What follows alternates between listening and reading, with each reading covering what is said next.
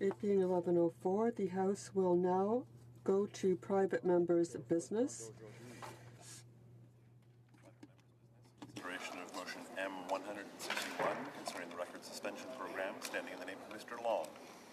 Mr. Long, seconded by Ms. DeBrusen, moves the Standing Committee on Public Safety and National Security be instructed to undertake a study of the record suspension program to A. Examine the impact of a record suspension to help those with a criminal record reintegrate into society. B. Examine the impact of criminal record suspension fees and additional costs associated with the application process on low-income applicants. C. Identify appropriate changes to fees and service standards for record suspensions. D. Identify improvements to better support applicants for a criminal record suspension, and that the committee present its final report and recommendations to the House within 9 months of the adoption of this motion. Debate. The honourable member for St. John Rothesay. Thank you, Mr. Speaker. And Mr. Speaker, before I start, just let me say my thoughts and prayers are still with my riding, St. John Rothesay, and the devastating flood that we're experiencing right now and continue to experience.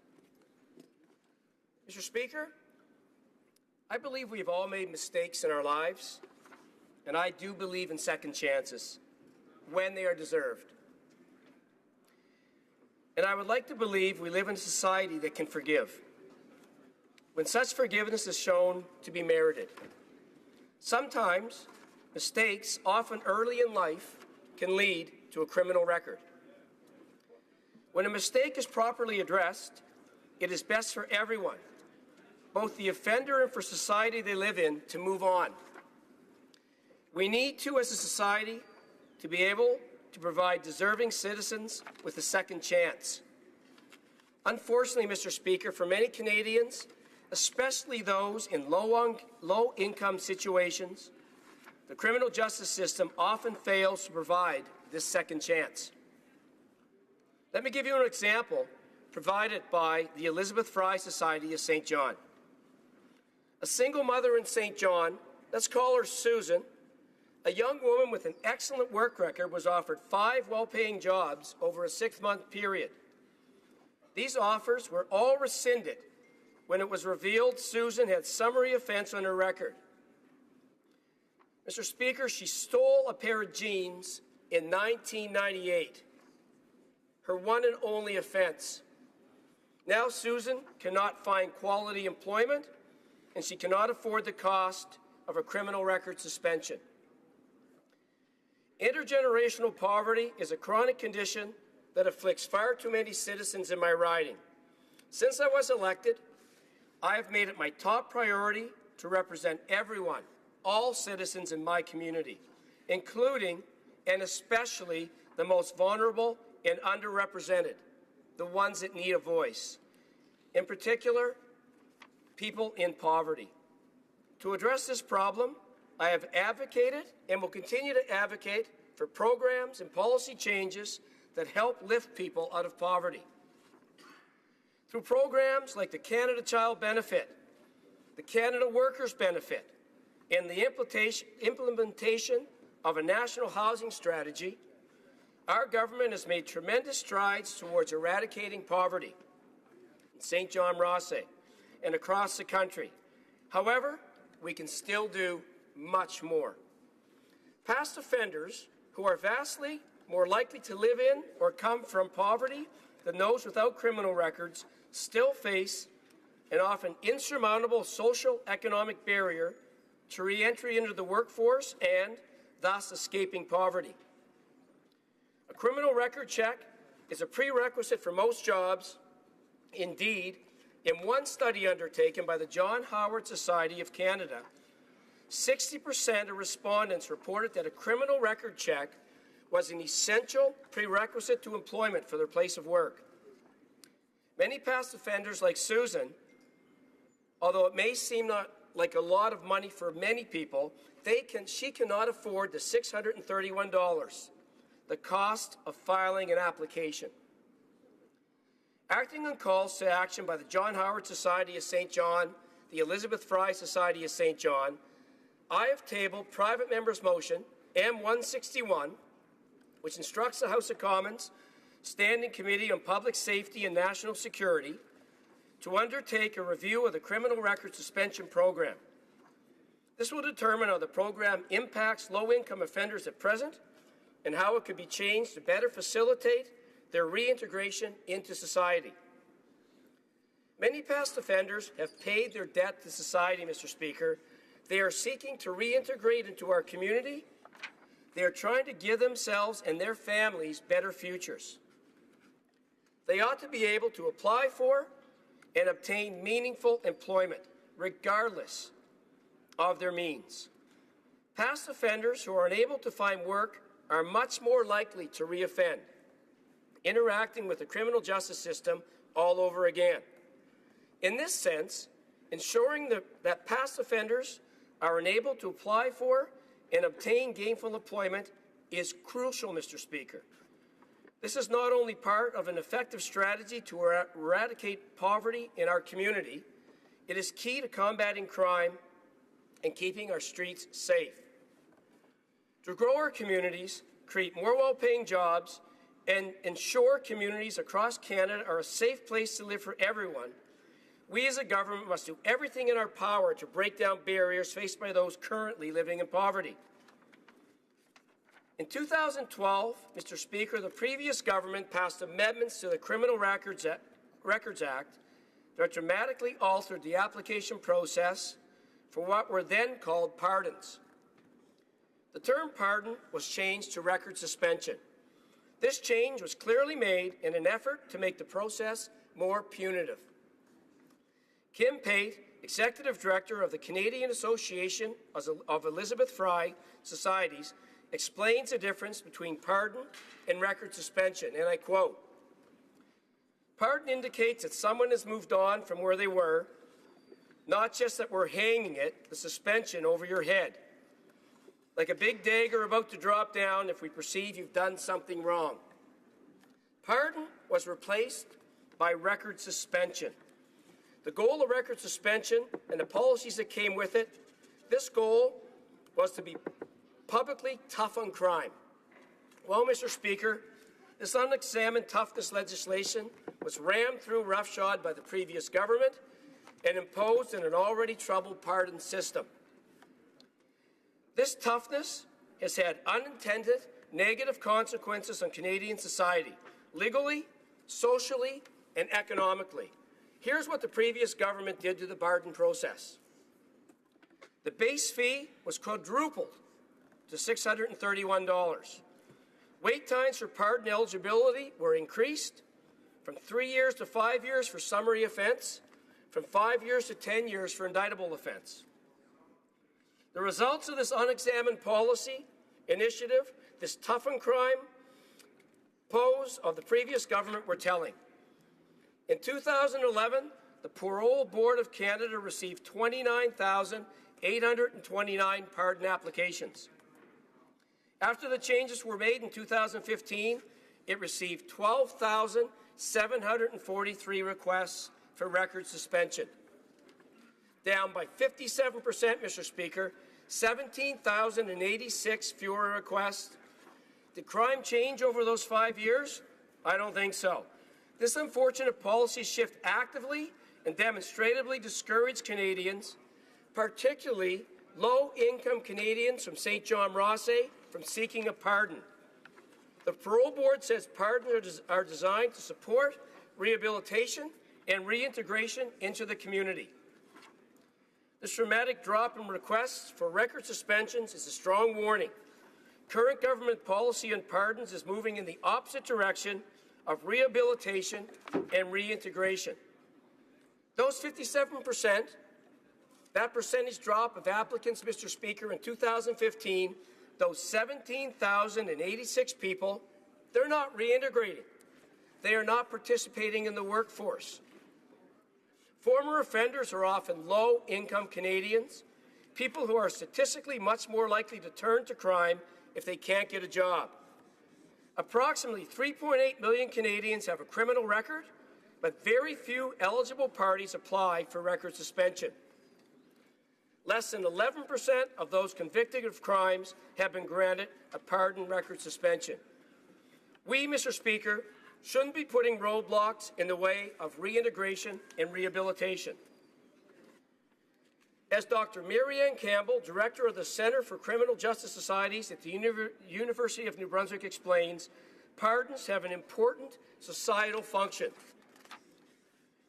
And I quote, "Research on pardons record suspensions indicates that those individuals who are granted record suspensions typically have a very low rate of subsequent criminal behavior, under 5%. Thus, record suspensions are likely to open doors for past offenders and justice-involved people, doors that support their pro-social lifestyle transitions and raise families out of poverty. Pursuing a record suspension for many low-income Canadians is a step in the right direction. We need to look carefully at the roadblocks our current system is putting in the way of rehabilitation and reintegration of these less fortunate citizens. If passed, Mr. Speaker, M161 will instruct HoC, the Standing Committee on Public Safety and National Security, to undertake a study of the record suspension system in Canada, in particular, how it affects low-income applicants. It will be instructed to study how the system could be improved to remove barriers to the reintegration of past offenders into society. The committee will report back to the House with its findings within 9 months. A life sentence of poverty for a summary offence is an extremely unreasonable punishment, yet this is what the record suspension system, as it currently stands, imposes upon far too many Canadians. And Mr. Speaker, the stories of young adults, especially that come into my riding, are heartbreaking, the barriers that this places. This is especially true for women, who most often bear the burden of childcare and family support costs and tend to apply for jobs in sectors that require criminal record checks more often than men. The barriers to employment created by the record suspension program also disproportionately impact historically marginalized groups, such as Indigenous Canadians, who are overrepresented in the criminal justice system. The current system of record suspension takes a terrible toll on low-income Canadians, exacerbating the difficulties of some of our most vulnerable citizens. Mr. Speaker, a recent poverty roundtable in my riding of St. John Rossay, part of the federal Tackling Poverty Together project, identified criminal records as a significant barrier to employment and a contributing factor to long-term poverty. As Dr. Campbell explains, individuals who have a criminal record are often blocked from adequate and meaningful employment, as many employers require criminal record checks and are reluctant to hire people with a record. By maximizing a person's opportunities for employment by suspending a criminal record for those eligible individuals, Canada is positively contributing to reductions in poverty. Judy Murphy of the Elizabeth Fry Society of St. John echoes these concerns, spelling out the implications of the current record suspension system of poverty, specifically on low-income women. St. John has the highest rates of single parents, families living in poverty with a female head of household in Canada. Over 2/3 of incarcerated women are single mothers to children under 18 years of age. On a regular basis, we hear of women being turned down for meaningful work at decent wages because, Mr. Speaker, of a criminal record. The current high cost of applying for a record suspension is beyond the reach of a single mother in social assistance. The long waiting period to be eligible for applying keeps the women out of employment and the opportunity to maintain essential workplace skills. If a woman is in a position to submit an application, the review time by the Parole Board of Canada can take between 6 months and 2 years. Although this is St. John's story, we recognize that the barriers created by the current record suspension system are told over and over again across Canada. Ms. Murphy endorses this motion, adding the following. We support the need to explore the effect of the high costs of applicants and to create a service standard that allows a record suspension process that minimizes wait times, costs, and magnifies ease of application. M161 will instruct SECU to undertake this examination of the high costs on applicants, look at minimizing wait times, and examine the application process for a record suspension and its impact on low-income Canadians. Bill Bastrash, Executive Director of the St. John Society of New Brunswick, also supports M161, giving it the following endorsement. The John Howard Society of New Brunswick promotes effective, just, and humane responses to the causes and consequences of crime. We greatly appreciate your commitments to identifying and addressing barriers to vulnerable populations and ensuring each citizen is provided with an opportunity to move forward. Mr. Speaker, the current system needs to change. These shortcomings, we need to give those who deserve it a real second chance. When a Canadian who has been involved with the criminal justice system is rehabilitated, reintegrated as a productive and thriving member of our society, everybody wins. We are better as a country for it, and certainly my riding as St. John Rothsay will be better for changes in this, Mr. Speaker. Thank you. Questions et commentaires. Questions. Honourable member for Sherwood Park, Fort Saskatchewan. Thank you, Mr. Speaker. I'd like to ask my colleague just a process question about this. Of course, not every member of Parliament, as a result of the draw, is going to be able to propose a private member's bill. Rather than putting forward a bill, this member chose to propose a motion as an instruction to a committee. Now, this member could have proposed that motion at committee, and given that Liberals have a majority on that committee, it would no doubt have passed. Then he could have used his time slot here to actually propose legislative changes around the issues that he wants.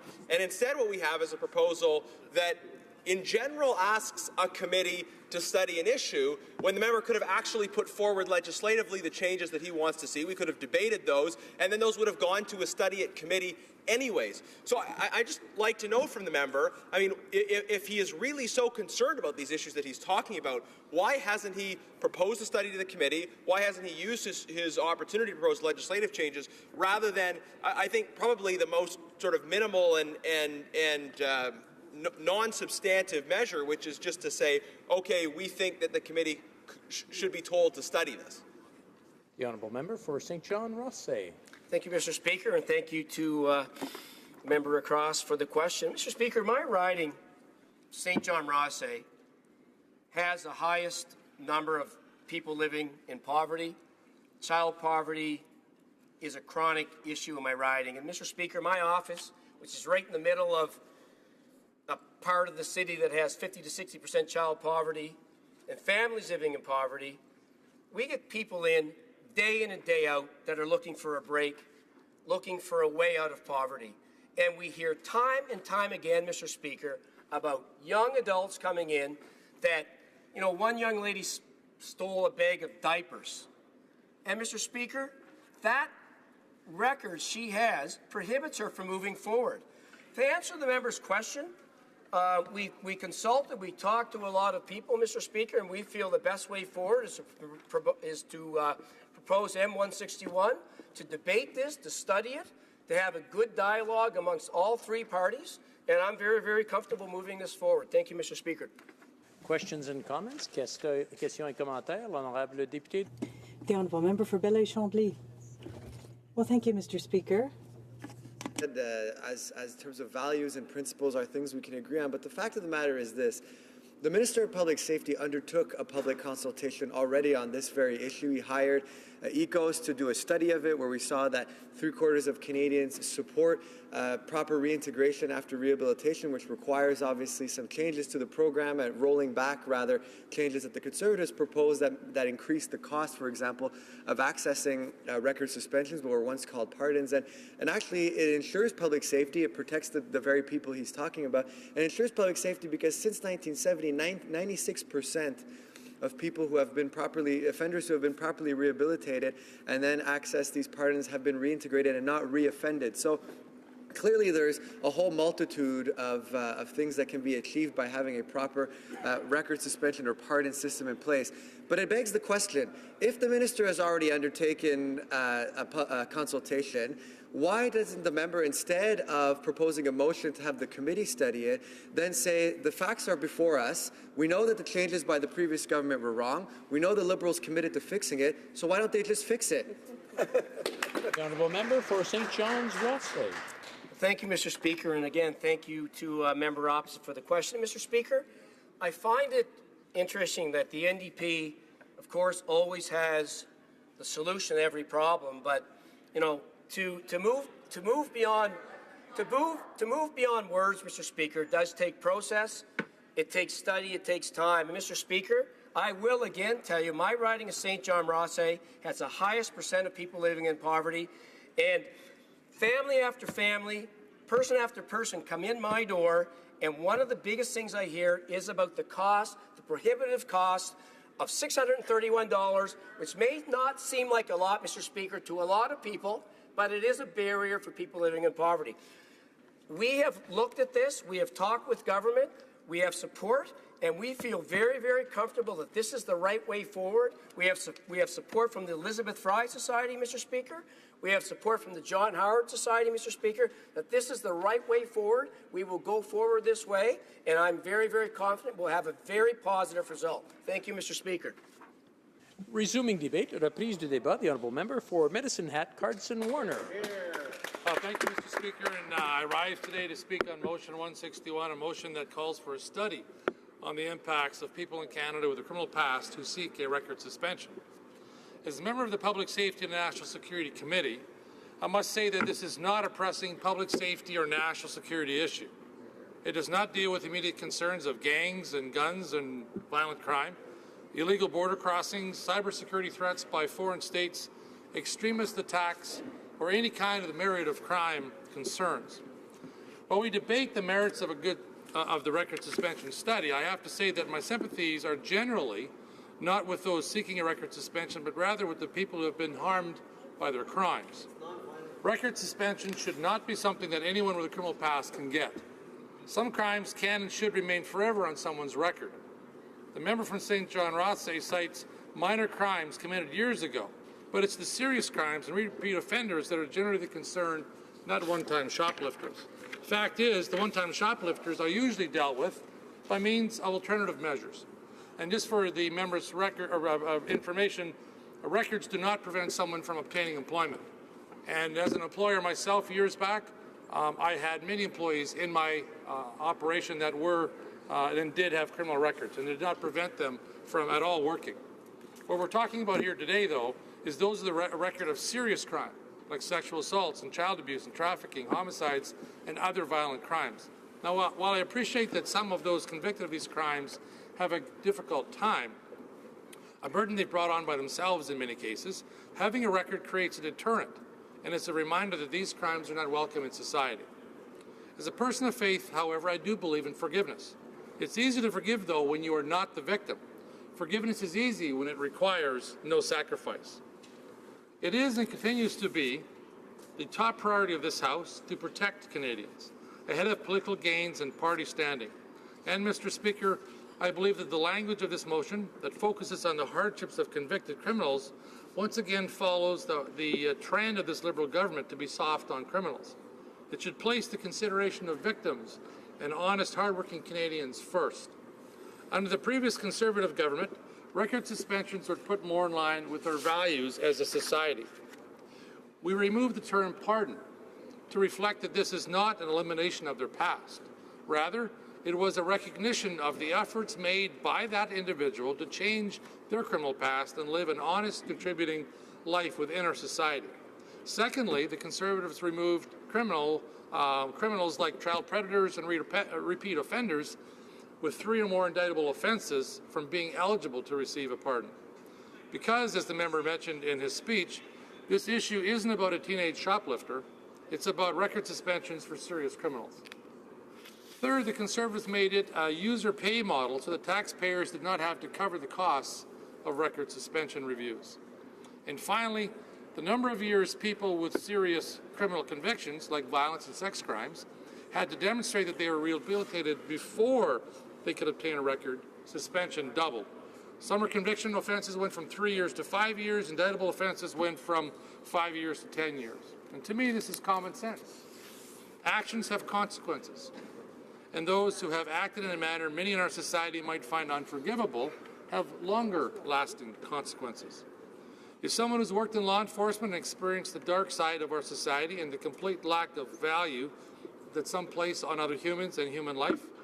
It's hard to reconcile these experiences with the Liberal colleagues' sympathies. Looking at how many Liberals in this government have viewed public safety to date, I cannot say that the country we are building is safer than that of our past.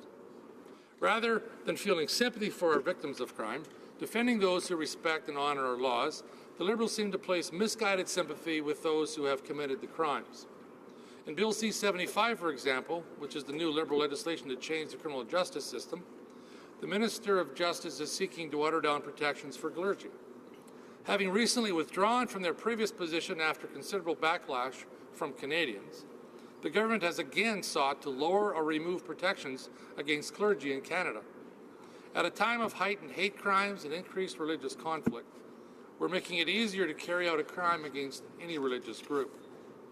The government is giving lighter sentences on assaults with weapons, terrorism, rioting, and corruption. I have not met a Canadian who has asked us to water down protections, and it certainly wasn't the Liberal mandate that they received from Canadians. But they are getting tough on some, Mr. Speaker, primarily on law-abiding gun owners. The new gun legislation, Bill C-71, creates more rules, red tape, and potentially criminalizes honest Canadians who have not broken the law or harmed anyone. It's a regulatory bill, Mr. Speaker, not a public safety bill. So it appears that the Liberal policy is to lighten penalties on criminals, make life harder for those who follow the law, and ignore real threats to Canadians by reducing penalties for serious crimes. It's hard to reconcile how a government so obsessed with image and photo shoots can be so completely out of touch with the needs of Canadians. Any changes to our country's criminal justice system must place victims first. Too often, victims pay the price while the system works for criminals. For those with a criminal history, it is not up to society to change for them. Actions have consequences, and we have a path laid out to rehabilitation through prison and parole systems. Criminals who have been released must take on their own rehabilitation to earn their place back into being a productive member of society. No one can earn that for them, and no one else can give it to them. As Thomas Paine once said, that which we obtain too easily, we esteem too lightly. If we hand out record suspensions with ease, they are, by very human nature, valued less. Mr. Speaker, I'm particularly concerned of the potential risk softer record suspension rules will have on our vulnerable sectors in our society. We know that agencies all across this country ask law enforcement to perform tens of thousands of vulnerable sector checks each year on individuals seeking to work or volunteer with our society's most vulnerable, our children, our disabled, and our seniors. Now, if record suspensions become easier to obtain, if the types of crimes for which we can have someone can have the records expunged or expanded, and if the time it takes to demonstrate that one's life is truly free from crime is reduced, the possibility exists for increased risk for the vulnerable to be victimized. And that, Mr. Speaker, is unacceptable. So I'm left looking at this motion and the various other public safety measures this government has proposed and ask, where is the plan? There doesn't appear to be a plan, and that is not appropriate for this House. We should place the protections of the innocent first. Mr. Speaker, with violent crimes affecting local communities, gang violence taking the lives of so many young Canadians, and a drug crisis that continues to tear families apart, this House has important things to consider, and I just can't say this is a top priority. Some crimes have the ability to shake our collective feeling of security across our communities and our country. In 2014, this House was shaken by an armed assault. In 2017, in Edmonton, an ISIS-inspired terrorist attacked a police officer and tried to kill other people with a van. And just last month in Toronto, we all witnessed a madness that killed 10 people. We were not able to save those killed or injured, but we can certainly and shouldn't reward those who and punish the victims. Canadians want a government that ensures criminals face the full extent of the law. The Honourable Margaret Thatcher was fond of saying the following, and I quote, "Watch your thoughts, for they become your words. Watch your words, for they become your actions. Watch your actions, for they become your habits. Watch your habits, for they become your character. and watch your character, for it becomes your destiny. What we think, we become." End of quote. This motion tells us where the belief and attention is for this Liberal government. It is not with victims. It is not with law-abiding Canadians. It is not with police or national security. It seems to be with criminals. And to my colleagues in government, I would caution that their actions speak loudly to Canadians. Canadians are on the side of victims, of police, of safer streets and communities, and they are on the side of families. And being on the wrong side of that, Mr. Speaker, will determine each of our political destinies. Thank you, Mr. Speaker. Resuming debate, reprise du débat, l'honorable député de Belleuil-Chambly. The honourable member for Belleuil-Chambly. Well, thank you very much, Mr. Speaker. And I'd like to state from the outset that we support the motion in the name of the member for St. John Rothsay, even though there are some aspects that we want to raise and some disappointment we have in the slow pace at which the government has taken action instead of acting. They're calling for more studies on something that has been considered in depth. And allow me to raise or comment on some of the points raised by my Conservative colleague. What we're looking at here today, Mr. Speaker, is an issue of a criminal record suspension. First and foremost, it's not something that's permanent, contrary to what the previous member claimed. It's a way of enabling an individual who's committed a nonviolent crime, for something like drug possession or something of that nature, to re-enter society, to reintegrate, and to obtain a job more easily. Some employers, many in fact, will go through the police database to determine if someone has a criminal record, and in that context, it makes it very difficult for a person to get a job and to reintegrate society. Speak for themselves. The fact is that since 1970, 96% of rehabilitated offenders successfully reintegrated society and did not re-offend. And so when you're looking at achieving the public safety goals that the previous Conservative government claimed to want to achieve, there is nothing more important than having a program of record suspension, or pardons as it used to be called, that works properly. Because after all, offenders who don't re-offend is the ultimate achievement of our justice and correction system, and will ensure public safety and not seeing the circle of perpetual crime taking place. That's one thing, Mr. Speaker. And that's without even getting into the fact that, as the member who presented the motion correctly pointed out, all too often the types of crimes we're looking at with regards to this program are being committed by people who are in difficult and desperate situations, and who need the kind of support that this kind of program can offer, where they can then, when they have paid their dues, when they have gotten out, when they have done their time, and when they have successfully been rehabilitated, can then become productive and welcome members of a community once again. Et Monsieur le Président, And Mr. Speaker, the Liberals acknowledged that changes were brought in by the Conservatives that needed to be corrected and remedied. Access, for example, decreased access because the increased price. The Conservative member who spoke before me talked about this being funded exclusively by the person who's committed the crime. However, let's look at some facts, Mr. Speaker.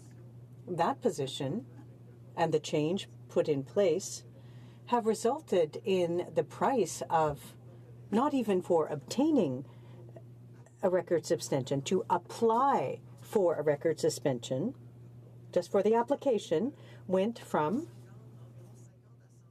$50 to $100 to $631. So imagine for someone who's been through rehabilitation, who wants to reintegrate into society, who's looking for a job, who doesn't necessarily have an income to pay that type of very high fee. And oftentimes they'll simply not proceed with it. And that, Mr. Speaker, means that the $631 fee is paid regardless of the outcome of the application. Now, an application can be put in, can not be granted, It's like dealing with government, if it's public safety or another area. Sometimes you check the wrong box, you forget a comma somewhere, and on an application we're punished for that. But this application comes with a very high cost, very high. And so as a society, it's a question we must ask ourselves. Yes, going back to the changes that existed before the previous government increased the price. But once again, there are some important objectives when it comes to public safety that need to be taken into account. The Liberals recognized in the last election, when during debates about public safety issues, it's something that the Minister of Public Safety has committed to fixing, so much so that the Minister has done exactly what the member wants to do, which is to have the Public Safety Committee that I'm Vice Chair of study this very issue, Mr. Speaker. But the fact is that the Minister of Public Safety has already undertaken this very study to see what Canadians think, to see what the different positions are, to understand that there is support in civil society from exactly the groups that were enumerated by the sponsor of the motion earlier in his speech and in response to questions and comments. And during the Minister's study of this issue, an important fact came out. 3/4 of Canadians support an easier access to record suspension in the event that the person applying has paid their dues, both in the literal and philosophical sense, and has been properly rehabilitated, because Canadians recognize that in order to ensure public safety, we need to achieve the rehabilitation goals that our system sets out to achieve. And one of the most important ways to do that and that leads to reintegration is allowing easier access to the labor market, which requires this sort of record suspension. And it's important to note, Mr. Speaker, contrary to some of the fear-mongering that we just heard, where we're bringing up the attack on Parliament Hill in 2014 and other forms of violent crimes and terrorism, that this is not what is before us here, Mr. Speaker. What is before us here are non-violent crimes, things like drug possession, things like shoplifting has been used as an example, that lead to, rightly so, to, in many cases, others less so. We can have a debate at another time over the criminalization of drug possession and the decriminalization of that, and the fact that the government, while legalizing marijuana, has sent mixed messages about pardoning those who have criminal records, in the particular those who have obtained those criminal records during the debate in this very place of legalization of marijuana for simple possession. But putting that aside for a moment, Mr. Speaker, this is not we're not talking about people who've committed terrorist acts. We're talking about people who have committed minor offenses, who have done their time, who have paid their dues, who have been properly rehabilitated, and who have waited a period of time that is prescribed by this program to then apply, and even through that application, without any guarantees that they will seek the record suspension. So let's put that fear-mongering aside, Mr. Speaker, and look at the very real public safety goals that can be achieved by making a record suspension easier to access. Because contrary to what the member who just spoke said, yes, a criminal record is a deterrent.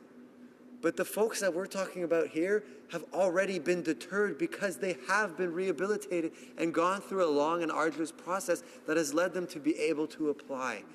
So those are the facts that are before us, Mr. Speaker.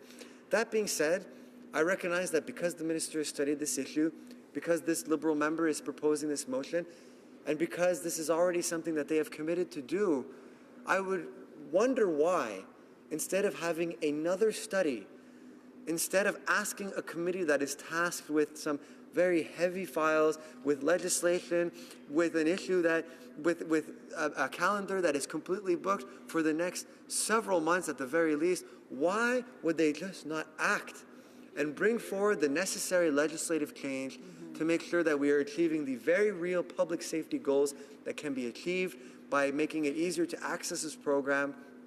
Pourquoi ne pas simplement agir? Why not just act? Because once again, Mr. Speaker, we're in a situation where the government wants to keep studying the issue when, in the meantime, There are citizens who deserve our forgiveness, who have done their time, who have paid their fines, who have been rehabilitated, and now can reintegrate our society and start contributing to our communities. We know this because the statistics demonstrate that over the last 45 years, many will not reoffend. There's a very low rate of reoffense, and that is the goal of our system that ensures our public safety. I support this motion. However, at the same time, where is the action? Even if the committee undertakes the study, how much time will we have to wait before the Liberal government finally keeps a promise? Thank you, Mr. Speaker. Well, resuming debate, the honourable member for Toronto Danforth. Merci, Monsieur le Président. Thank you, Mr. Speaker. I'm very pleased to be here today and to support this bill, which was launched by my colleague for St. John Rothsay. I want to thank him. Able to second this motion in the House today, and as a member of the committee, the Standing Committee on Public Safety and National Security, I think it is important that we have someone who feels so strongly about this issue, raising it and suggesting that this study comes to the committee as a priority, because that is how we set our agenda, having people who see what's happening in their committees, seeing how it's touching individuals in their communities, and then bringing them forth so that we can make sure that it's a priority for us to look at our committee. So I'm very grateful for that. As far as what the study will be looking at, as an idea of what it will be as breaking down, we will be looking at undertaking a study, if this is passed, on the record suspension program.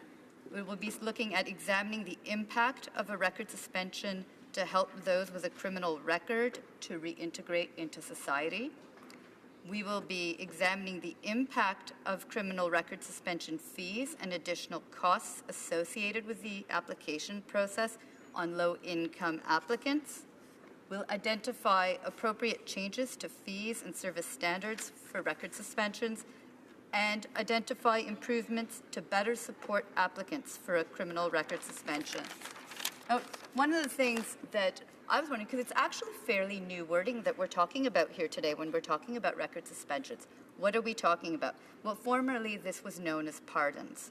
And what a record suspension does is it allows people who were convicted of a criminal offense but have completed their sentence and demonstrated that they are law-abiding citizens for a prescribed number of years to have their criminal record kept separate and apart from other criminal records. What it essentially does is it removes a person's criminal record from the Canadian Police Information Centre database. It's known as CPIC for short.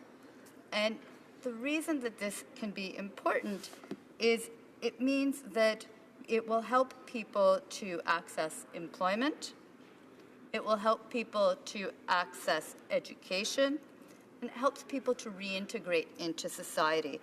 That's important, in fact, because when John Howard Society was looking at this, and in fact, I'm looking at a study by ECOS that came out of a government consultation on this issue. And when we consulted, our government consulted with the public, the findings showed that participants in the consultation said that record suspension was a tool to help offenders move forward in their lives, and in doing so, remain productive members of society free of criminal behavior. Now, if that is the goal, and that was seen by the people who were responding to the consultation, then making sure that the record suspension program works has to be considered as far as allowing people to have access to housing, employment, education, and the like, so that they may reintegrate into society. One of the reasons that we're discussing it today, the reason why this is important, is because there were many changes that were brought under the former government. And in 2012, there were changes in 2010 and 2012, but the changes made some significant changes to the way that the record suspension program works. So, for example, the period of time that people convicted of indictable offenses had to wait to be able to apply for a record suspension went from 5 to 10 years. It was doubled. And that's one part of it is how long will people have to wait for it. But another important part, and particularly when we look back to Part B of the motion, which is about examining the impact of the criminal record suspension fees and additional costs on low-income applicants, as has been mentioned by some others in the House today, the fee was quadrupled to $631, simply made it unattainable for many people as a way of being able to get this record suspension. So I had mentioned, why is it important? Why is it important that we address this issue? Why should we be looking at it? Well, in fact, there are reasons why we should be looking at it, and I am trying to find, if you give me 1 second, Mr. Speaker. I was looking at an article in paper, as a Canadian Press article. It was kind of interesting because it brought to my attention an example that stood out as far as how record suspensions can work. And one of the examples was a former Yukon Premier who had served from 2002 to 2011 and gave an interview about record suspensions. He said, if you're burdened with mistakes of the past on an ongoing basis, that in itself can contribute significantly towards further problems as you go through life. He said, it becomes a real challenge for individuals. They're shunned. Certain doors aren't opened for them. What's interesting is this is a former premier of the Yukon. He, in fact, in 1975 was convicted of offenses. And so he spoke about that and said, he said, in my case, I went from the penitentiary to the premier's office. And then he rose to power as a leader of the conservative Yukon Party. Said, and the reason I got there was because I was able to achieve that full pardon and have a clean slate in my life. So someone who has experienced quite dramatic change in opportunities and what they were able to accomplish. And as I mentioned, that's one of the reasons why we really need to be thinking about this. I wanted to highlight there's an organization in my community that does some great work with providing opportunities to people who do have criminal convictions, and people who are exiting from the penitentiary system. And that's Clink Coffee. They are a social enterprise working through the John Howard Society, and they provide employment opportunities specifically to individuals who are leaving the penitentiary system. And it's a chance for people to develop the job skills and to get the experience that they need. And they also sell some quite lovely coffee, because I know we have it in our office, and I think they make a good cup of coffee. But as a social enterprise, that is such an amazing thing. The thing is, what we do know, Mr. Speaker, is that this isn't true for all employers. Not everyone is going to be comfortable with hiring someone who has, when they do the criminal record search, that it will come up. And so how do you make sure that people have these opportunities to reintegrate? And how do we make sure that we have a fair system going forward? So the way I see this study is it's a chance for us to look at where do we go from here. We know that there were significant changes that were made under the prior government. We have seen some impacts. We have heard some statistics mentioned by my colleagues about the number of applications for records suspensions having been drastically reduced, dropped drastically in the past years. And we have found through our public consultations, I had mentioned before our public consultations, we have found that people, in fact, overwhelmingly supported shorter waiting periods. Now, overwhelmingly, at the result of our public consultations, people suggested that the periods that we have right now are too long. The other part that's been flagged for us, and I note the John Howard Society again, is that the process is complicated, and that, in fact, it creates a disincentive. It makes it too complicated for some people to ever be able to complete this process. So something else that we consider, it's specifically, it's Part D of this motion, its reference is something we can consider. And so what I am looking forward to when I look forward to this study is it's a chance for us to look at all of these issues, get better information. We can build on what was found through the public consultations, but that just gave us one piece. Now we can go and make those recommendations as to how we can make a stronger system going forward. It's a wonderful opportunity to give people a second chance, and I am very happy to be supporting this motion today. Thank you. Resuming debate, the honourable member for Sherwood Park, Fort Saskatchewan. Thank you very much, Mr. Speaker. I do want to begin by wishing my wife a happy anniversary. Thanks for 7 great years. I'll just say I think all of us in this House who are married can really appreciate the significant sacrifices our spouses make to make it possible for us to be here and do the important work. I think in many ways they make greater sacrifices than we do. Absolutely. I want to thank the member for St. John's, Rothsay, for putting this motion forward. I actually had the pleasure of being in his riding last week and talking to people there. I don't know if he'll appreciate the fact that I visited his riding or not, but it is certainly a beautiful riding. And had a chance to talk to a number of not-for-profit organizations that are involved in important work around some of the issues he spoke about in his speech, including around poverty alleviation. And I do want to say somewhat parenthetically, Mr. Speaker, but I think it's very important that much of the work being done in St. John's, Rothsay, in New Brunswick and throughout the country around rehabilitation, around poverty alleviation is done by independent civil society, not-for-profit organization. Really, the most important work isn't often done by government, but it's done by these external organizations. And I know there's a big impact in New Brunswick from the Canada Summer Jobs policy change that the government made. And I was meeting with groups specifically who were involved in the issues the member spoke about, issues around poverty, for example, who are concerned about the fact that as charitable organizations, they have a much harder time accessing those resources. And a lot of those dollars are now, in fact, going to for-profit companies instead of not-for-profit organizations who might have a statement of faith or conviction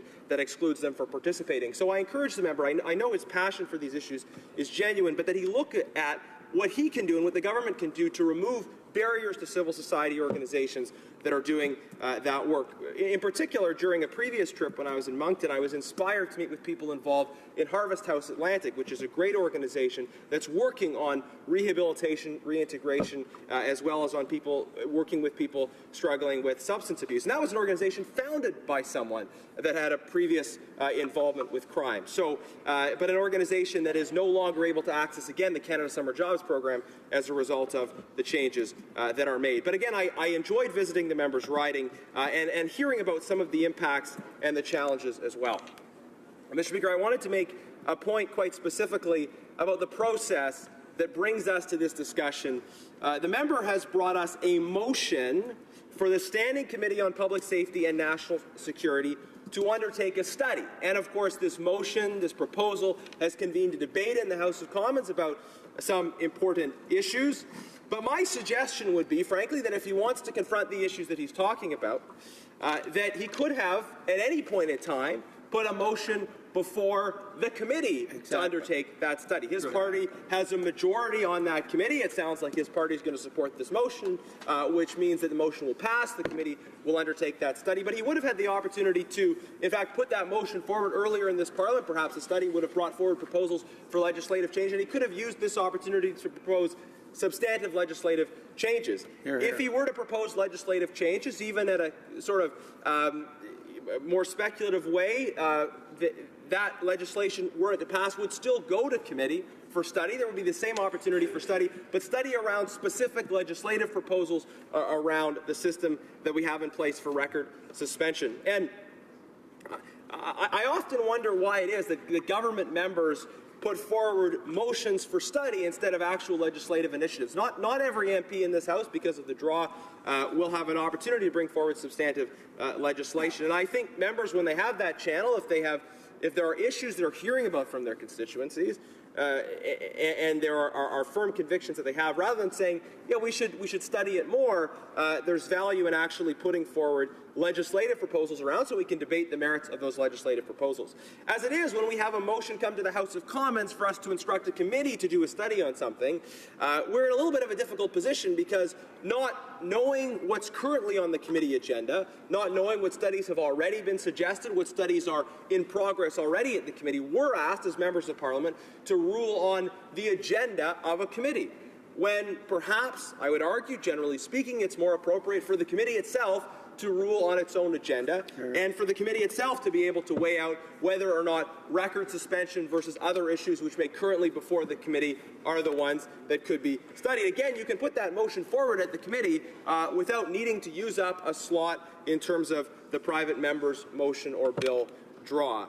And as such, when you ask people that are not part of the committee to rule on it, it's a bit of a strange inversion of what should be, I think, the process for managing the business of committees, which are traditionally thought of as masters of their own domain. And it raises questions then, why is the member putting forward something that is not at all to bring about specific changes that he could have done another way, simply in a forum where there's sort of a wider airing of the discussion to have the motion, but the motion could have, again, happened and gone forward much more quickly. Mr. Speaker, that said, I want to make a few substantive comments on the content of the motion in terms of the record suspension issue, and I suspect I'll have to continue it during the second hour of debate. But this proposes a study on the process of record suspension. Now, there's no harm in principle with doing a study, but we're concerned about the direction the government may want to go in terms of trying to use this as a basis for subsequent changes that we may disagree with.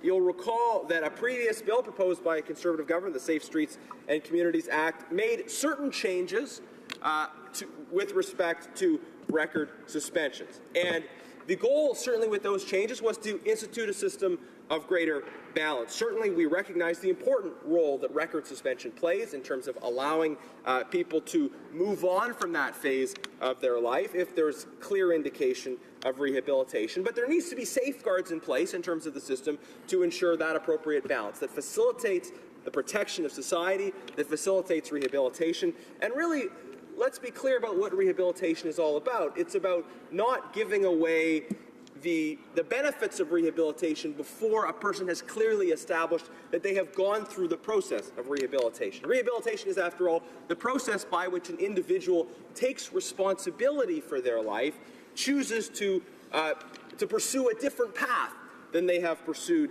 in the past. And in that sense, rehabilitation is associated with asking people to be responsible, to take responsibility for their actions. That's something that must be quite well and closely connected with what is happening in that case. So in pursuit of this, I think, greater balance with respect to the issue of record suspension, the previous Conservative government made a number of changes. Things like disqualifying anyone with more than 3 convictions for indictable offences from ever being able to apply.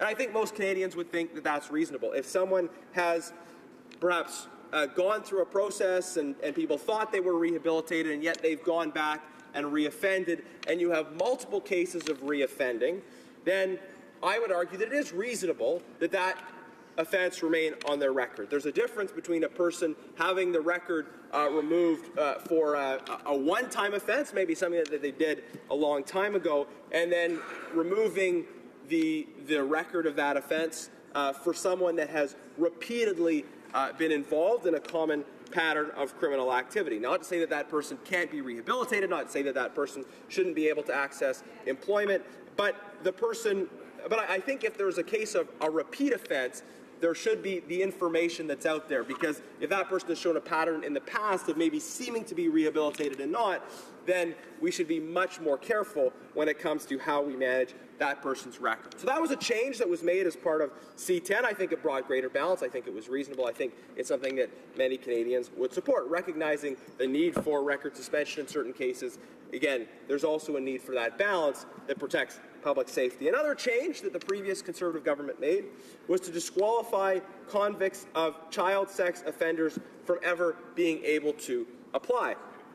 Again, when someone's involved in a serious offence that puts a child at risk, it's reasonable for that record to be available in an ongoing way, so that, for instance, an employer who might choose to hire someone who had a past offence, if they gave every indication of rehabilitation, would still be extra careful about situations that that person might be in around vulnerable people. So having that record out there, I think, again, is reasonable when we're talking about child sexual offences. And we don't know whether the member for St. John's Rothsay agrees with those changes or not. He was quite critical of changes that we made. Certainly, he has a motion out for an open-ended study. But the implication is that there was something wrong with what was done under C-10. Again, I think the cases that I've identified are relatively reasonable.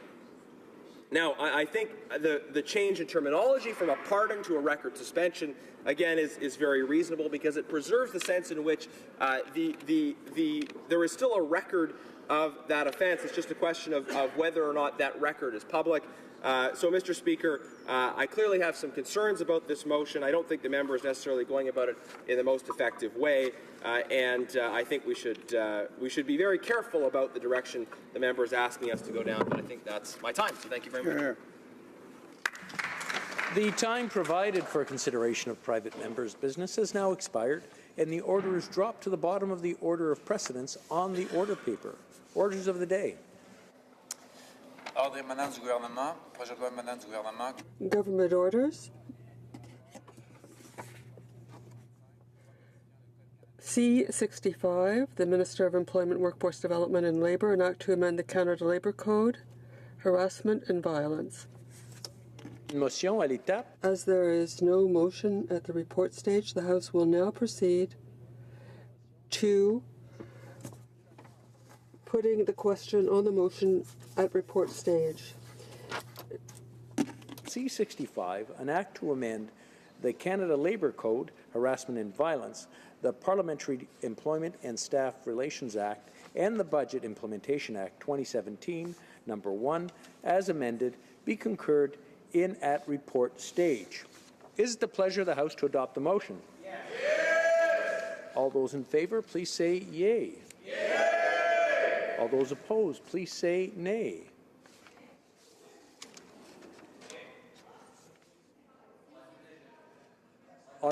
On division? Okay, very good. Where are we? Okay, carried on division? Carried on division. When shall the bill be read a third time? Now? Now it is. Now. Ms. Chager for Ms. Haidu, seconded by Ms. Monsef, moves that Bill C-65, an act to amend the Canada Labour Code, harassment and violence, the Parliamentary Employment and Staff Relations Act, and the Budget Implementation Act 2017, number 1, be now read a third time and do pass. Debate. The Honourable Parliamentary Secretary to the Minister of Employment, Workforce Development and Labour. Thank you very much, Mr. Speaker, and it's great being up on a Monday morning, starting the parliamentary week off with such a bill that's received so much support and so much agreement from a number of members from all parties and members from around the House. So it's as you sort of wind down the parliamentary calendar, to get this level of agreement on a piece of legislation is rare, so I'm going to enjoy that for the next 20 minutes. I want to, just off the top here, if I could, I want to recognize our members, the government members on the HuMA Committee, and the contribution that they made to this particular piece of legislation. Their efforts are always appreciated and welcomed, and very productive. We had a couple of members, a member from Toronto Danforth and from Oakville, North Burlington, who went over and above because not only on their own committees, but they spent time on this committee as well. My friend from the Yukon is in the middle of a big conversation over here. Mr. Speaker, but those members went beyond their own committee duties and came in and pitched in and made a huge contribution, as well as a number of others, but they were there pretty much for all the meetings, so I want to recognize that. So, Mr. Speaker, I'm pleased to participate in the third reading here on C-65. And as I had said before, all parties think C-65 is critical at this point in time in our country. No one can argue against the fact that harassment and violence, including sexual harassment and sexual violence, have no place in the workplace, and for that matter, anywhere at all. We've all heard stories that demonstrate just how detrimental and pervasive these behaviors really are. These stories have dominated the media for some time now, and many more were heard during the HuMA committee meetings on C-65. Take, for example, Mr. Speaker, this is a sort of a strange story, a little bit weird, but it really stuck with me. And it was testimony given by Dr. Sandy Hershkovas, Associate Professor at the University of Calgary. Dr. Hershkovas cited a recent Science magazine article describing, and I quote, women on a geological expedition to Antarctica who reported that they were pelted with rocks by male colleagues, called names, had volcanic ash blown in their eyes, and were told that women had no place in the field of geology. Strange, but anyway, that one stuck with me. Committee members also heard from former Parliament Hill staffer Bizan Zubi, who described the outrageously inappropriate behavior she witnessed, and in some cases was subject to herself, right here on Parliament Hill. The testimony was very compelling. Mr. Speaker, what these and other stories demonstrate is that we live in a culture that tolerates workplace harassment and violence, accepts power imbalances and gender norms, and creates and reinforces inappropriate behaviors. For too long, these behaviors have been widely accepted in our society. These experiences are still too common and continue to take place in all types of workplaces. And many Canadians are still suffering because they feel they can't speak out on this issue. They are staying silent because they feel their complaint will not be treated seriously, or it will be swept under the rug, or perhaps they fear repercussions from their employer, maybe even the loss of their job. Many are in that position right now, Mr. Speaker, and it's unacceptable. According to a recent Angus Reid study, 52% of Canadian women experienced workplace sexual harassment. 28% were subject to non-consensual sexual touching, and 89% took steps to avoid unwanted sexual advances. These all too common occurrences have been devastating and far-reaching effects. For victims, the effects may include, among other things, an increase in stress and anxiety, and a reduction in engagement and job satisfaction. And for employers, the negative effects of workplace harassment and violence can include a reduction in productivity, increased absenteeism and sick leave costs, higher turnover and legal costs, and in some cases, unwanted publicity. The bottom line is that these behaviors are bad for employees, they are bad for employers, and at the end of the day, they are bad for the Canadian economy. Our government has carried the messages of inclusiveness and fairness since we were first elected. We are committed to the fact that everyone deserves respect and dignity. All of our actions, including our policies and legislative initiatives, have those principles as a backdrop. We've made it clear from the outset that we will stand up for the rights of all Canadians, including women, people of color, those with disabilities, the LGBTQ2 community, as these are often the people with the least power and who are the most vulnerable in our society. Our Prime Minister has been at the forefront of this issue with strong and definite positions on fairness and the principle of opportunity for all, as well as on his determination to take strong action on harassment and violence. This is at the core of our values and principles here in Canada. After all, we are people of diversity, but that diversity has not always been matched with compassion and consideration for others in the workplace, or for that matter, in our society. Now is the time to effect real and lasting cultural change. We are resolute in creating a social climate where people can live in an environment that is free of harassment and violence, and where unacceptable behavior is denounced and condemned. Mr. Speaker, this is the backdrop to Bill C-65. I'd like to point out that our actions started well before the Me Too movement. In 2016 and early 2017, we consulted with employers, employees, various stakeholder groups, experts and academics and Canadians from across the country. We previously had some data on the issue. However, it was clear that we needed deeper insight, not only on the extent of the problem, but also on current reporting and actions taken following workplace incidents. Canadians told us that incidents are largely underreported, and that when incidents were reported, the follow-up action was inadequate and ineffective. Just a few numbers to share with you, Mr. Speaker. 60% of those who responded to the online survey said they have personally experienced harassment at their place of work. 30% said they experienced sexual harassment in their place of work. 21% reported that they had experienced violence in their place of work, and 3% of those who responded said they experienced sexual violence in their workplace. Mr. Speaker, we can all agree in this House that this is unacceptable. We can and we must do better.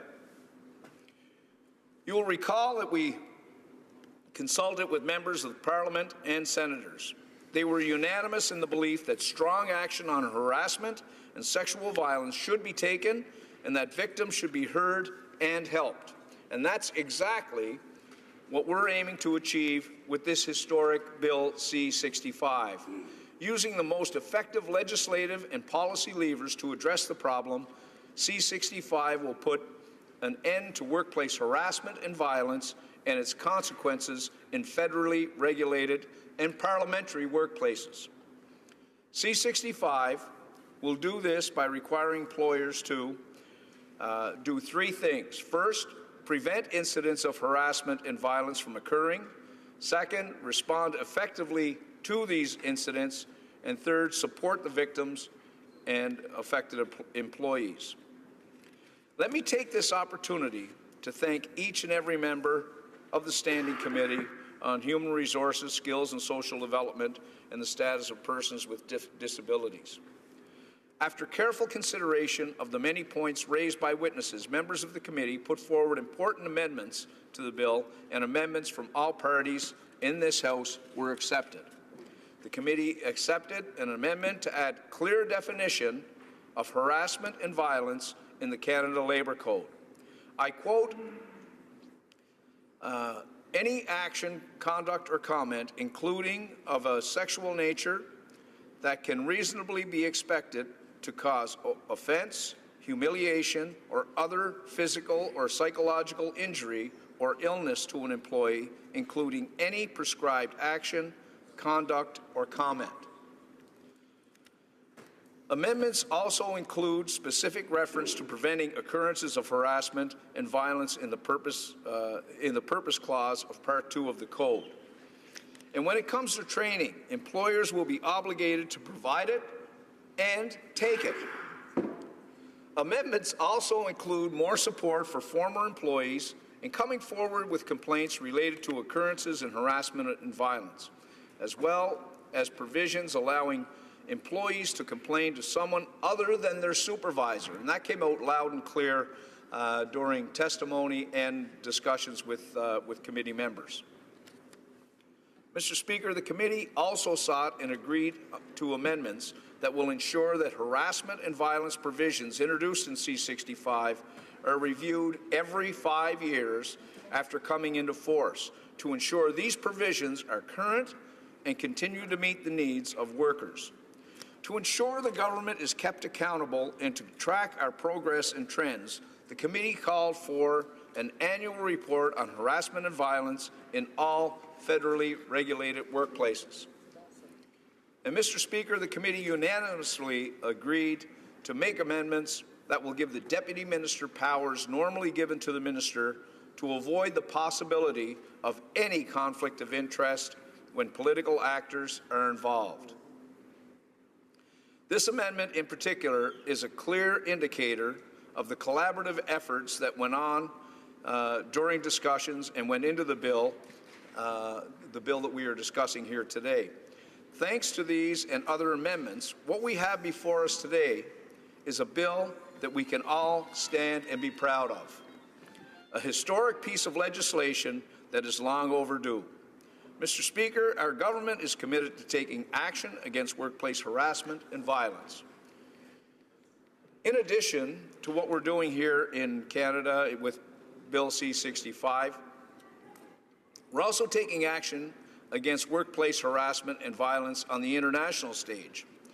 We'll be actively participating in the upcoming International Labour Organization, the ILO, negotiations at the International Labour Conference in Geneva later this month to develop new international labour standards.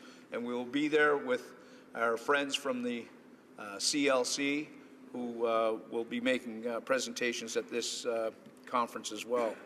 These standards will help protect individuals from harassment and violence in the workplace, and Canada's presidency of the 2018 G7 is an important opportunity for Canada to show global leadership and to engage our G7 counterparts on pressing global challenges, including the development and promotion of policies that prevent workplace violence and harassment. Make no mistake, awareness is growing. We've come so far over the last year. The very fact that we're talking about it now demonstrates just how far we've come. And it isn't just in Parliament, Mr. Speaker. This year's theme of the National Day of Mourning, which took place on April 28th, was violence and harassment, not part of the job. The National Day of Mourning is not only an opportunity for us to remember and honor all workers, men and women who have lost their lives, been injured, or fallen ill, but also an opportunity for us to renew our commitment to improving workplace health and safety to help prevent future tragedies. More and more, people are recognizing the seriousness of the impacts of workplace harassment and violence. Many individuals are speaking out against these unacceptable behaviors, and many employers are taking action as a result of the stories that are being told. But we still have a long way to go. Employers still need to do more. They need to take strong action to ensure that workplace culture does not tolerate this behavior, respond quickly when the incidents do occur, and support the individuals affected. They must also take measures to ensure it doesn't happen again. Our government is taking action for federally regulated and parliamentary workplaces, but we know that governments cannot affect change alone. And we know that legislation isn't enough. We have said it, and my minister has been incredibly strong on this particular aspect, that what we need right now is a cultural shift to stop these unacceptable behaviors in the workplace. It will take us all working together to make that happen. Changing the culture will require everyone to do their part. That means zero tolerance for inappropriate behavior anywhere and everywhere. It means all Canadians should feel safe and empowered to speak up when they see something or experience something.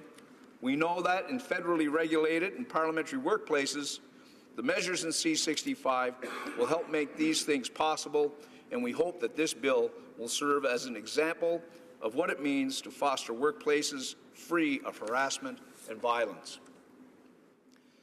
Mr. Speaker, what's good for Canadian workers is good for Canadian business. We know that measures to prevent and effectively deal with harassment and violence directly result in increased productivity and retention of talent, because it's about creating the kind of workplaces that the best and the brightest can thrive in.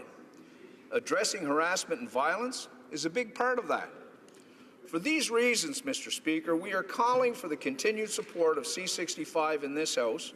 Simply put, support for this bill is the right thing to do for Canadian workers, Canadian businesses, and for Canada as a whole. With the passage of C-65, we expect to see more people come forward and speak out against harassment and violence. There is no doubt there will be some uncomfortable discussions as we re-examine our behaviors and create new policies and tools to support more inclusive, safer workplaces free from harassment and violence. In the long term, however, we expect to see better outcomes for all employers and Canadians alike. Real change, real progress in our society. Our hope is that the law will set the example and the standard for fairness and harmony in all workplaces in Canada. Workplace harassment and violence is an issue that crosses all party lines, and we have certainly demonstrated that with C-65. We are on the right path. Harassment and violence, including sexual harassment and sexual violence, must stop in this country, and we need to prevent it from happening in the first place. I am confident that what we have heard to date on harassment and violence in the workplace will encourage the members of this House to continue to support this important initiative. Thank you very much, Mr. Speaker. I look forward to the questions. Questions and comments? Questions et commentaires. L'honorable député de Bellechasse. The Honourable Member for Bellechasse, Les Échepin-Lévis. Well, thank you very much, Mr. Speaker, and I'd like to congratulate my colleague, the Parliamentary Secretary, to the Minister for the presentation that he just made on Bill C-65. We are now at the third reading on this bill today.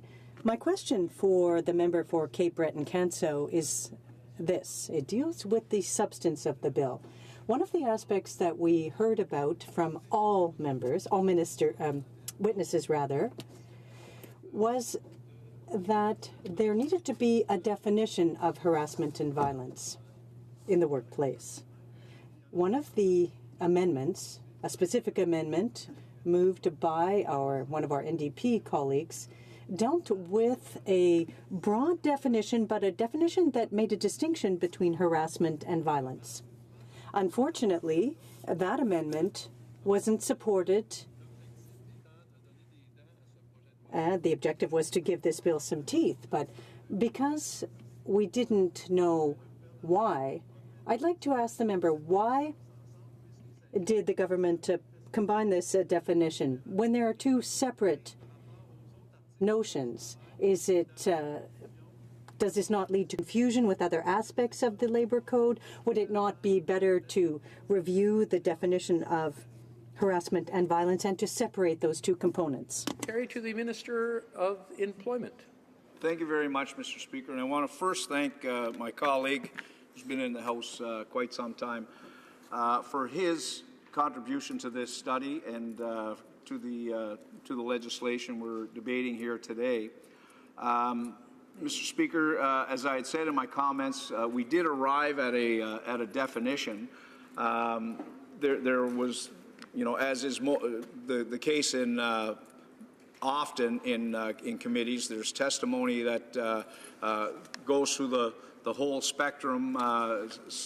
Some witnesses felt that the broader, some felt that they shouldn't have had a definition in at all, but the broader the better, and then others had put forward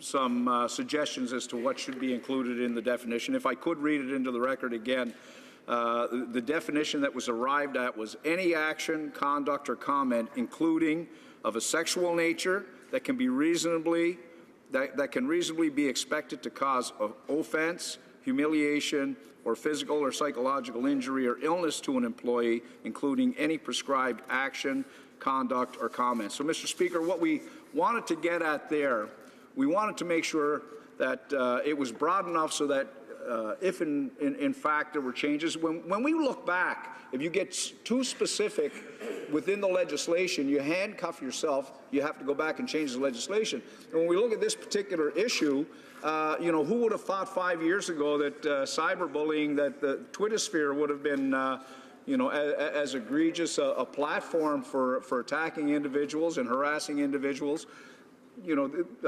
Things change over the course of time, so we wanted to keep it broad enough and provide the continuum of unacceptable behaviors, and I think within that definition we included that continuum as to just what is deemed unacceptable. Thanks very much. Questions and comments? Questions et commentaires. L'honorable. The Honourable Member for Jonquière. Thank you, Mr. Speaker. I will start by saying that the NDP will be supporting the spirit of the bill.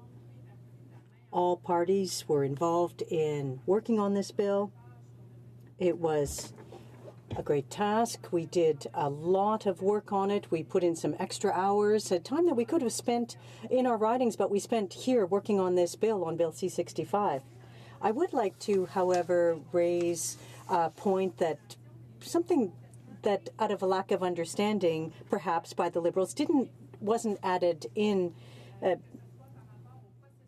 with respect to complaints and investigation for the idea of a joint committee to examine this. Many witnesses said that it was important to preserve these joint occupational health and safety committees, the unions, the legal offices, etc., and they put forth a logical solution, the argument being that it would break the confidential nature when a complaint was filed for harassment or violence, but they brought forth an idea of putting in place a code of ethics and conduct that would guarantee the confidentiality for the victims. So why on the government benches did they obstinately refuse to proceed with this solution, and why did they take this interaction out of the code and this idea of joint committees? Why will they no longer be used for complaints and investigations? Thank you. Secretary. Thank you very much, Mr. Speaker, and I want to thank the member for Jean-Pierre, not just for the question, but also for her hard work, as she had indicated in her comments that there were additional hours and additional meetings that were held to make sure that this passes, and really the NDP for moving the motion that this piece of legislation move along with support of the opposition parties.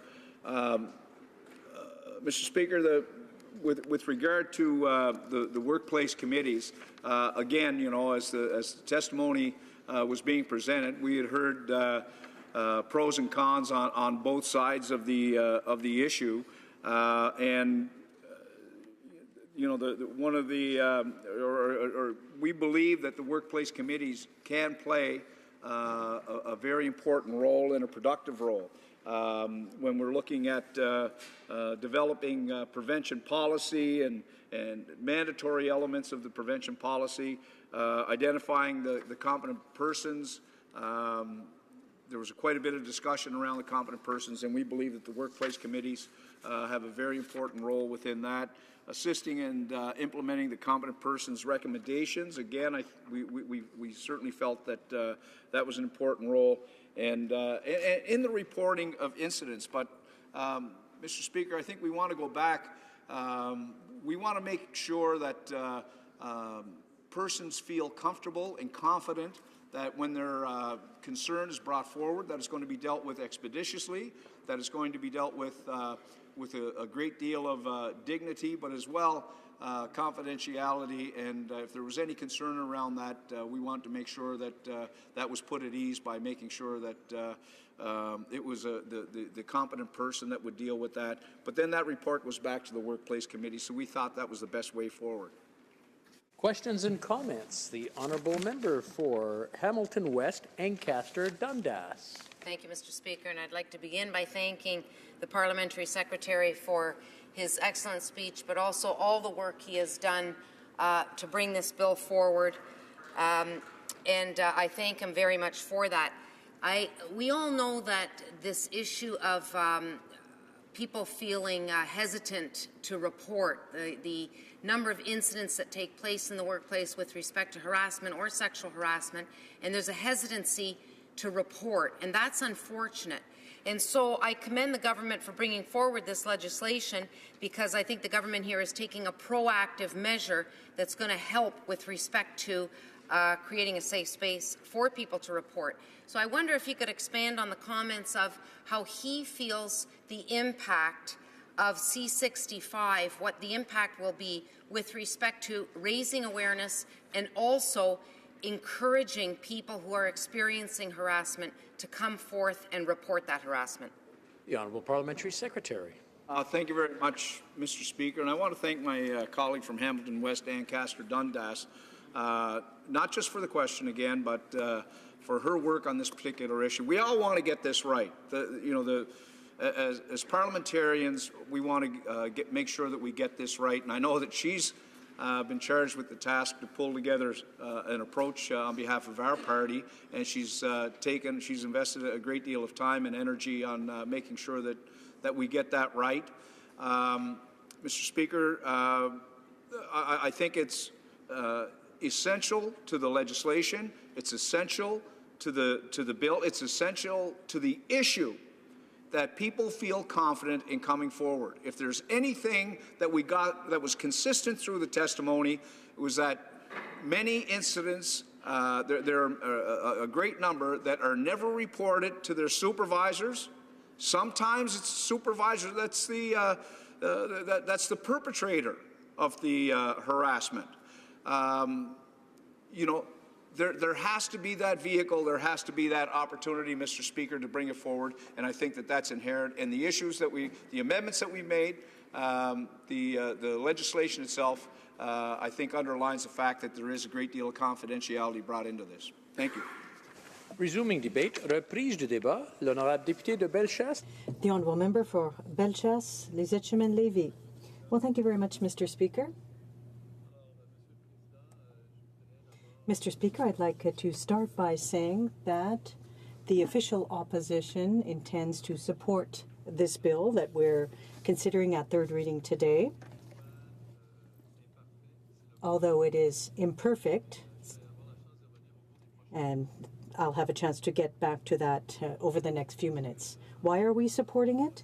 Well, because harassment has no place in our workplaces, and any action taken to make our workplaces harassment-free, violence-free is desirable.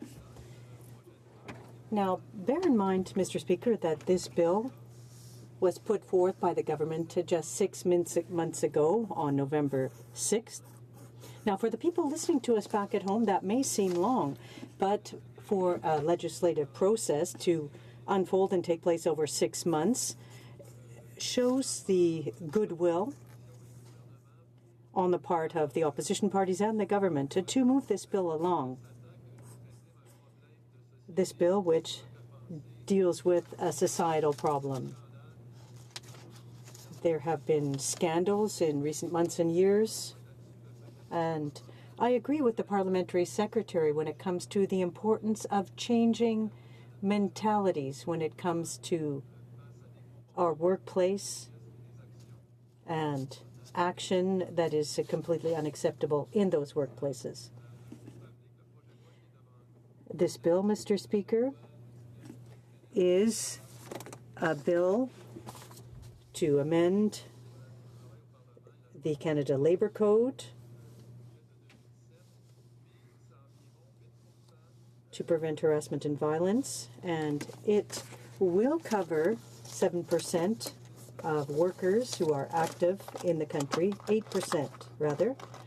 And who am I referring to? Members of the Federal Public Service, employees who are under federal jurisdiction.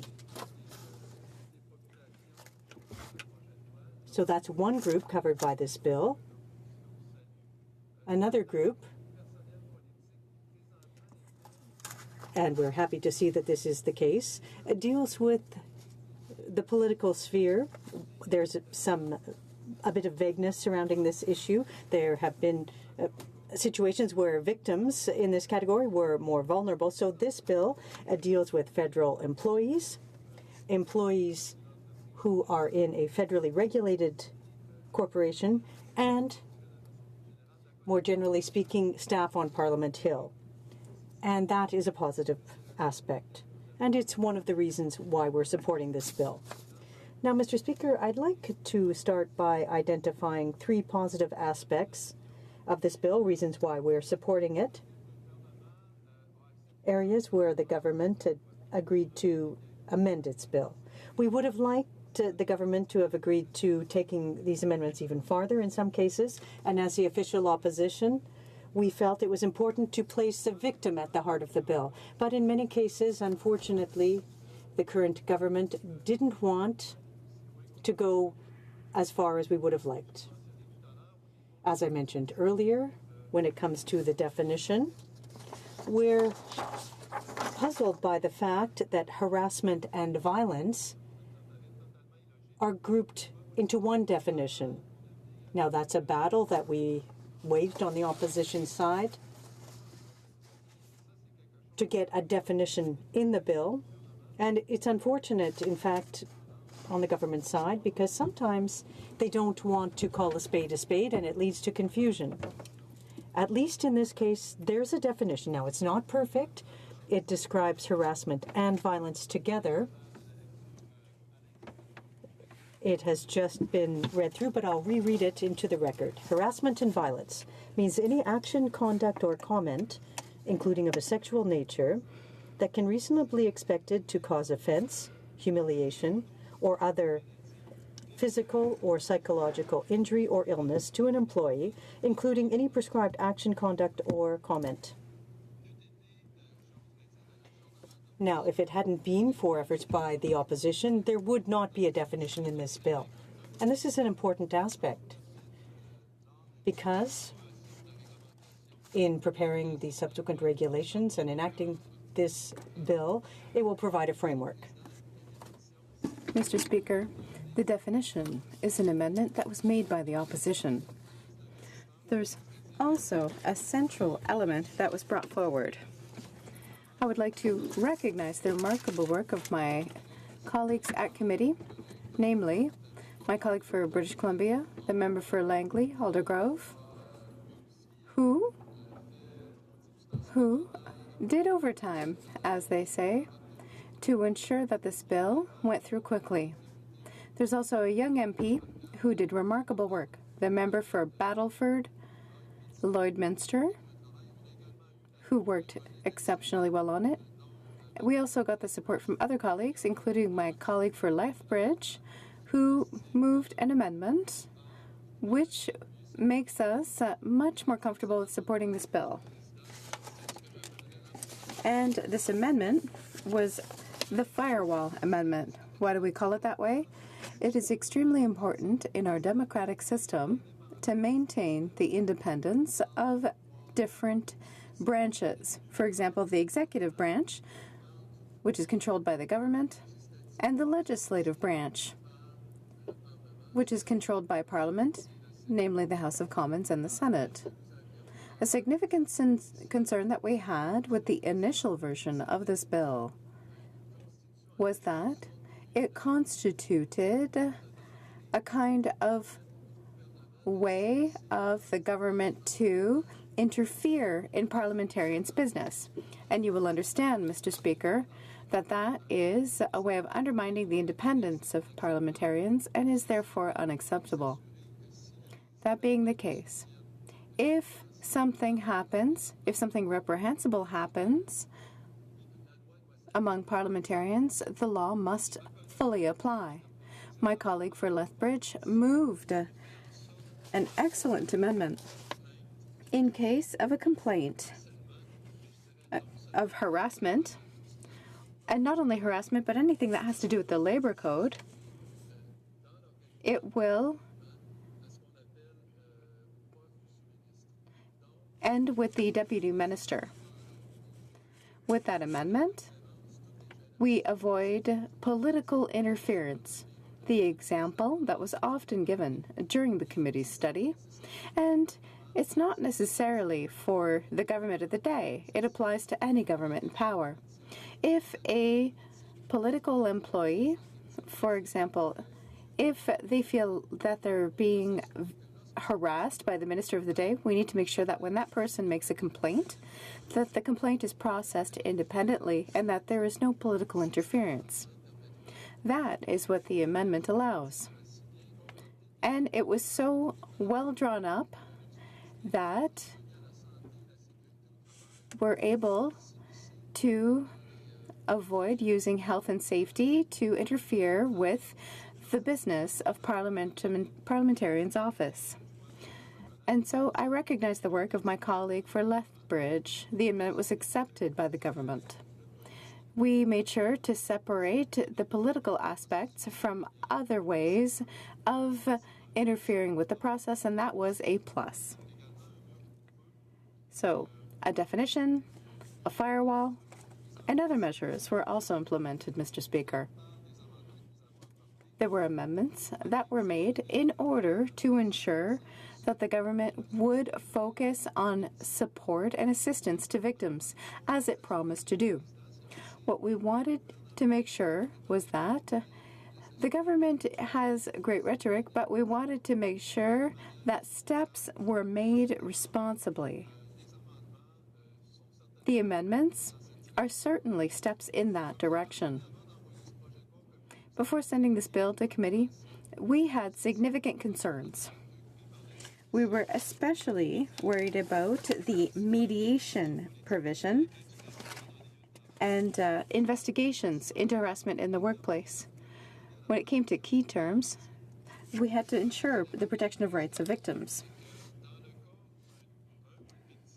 If a victim felt that they were being harassed by their immediate superior, in the initial version of the bill, in a case of harassment, they had to go to the harasser or the person who assaulted the complainant. You'll understand that that is a rather uncomfortable position for a victim. Therefore, an amendment was moved to ensure that a complainant could turn to a third party. One must recall that this affects all employees in the public service. In some cases, this may be a large corporation or a smaller corporation, unionized or not. Therefore, it's important to take into account those realities, and that is why an amendment was moved to ensure that a victim did not have to go directly to their aggressor if they felt that they were in a situation where they felt they had to file a complaint. The Conservative members of our committee also successfully introduced an amendment to ensure very strict timelines for an investigation to ensure that they are done in good time. This bill is imposing the requirement to develop a policy on harassment and to ensure that it is applied through mediation, but also, if required, by leading an investigation by an independent investigator. In the case of a person who is the victim of harassment, what we wanted to do with the bill was to avoid being victimized twice. A person who has been harassed may end up in a process that will make them relive their nightmare, especially when it comes to how long it can take. Therefore, we introduced an element to ensure that the process would go through regulations, not necessarily in the text of the legislation itself. We'll set deadlines. During consultations of various stakeholders. Our team also introduced the notion of mandatory training. One of the pillars on which rests this bill when it comes to the government's approach is prevention. How to ensure prevention? Well, you know, Mr. Speaker, currently here in the House of Commons, as a group, parliamentarians are made aware of these realities through training. Therefore, we consider training to be an essential aspect to change people's mentalities. That was not in the bill. And with the amendments that we brought, there is now a requirement to have training, which of course will take into account the realities of the workplace. Different types of training can be offered to make sure that it is offered efficiently and effectively. One amendment was brought forward to ensure that former employees who may have been victims of harassment can make a complaint. And to ensure the integrity of the process, as I mentioned, there is the firewall clause. Once again, all of this is expected to be done within a fixed, reasonable deadline. Another important measure is that the bill will be reviewed in 5 years, and that was an amendment from my colleagues as well. One amendment I would have liked to see in the bill, which unfortunately was rejected by the government, which was very disappointing, Mr. Speaker. This amendment would have ensured that a victim could turn to the Department of Labor if they considered that the process was not adequately led. That's one of the concerns that we had, that we still have, that a potential victim may end up in an obstacle course. They'll have to turn towards their employer to file a complaint, who will then offer mediation, then an independent investigation, and after that, recommendations. It's another aspect in which the bill is rather weak. When it comes to the power to apply sanctions in the case of recommendations made by the investigator, if there is a case of harassment, if a person considers that they have been victimized, how can they ensure that in certain cases, unlike situations in the past where an employer does not take the responsibility seriously? With this bill, the government will be able to say to the corporation, you need to apply the law, you need to uphold the law and take your responsibility seriously. That is why the official opposition introduced an amendment in section 127.1-1.1. When there is a case of harassment or violence in a workplace of less than 20 employees, the employee who considers that there is a violation of their working conditions can send the complaint to the minister pursuant to paragraph 8. I have to say that the federal government is not a leader when it comes to harassment and sexual violence because there is legislation, namely legislation in Quebec, which for over a decade now set up processes and mechanisms to ensure that any employee who feels that they have been victimized may turn directly to the Department of Labor, or, in Quebec's case, to the Commission of Fairness in the Workplace. Unfortunately, that avenue does not currently exist at the federal level. Investigators can only investigate on the process and not on necessarily all of the aspects of the case. And that is a missed opportunity in order to deal even more aggressively with the issue of harassment and violence in the workplace, which unfortunately can occur. That amendment was defeated.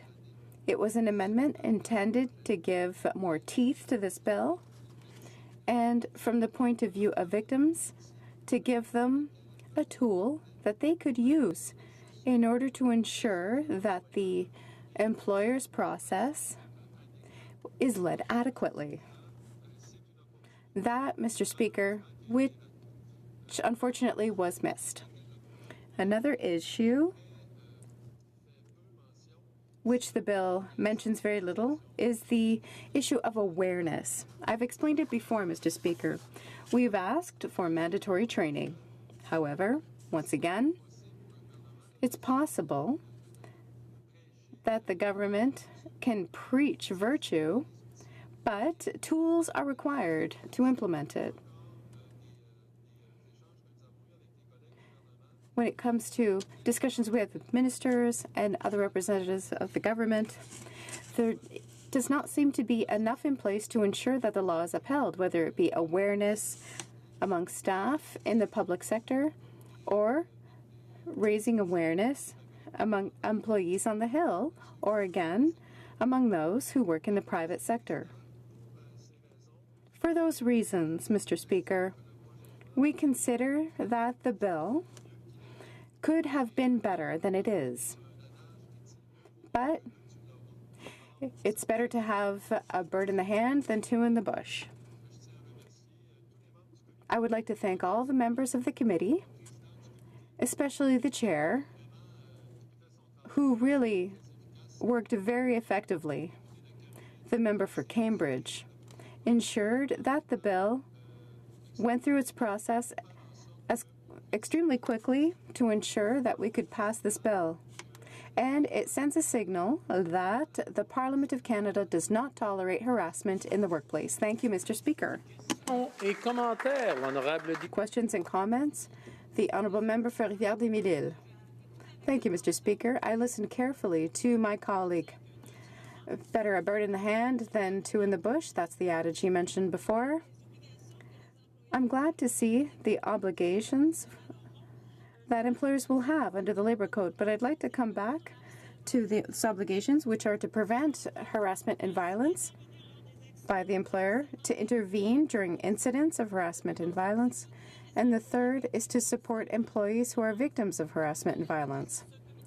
My colleague said on that committee, another thing that I found very interesting was the fact that there's going to be a 5-year review.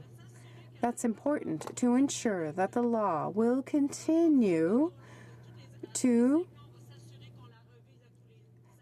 be reviewed. I would like to hear my colleague elaborate on that. The Honourable Member for Bellechasse, Les Etchemins-Lévis. Yes, Mr. Speaker, I would like to thank my colleague for Rivière-des-Mille-Îles for her question and the interest she has for this issue, which is important. All parliamentarians recognize that we need to use every tool available to fight harassment. As I explained in my speech, there are additional measures that we would have liked to implement. At committee, we worked to ensure that there would be a 5-year review of this legislation. One of the important aspects that should be reviewed, I raised it in my speech, which is to ensure that inspectors from the Department of Labour can intervene and, in the end, represent an avenue for victims, which is not currently the case. We require that the employer follow the process, but we don't offer that opportunity to victims. And when we look at what's being done in Quebec, that would be a desirable thing to offer them. 5 years is a long time away, but it's never too late to act. The Government of Canada and Parliament need to send the message that we take harassment seriously and that we are going to give ourselves the tools to eradicate it. Questions and comments? The Honourable Member for Jonquière.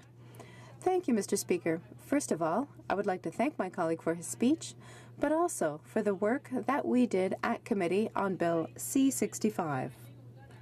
I have to say, well beyond partisanship, I didn't think that I would be able to work and move a subject forward as important as this one when it comes to harassment and violence, especially in the workplace, especially sexual harassment. The question I would like the opinion of my colleague, is that when we were at committee, he said he was concerned about the matter of psychological harassment. It's not clearly outlined in the bill.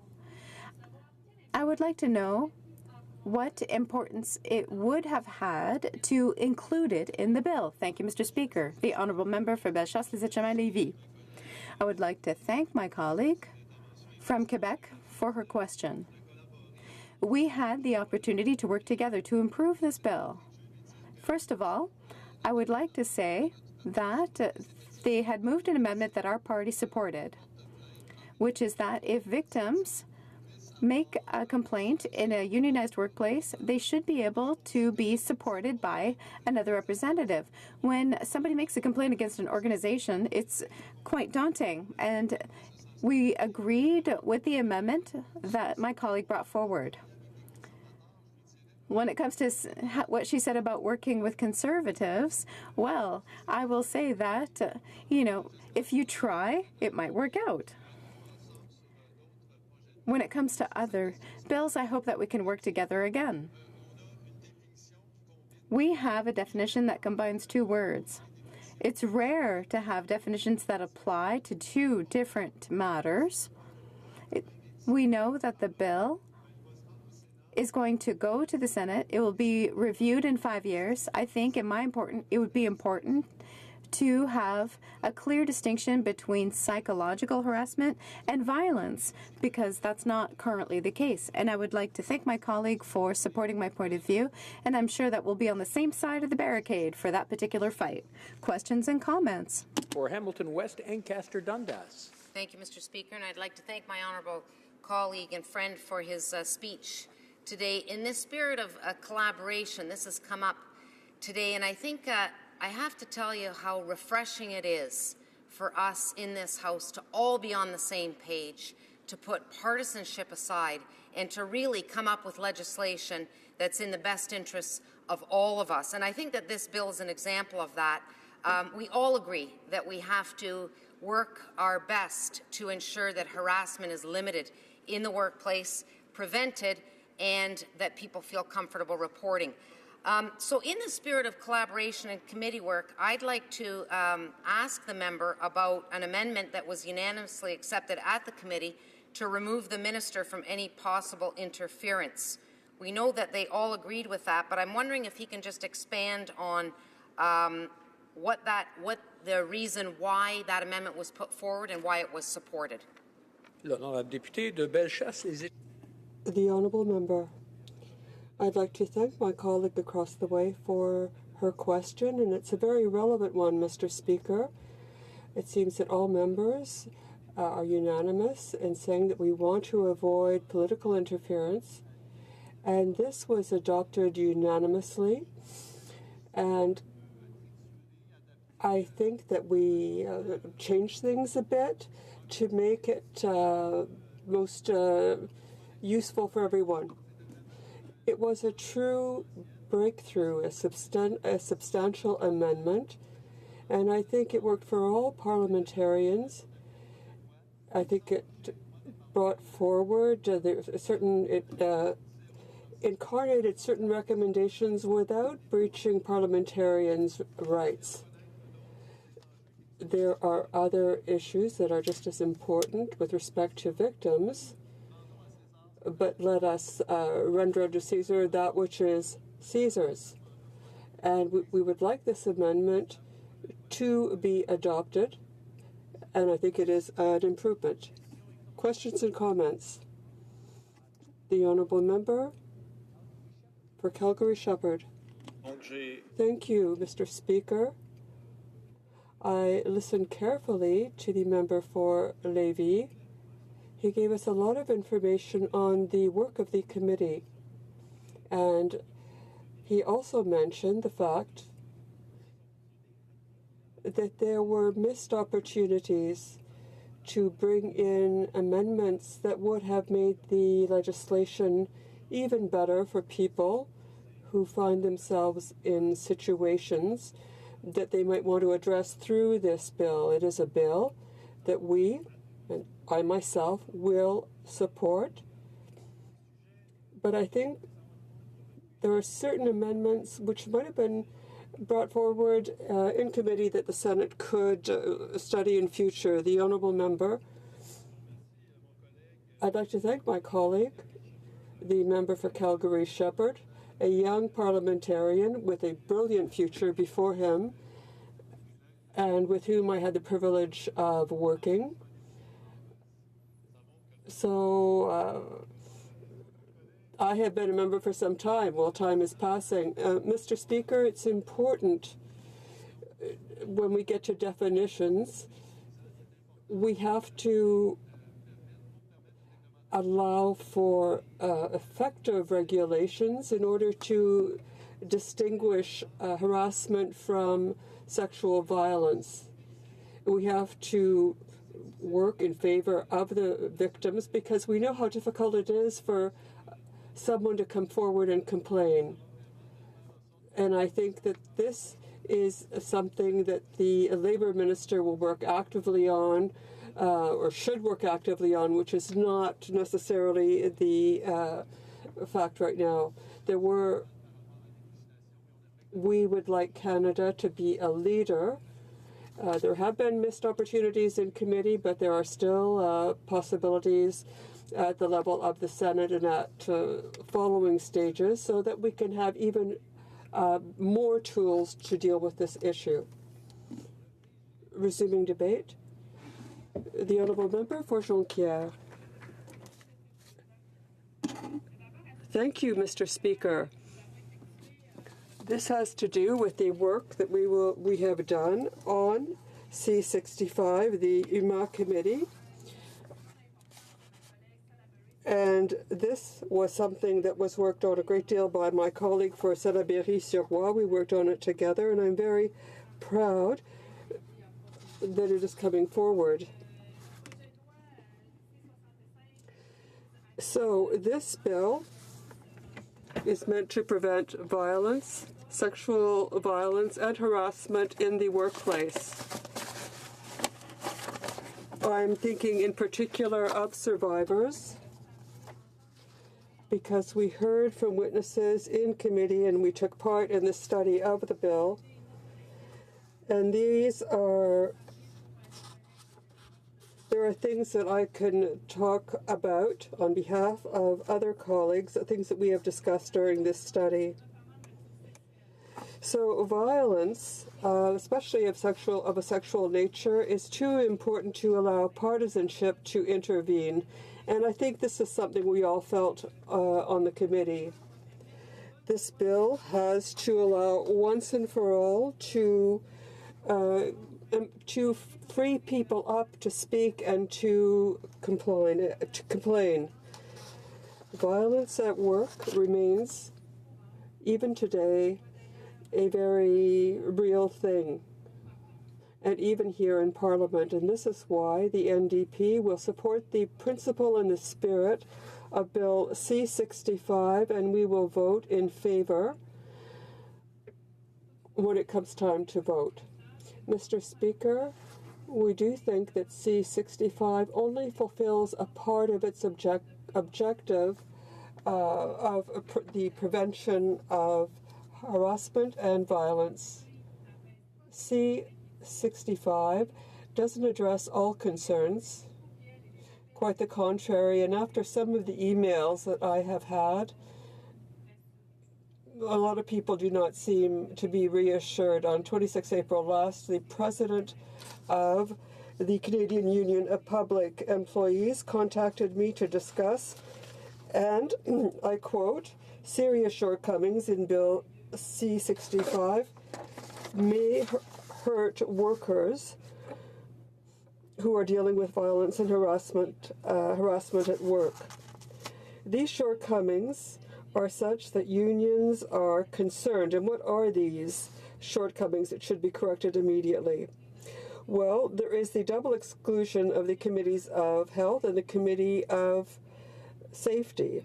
First, in the complaints process, and secondly, they are excluded from the investigation process.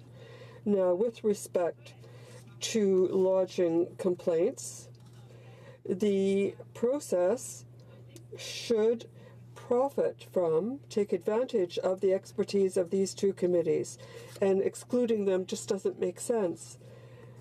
Now, the Liberals, in explaining these measures, say that they are protecting the confidentiality and privacy of victims, but we think that these committees have experience with the workplace, and who would be better positioned to deal with solutions in investigations, and who would be best to procure a feeling of safety for victims of harassment or sexual violence. Now, it really is astonishing that the Liberals would say that they want to protect victims' confidentiality. And that's why these committees, health and safety, wouldn't participate. I find this hardly credible. First of all, the fact that these committees wouldn't intervene in the process would be something that would take away certain opportunities which could be offered to the victim, and I'm speaking in the past because with the amendments having been denied, we'll no longer have this possibility. So victims won't be able to take advantage of these additional helps.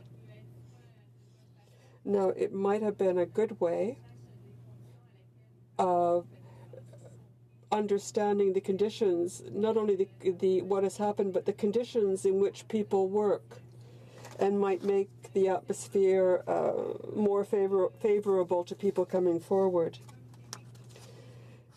A joint committee of the Committee of Health and the Safety Committee would be a very, very good place to bring complaints forward. They say it's to protect people's privacy, but C-65 could dismiss out of hand decades of experience and work. And Mr. Speaker, I'd really like to insist on training and work. And that's not all. If the Liberals say they want to truly protect privacy and confidentiality of the victims, so I'd like them to explain their opposition to several of my amendments. There were almost 20 amendments that I had the pleasure of putting forward in the committee studying C-65. Only 3 of them were received favorably by the Liberals. The other amendments weren't even discussed in many cases. The Liberals preferred on several occasions simply to go forward to a vote without even explaining why they wouldn't receive the amendments. Among these rejected amendments was a proposal by the CNTU, and it was a very simple recommendation, a simple proposal. Bill C-65 was to exclude the committees, joint committees of health and safety, and this for reasons of confidentiality. But the problem is that these committees would have benefited and helped the victim with the benefit of extraordinary expertise. The logical solution proposed by witnesses was to train these committees with the rules, best practices, and a code of ethics which would guarantee the confidentiality of information and the privacy of victims. The exclusion of these committees was a decision that comes with great responsibility. Various unions, associations, and legal experts did not testify in favor of this amendment, and many did testify in favor. The expertise, the decades-long expertise of the Joint Committee of Health and Safety does not explain why witnesses continue to defend it, and they do continue to defend this joint committee.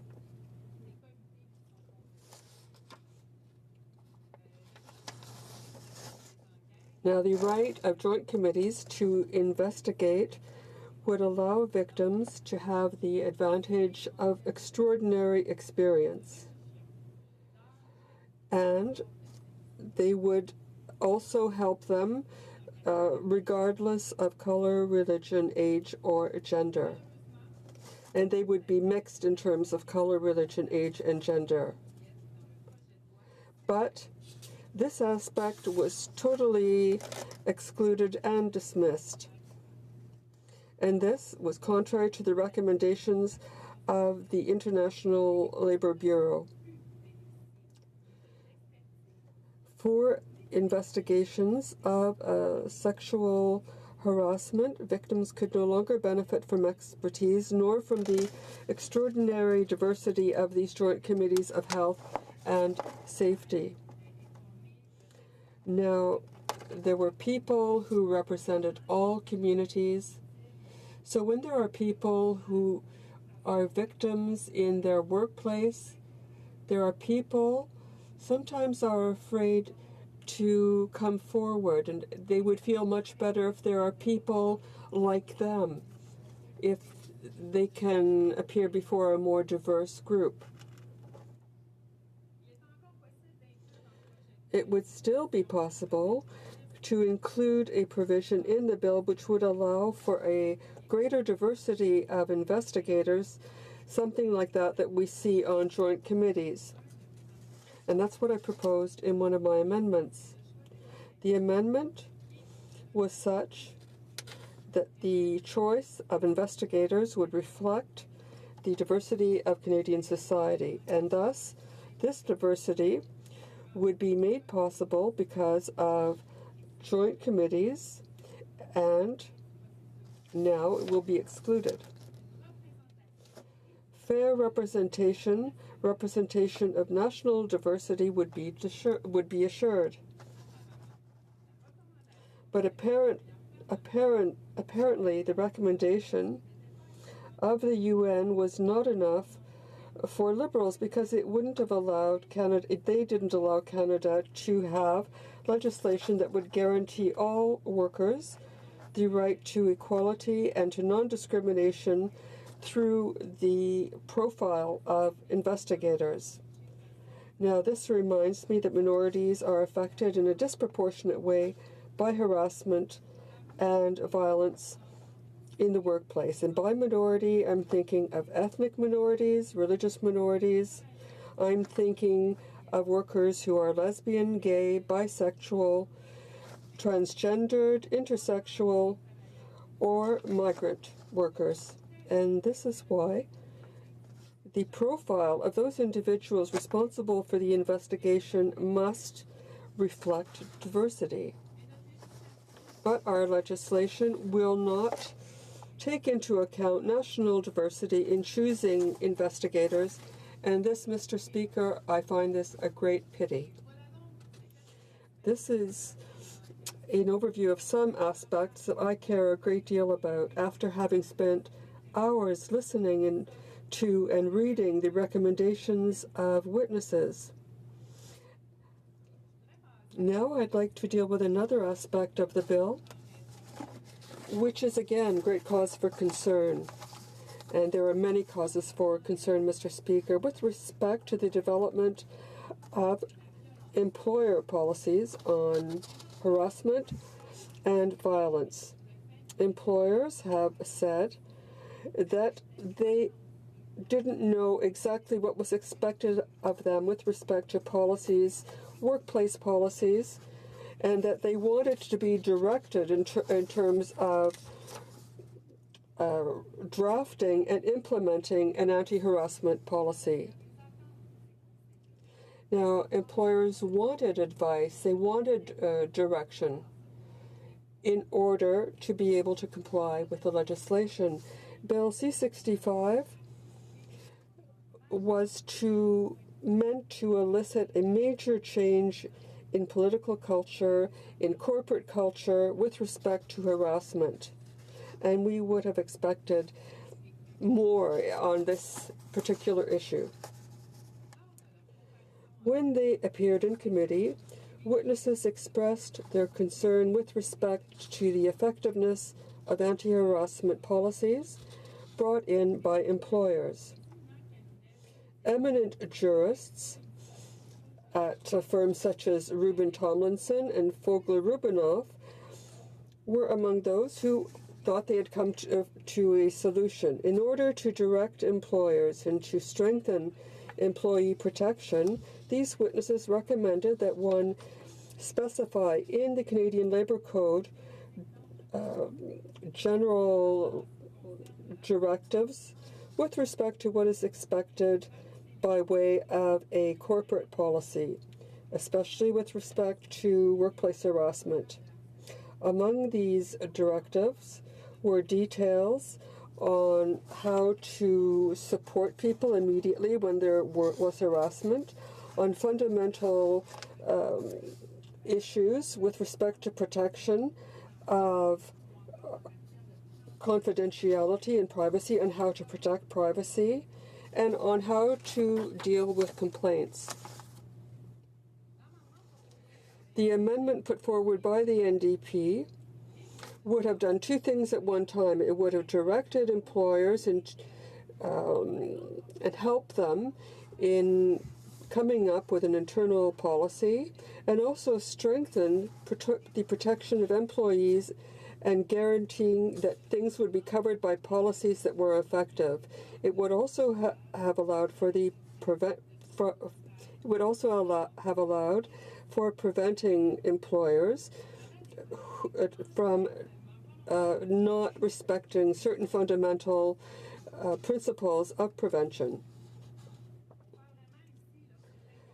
Now, it's important to have prevention policies because prevention is essential. It's a critical thing in the workplace. Even here in Parliament, we've been discussing this for several months. We've been talking about a change in culture. Now, I'm someone who has been working for the people I represent in HoC, and I want to be able to assure them that they will have a workplace where they will be free from harassment. And here on the Hill, we meet with various people. Sometimes there are interns who work here, and sometimes there are pages who work here, and we want these young people to be safe in their workplace.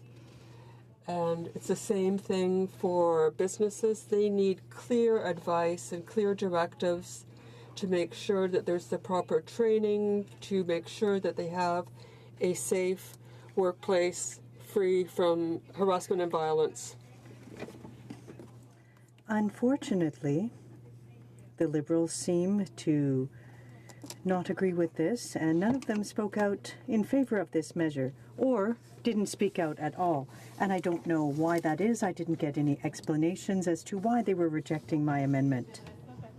So I would, over the course of the day, like to hear those reasons.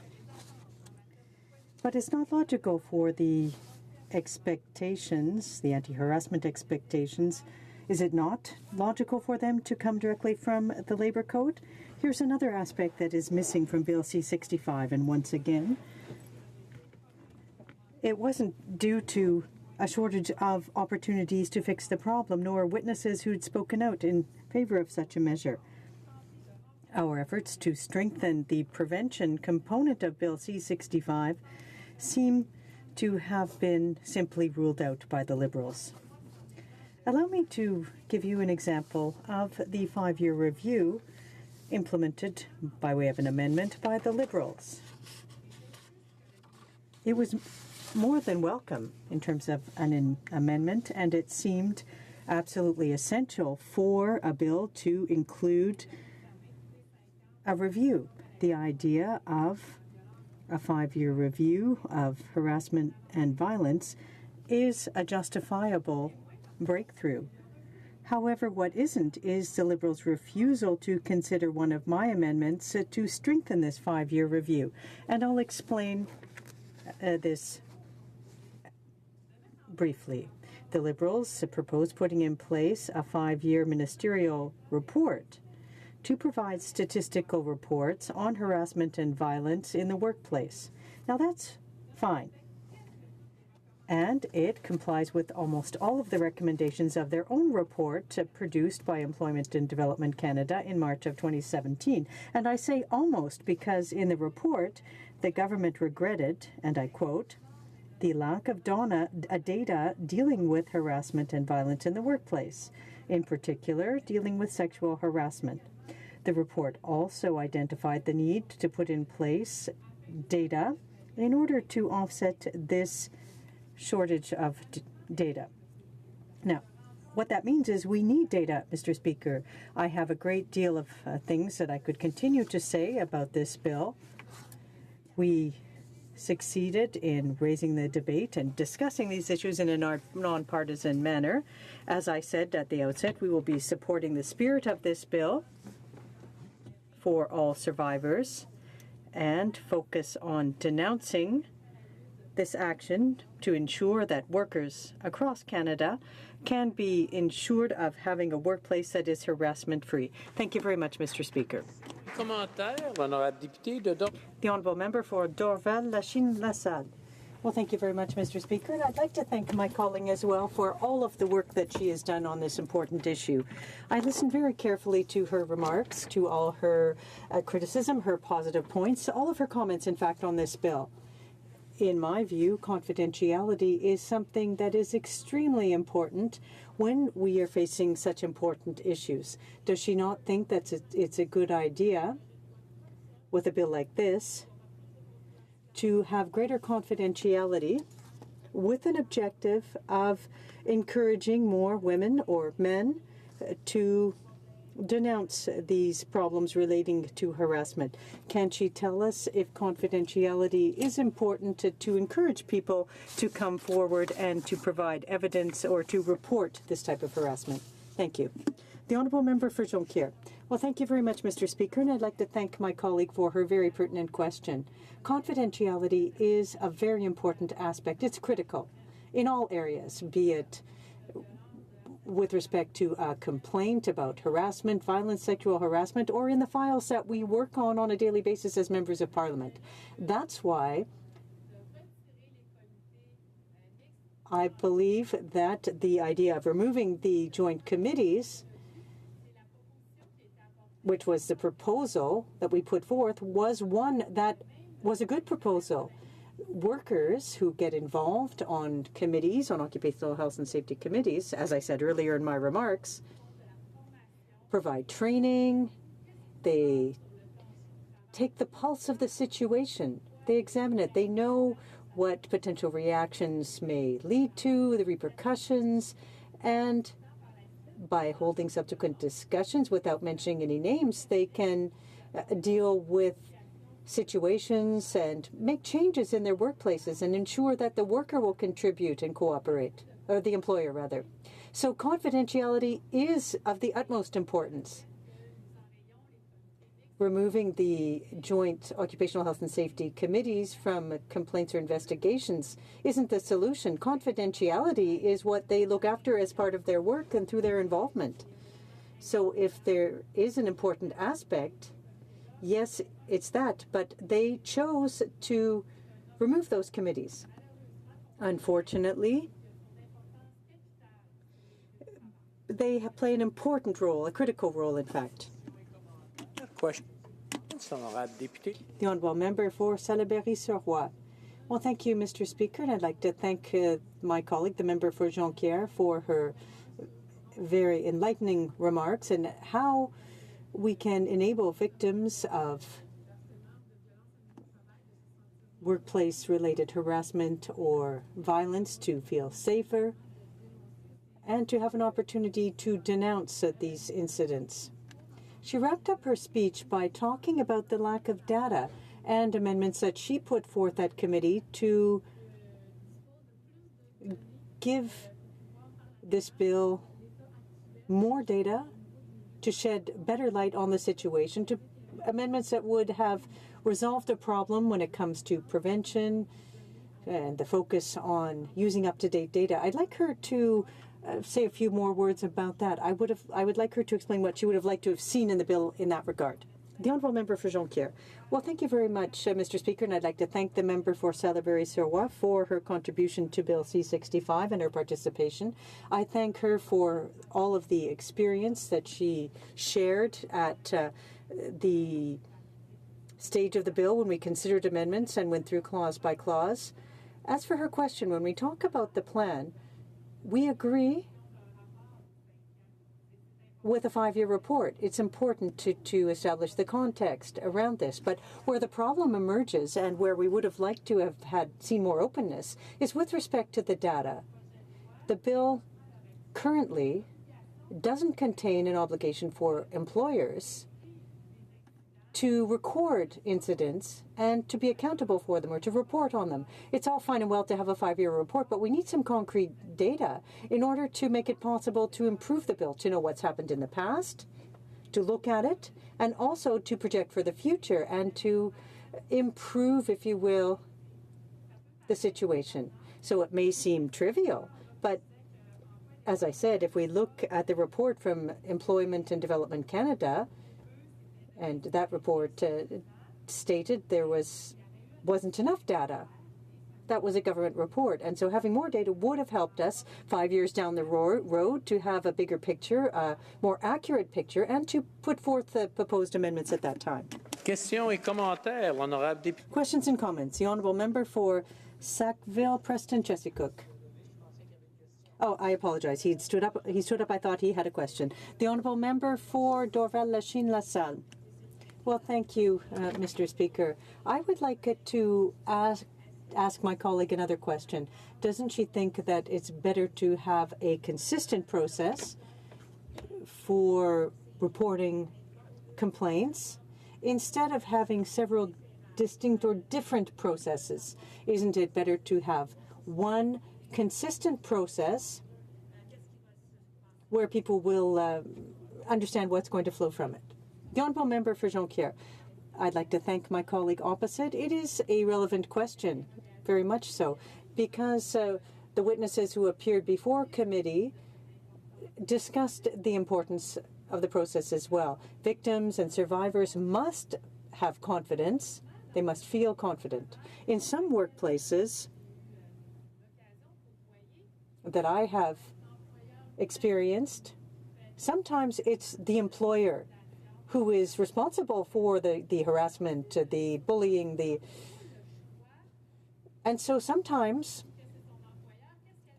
what does the victim do if it's his or her employer who's responsible for the behavior? That employee needs to make a choice following a code of conduct, a confidential code of conduct or ethics. That's what we want, is to offer all people an opportunity, a system so that people feel confident in denouncing this type of action. Because someone who's a victim of harassment or violence, they feel alone if they don't have confidence in the process. If another opportunity opens up, well, people will go to another place, another position or a job where they feel confident. What I'm saying is, if we need to take measures that will benefit all in these types of situations, we need to ensure that the people who make the complaints feel confident in the system regardless of the situation, because this is what's important as part of Bill C-65. Thank you very much, Mr. Speaker. Questions and comments. The Honourable Member for Salaberry-sur-Roi. Well, thank you again, Mr. Speaker. I'd like to continue on another issue that my colleague addressed in her remarks. She said that the Liberal government closed the door on the idea of a policy for assistance to draft an internal policy or anti-harassment, anti-violence rules in the workplace. And it's quite astonishing because we're working on a bill that deals with harassment and violence in the workforce, but the Liberals voted against that amendment without explaining why. What would have been the benefits of adopting this amendment, of ensuring that there would be internal policies? Because if someone doesn't know what action to take, it would help if there were simple rules for the employer and for the employees. The Honourable Member for Jonquière. My colleague has raised a very important point about clear rules. If we want to improve, provide training, implement the change in culture that we need, apart from just snapping our fingers, we need to have clear guidelines and directives. I'll go back to the example I provided earlier. An employer, for example, on Parliament Hill. There need to be defined rules, a code of conduct, and that's what companies expect. Earlier in my remarks, and in response to a question, I said that there will be a 5-year report. Well, if we don't have clear rules, how are we going to ensure that corporations have respected the will of Bill C-65? How will they be able to have the internal guidance that they need? It's really about getting on the right track and moving all in the same direction to establish rules so that they can be abided by. And I reiterate on the point that I made earlier, workers will benefit from a healthier workplace that is free of harassment and violence and free of sexual harassment. Thank you, Mr. Speaker. Before continuing, I'd like to remind the House and to members in the House that at 1:55 there will be an emergency test on our telephones, the network, on our computers, etc. So if you have a device in the chamber, I would ask you to please either turn it off or to take your device and leave the chamber. Members, that at 1:55 there will be a national test, an emergency test on all computers, iPads and iPhones. I just want to ask the honourable members to either turn off their iPhones, iPads or computers, or if they want to hear to make sure that it works, they might want to take it with them into the lobby outside of the hall so it doesn't disturb any questions or comments or presentations that are being made. Reprise du débat, l'honorable... Resuming debate. The Honourable Member for Ottawa-Vanier. Well, thank you very much, Mr. Speaker, and I'd like to start by saying that I will be sharing my time with the Honourable Member for Central Nova. I'd like to thank you for this opportunity to speak to Bill C-65, an act to amend the Canada Labour Code, Harassment and Violence, the Parliamentary Employment and Staff Relations Act, and the Budget Implementation Act 2017, number 1.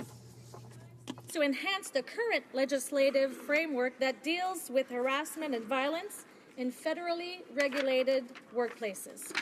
The bill proposes to replace laws and policies with a unique, exhaustive approach, taking into account all types of harassment and violence possible, including sexual harassment and sexual violence. It will also broaden the scope of application for these laws and policies to the parliamentary sphere, to the Senate, the House, and the Library of Parliament, as well as to political staff on Parliament Hill. This bill, I would like to take a moment to thank all members for their collaborative efforts to strengthen the proposed legislation. Lors de l'étude du projet de loi, les membres...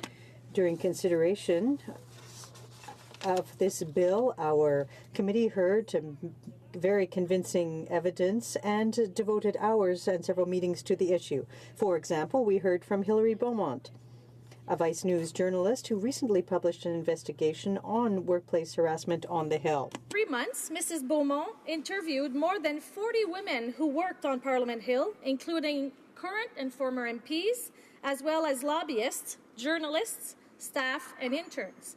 In her testimony, Mrs. Beaumont stated that it quickly became apparent that female employees are more vulnerable to harassment than their male counterparts.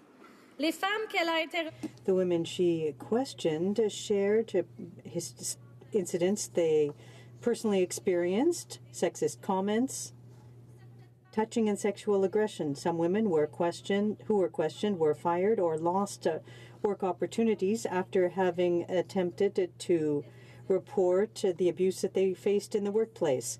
Some people questioned, who are currently employees on Parliament Hill, state that they had no idea how to report sexual harassment if they were to be victims of it. In short, Ms. Beaumont discovered that existing measures were simply insufficient. This bill is so important. And the importance of this bill is something that we have all agreed on from the start.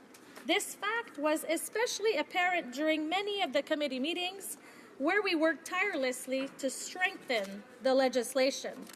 Dans cette optique, and from this perspective, many amendments were proposed.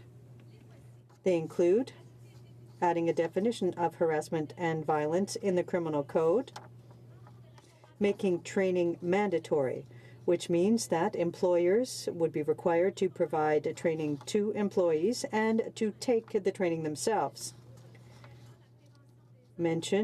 prevention of acts of harassment in the purpose of the bill, add an article requiring that the provisions on harassment and violence established in Bill C-65 be re-examined every 5 years, require that the Minister of Labour produce an annual report on harassment and violence in all federally regulated workplaces for the purposes of the application of Part 3 of the Labour Relations Act to Parliament, give the Deputy Minister powers normally conferred upon the Minister to avoid any potential conflict of interest. Among others, have since been adopted, and the result is an exceptionally strong piece of legislation that we can all be proud of. However, while this bill is a big step in the right direction, and it's essential to put an end to behavior in federally regulated workplaces and on Parliament Hill, our government is aware that an act alone cannot eliminate behavior so entrenched in Canadian workplaces. We have said it on several occasions today, and we will repeat it once again. A change of culture is required. We must all contribute to achieving that.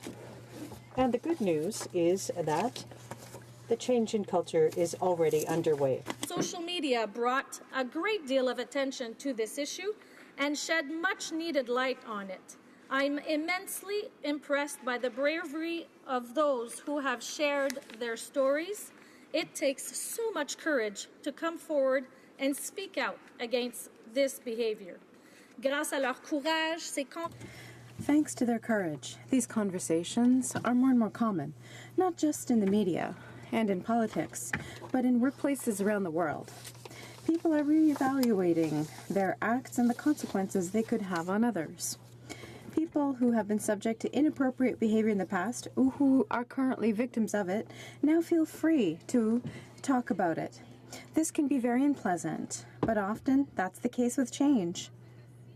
And in this case, it's worth it. We all know that these behaviors can have long-term negative impacts not only on victims and their families, but on employers, productivity plans, rates of absenteeism, and employee turnover.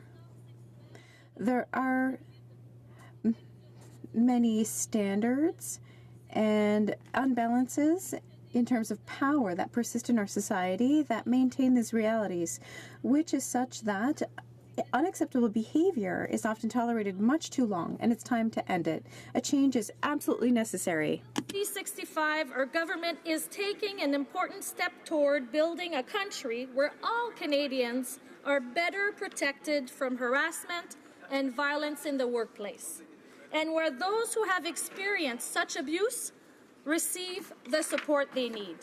We believe that this bill will also go a long way toward putting an end to workplace violence and harassment. Les Canadiennes et les Canadiens ne méritent... All Canadians deserve nothing less than workplaces that do not contain these types of behaviors and reflect the values of our society.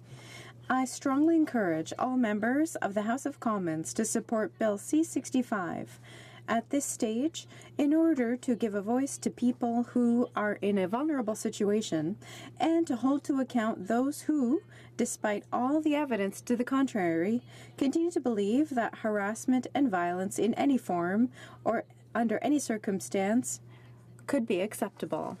Thank you, Mr. Speaker. Questions et commentaires. L'honorable. Questions and comments. The Honourable Member for Dorval-Lachine-LaSalle. Thank you, Mr. Speaker. I would like to thank my colleague for her speech. I listened to it with a great deal of interest, and I learned something.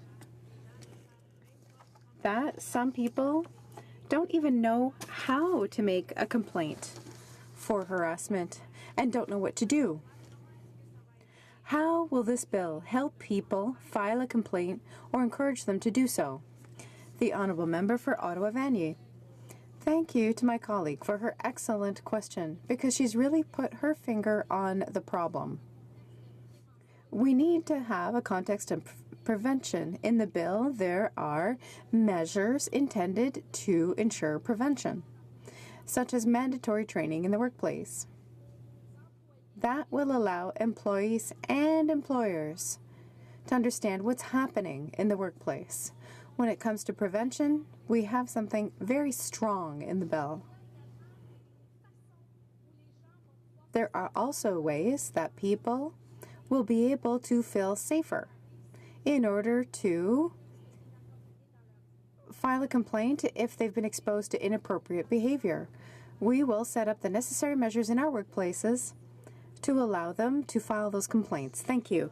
Questions and comments? The Honourable Member for Salaberry-sur-Loire.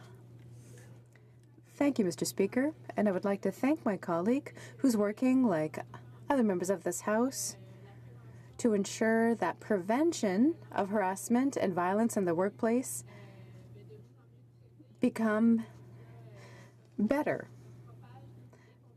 and that it becomes more widespread and that victims are able to file a complaint about situations in all confidentiality. However, in committee, the government side withdrew the joint workplace health and safety committees from the process. Sometimes victims could consult with experts who knew the workplace culture, who were trained to deal with employees, employers, and experts, and could help those employees navigate the process, especially in smaller workplaces. That was a very useful option for victims.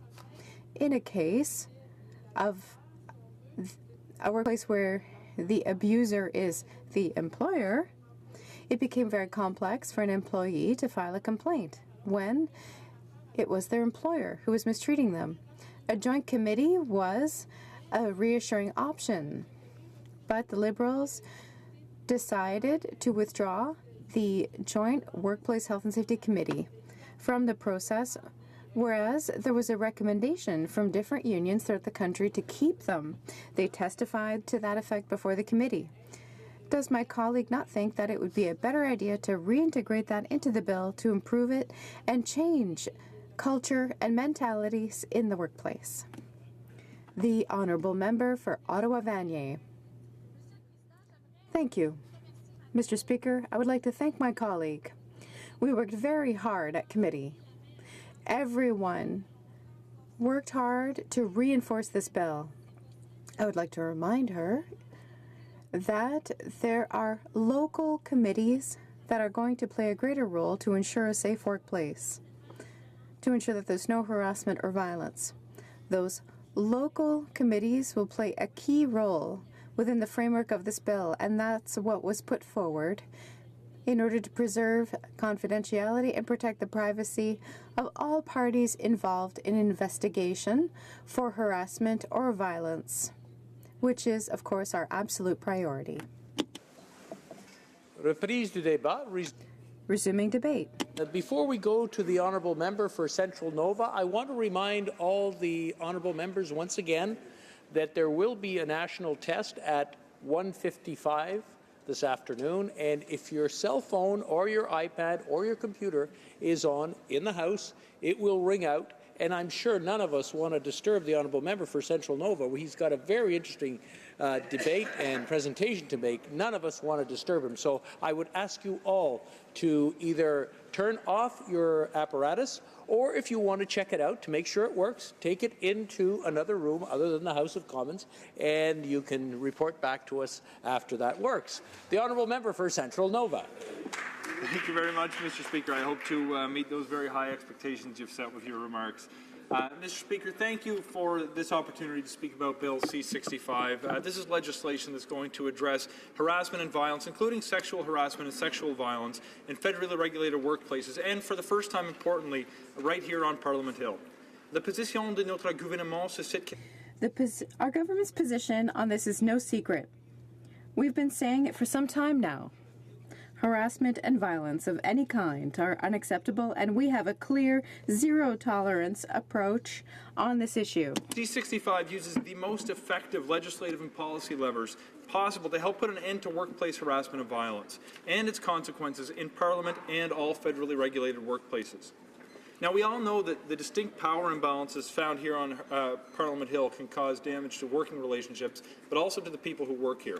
These imbalances perpetuate a culture where some people with a lot of power, knowingly or unknowingly, use it to victimize others. This culture is not exclusive to the world of politics.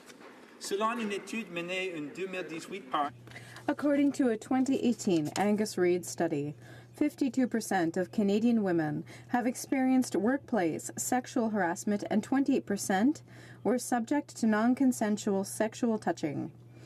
These numbers are outrageous.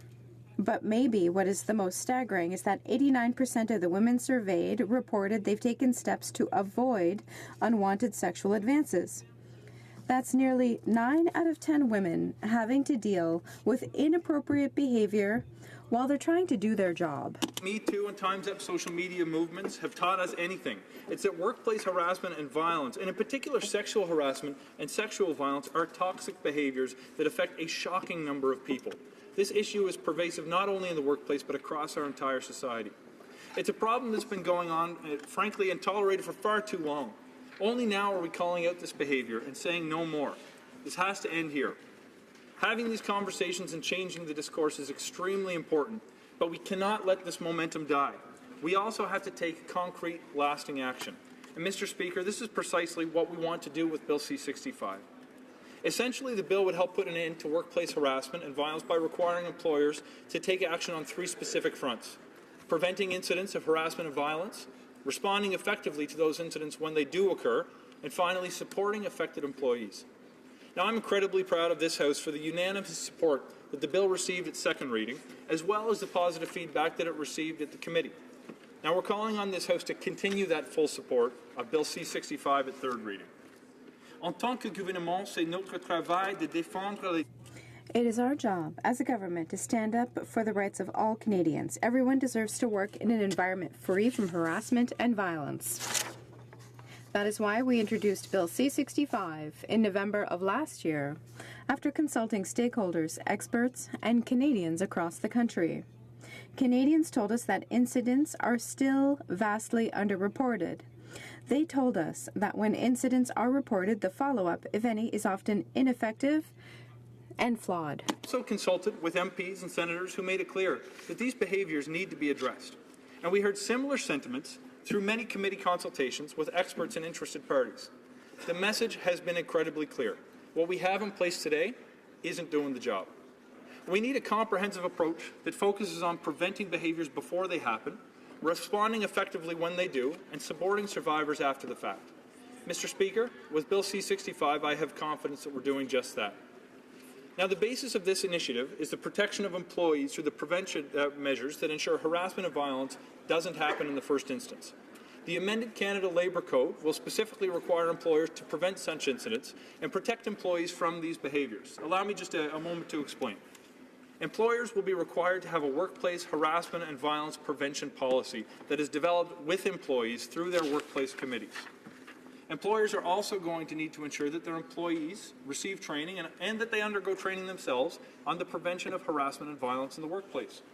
Employees who believe they've been victims of harassment or violence or have witnessed these behaviors, as a first step, would report the incidents to their employer or a person designated in the workplace harassment and violence prevention policy, and they'd have to work to resolve the issue. While informal resolution will be emphasized, the employee-driven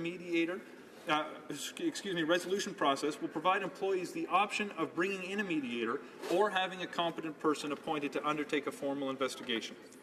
If a competent person is appointed following the investigation, the competent person will issue a report, and the employer would be obligated to implement all recommendations or corrective measures set out in that report. Details regarding the informal resolution and investigation processes, including timeframes for completion, will be set out in the regulations. If the employee believes that the employer has not respected any part of the code or the regulations, they could file a complaint with the Labour Program. Labour Program officials would then investigate and take enforcement action if they found a contravention of the code or its associated regulations in fact occurred. We know that reporting an incident requires a lot of courage. I have an enormous amount of respect for those who do choose to come forward, because fear of reprisal and stigma associated with being a victim of harassment or sexual violence can be a powerful deterrent to those who want to report an incident. The proposed amendments to the Canada Labour Code will protect the privacy of employees, but encourage those who are victimized to come forward at the same time. Finally, under Bill C-65, employers would be required to support affected employees, with details to be identified through the regulatory process. In addition, the Labour program will put in place an outreach hub and a 1-800 call support line, as well as education materials and tools to further support employees. Tout le monde mérite de travailler dans un... All people deserve to work in a safe workplace, and they deserve to live free from harassment and violence. These are far-reaching measures, and I believe they will make the workplace better for everyone. A place where personal growth is fostered and people are permitted to express their talents and skills. Mr. Speaker, I want to thank the members of the committee for their thoughtful review of Bill C-65 and their efforts to improve the proposed legislation. Members' collaboration across party lines has led to important amendments that will strengthen our bill. Mr. Speaker, it was my pleasure during the course of this study to sub in for a few meetings to really see the nonpartisan nature of the important work that was taking place. For example, after careful consideration of the points raised by witnesses and members of the committee, we've included a clear definition of harassment and violence. We've also included a provision regarding mandatory training for employees and employers, and specified that the department will now be responsible for producing an annual report. These measures are going to help ensure that everyone understands their rights and responsibilities, and that we're kept accountable by measuring our progress and addressing negative trends if and when they arise. Grâce au travail du comité et de... Thanks to the hard work of the committee and those who shared their insights and expertise, I believe that what we have before us today is a strong piece of legislation that will make a real difference in the lives of Canadians. While Bill C-65 will only apply directly to federally regulated and parliamentary workplaces, it will send a clear and important message that these behaviors are not acceptable, not anywhere, and we cannot afford to tolerate them any longer. Regardless of political affiliation, to do the right thing once again as you have at second reading and show your support for this important bill. Together, we can finally help eradicate harassment and violence in the workplace in Canada. Thank you, Mr. Speaker. Questions and comments. Questions et commentaires. The Honourable Member for Whitby. Thank you, Mr. Speaker, and I want to thank my honourable colleague for his speech. We all know that women, of course, are disproportionately impacted by harassment in the workplace, but in particular women of colour, Indigenous women, and immigrant women. And I'm wondering if my colleague could elaborate a little bit more on the comprehensiveness of this particular piece of legislation, particularly a prevention strategy to training for both employees and employers, and the use of a 1-800 number, how that will help to reinforce those who might not naturally come forward. The Honourable Member for Central Nova. Thank you very much. I appreciate the Honourable Member's question. I'd like to take this opportunity to celebrate her outstanding work to put women forward who come from different backgrounds, and the recognition of the intersectional nature of harassment and violence cannot be overstated here. Mr. Speaker, one of the aspects of the question that I'd like to point to is that when we fail to educate employers and employees on the rights and the need to not only encourage people to come forward, but deal with complaints appropriately. When we fail in that regard, we fail all of society, not just the individual who's been affected. Because when women of color, women from different backgrounds, or people who are suffering discrimination in different ways aren't able to be them full selves in the workplace, the entire Canadian economy and society suffers as a result. We need to create rules and environments that allow people to be them best selves, because when my neighbor is being discriminated against, that doesn't just affect them, that affects me in my workplace as well. Questions and comments. The Honourable Member for Sarnia-Lambton. Well, thank you, Mr. Speaker. I'd like to thank the member opposite for a tremendous speech and for his advocacy to try to prevent harassment in the workplace. Now, with respect to Bill C-65, one of the concerns I have with this bill is that if a complaint comes forward and it involves members of this House and different parties, that the Minister of Labour actually will be able to arbitrate those cases. And I think that that's not really the kind of an independent person that you would like to have overseeing that, and I wouldn't want there to be any people later that would challenge the results of any findings because they felt that the person was maybe partisan in nature. So could the member comment on how he sees this working? Well, member for Central Nova. Excellent. Thank you very much. And I've had the pleasure working with the honourable member across the aisle while she served capably, I might add, as the chair of the Status of Women Committee.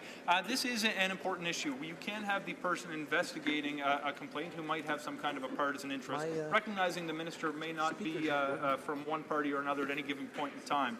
I understand that the committee considered this and in fact had agreed on an amendment that saw the power to oversee those cases to the deputy minister, who is not necessarily in a partisan role as the government changes. As we know, the civil service may remain the same.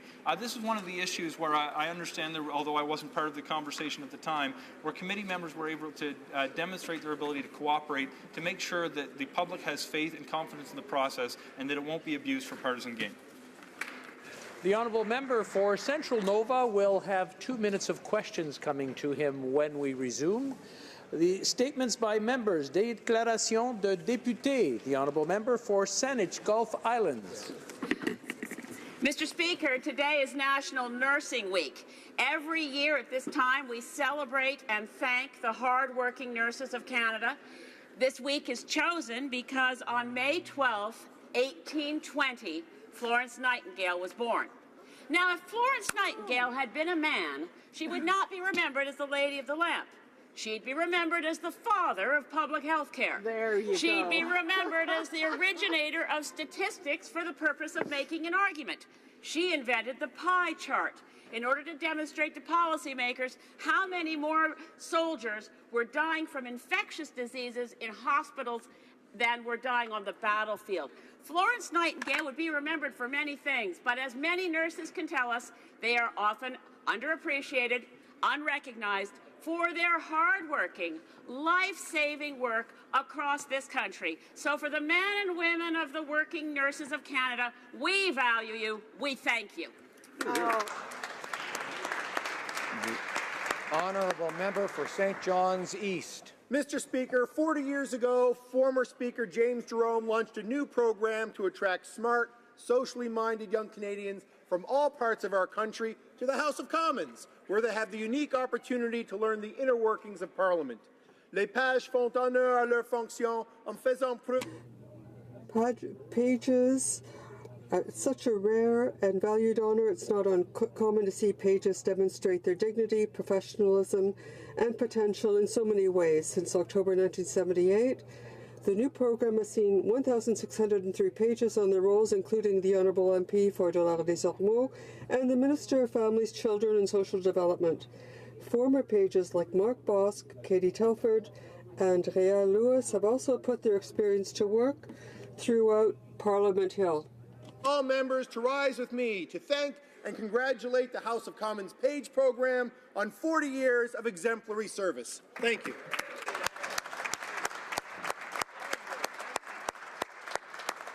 Honourable member for Sarnia-Lambton.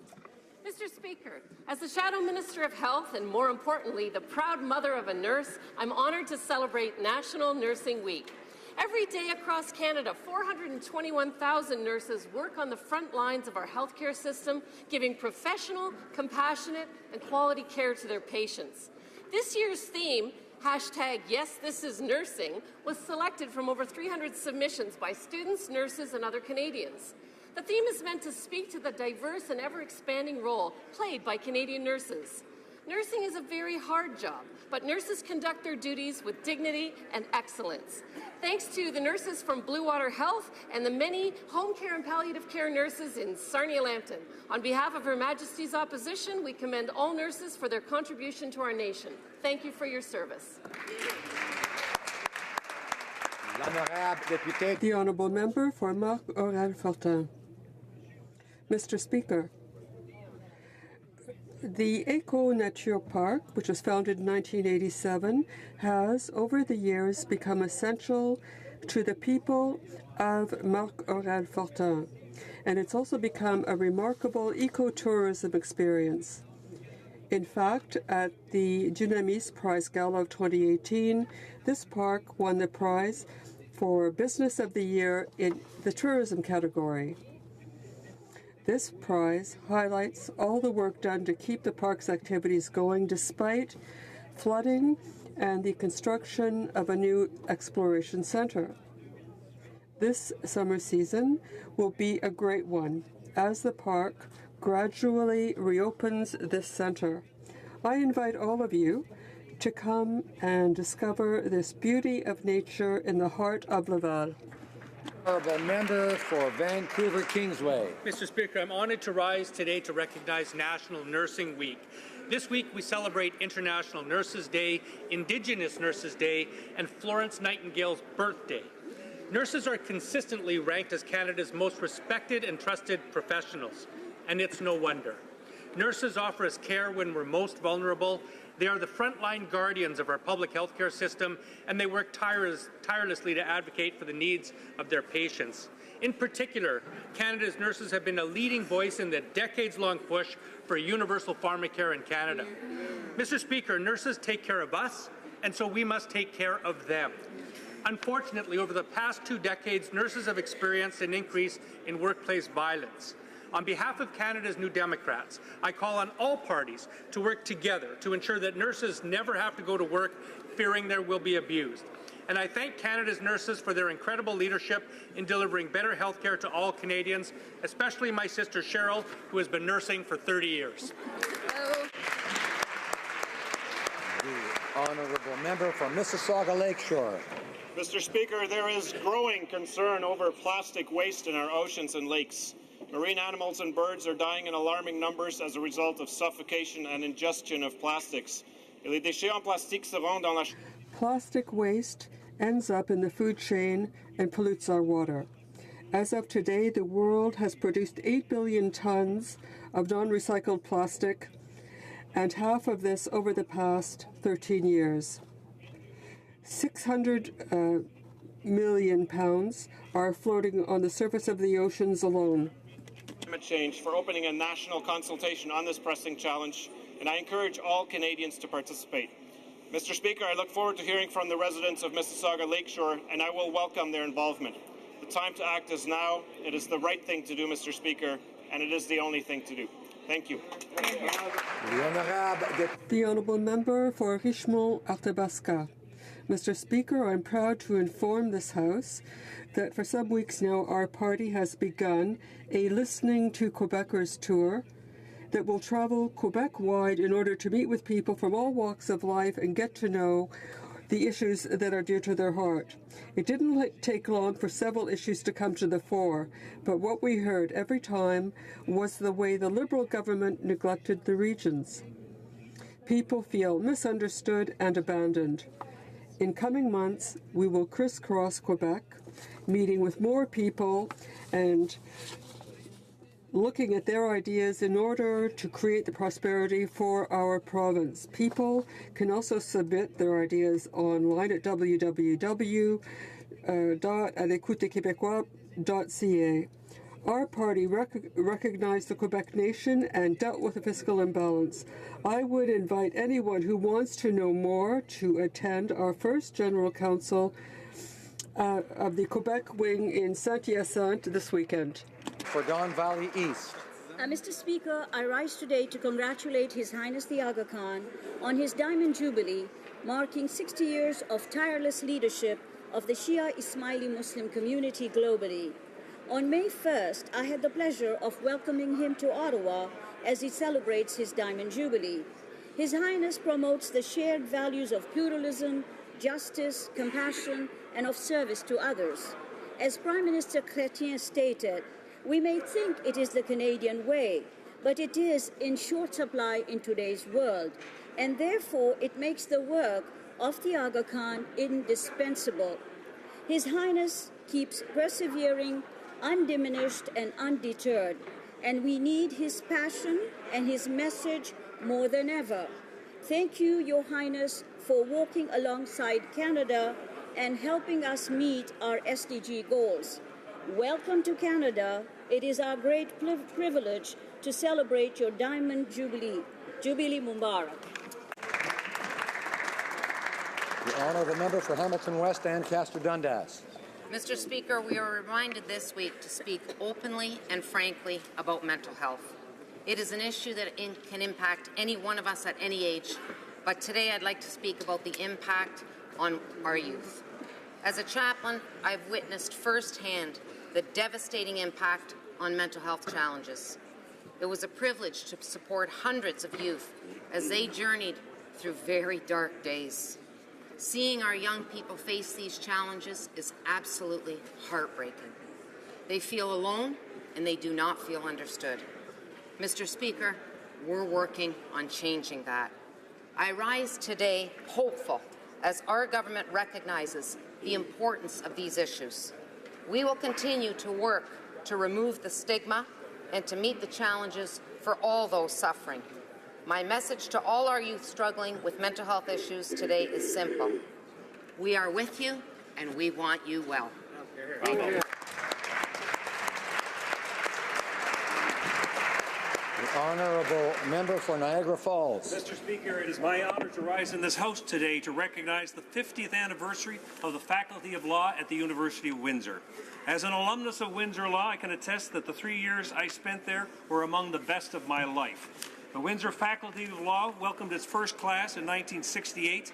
I began my own legal career a few years later when I enrolled as a law student at the university in 1974. And I will always be grateful for the quality of education I received there and for the tremendous opportunities that those years of study presented throughout my career. Today, Windsor Law School has an enrollment of 700 students with 32 full-time professors. Their vision is to inspire a community that is passionate about achieving a more just and equitable world. The foundations those students will receive will do just that, and our global community will be better off for it. I am honored to congratulate Windsor Law School on its 50th anniversary. Thank you very much. The Honourable Member for Long Range Mountains. Mr. Speaker, I rise today to recognize the members of the Canadian Communications System Alliance, or the CCSA, who were in Ottawa last week speaking about important issues related to telecommunications in Canada. The CCSA represent more than 110 independent companies, and they provide internet, TV, telephone, and cell services across Canada. They serve hundreds of thousands of customers, generally outside urban markets from coast to coast to coast. They're not the big communication companies. They include community and cooperatives, family businesses, companies owned by Indigenous peoples. They work and they invest in their own communities. CCSA members connect Canadians who otherwise might not have access to critical communication services. They invest in infrastructure in areas where large companies do not. And in rural areas, CCSA members are sometimes the only source of those essential communication services. In my riding of the Long Range Mountains, I have 3 members: the Benoit Brothers Contracting in Stephenville, Burgeo Broadcasting System in Burgeo, and Ramia Broadcasting in Ramia. These businesses do so much for their local economy. The Honourable Member for Avignon-Namatis-Matane-Matapédia. Mr. Speaker, there are extremely talented young people in my region, and I'd like to single out the exceptional accomplishment of a photography student at Matane-Cégep. Samuel Bolduc was chosen Student Photographer of the Year at the Sony World Photography Awards 2018, one of the most prestigious in the world. He is the first Canadian to win this prize. All of Matane is proud of Samuel Bolduc.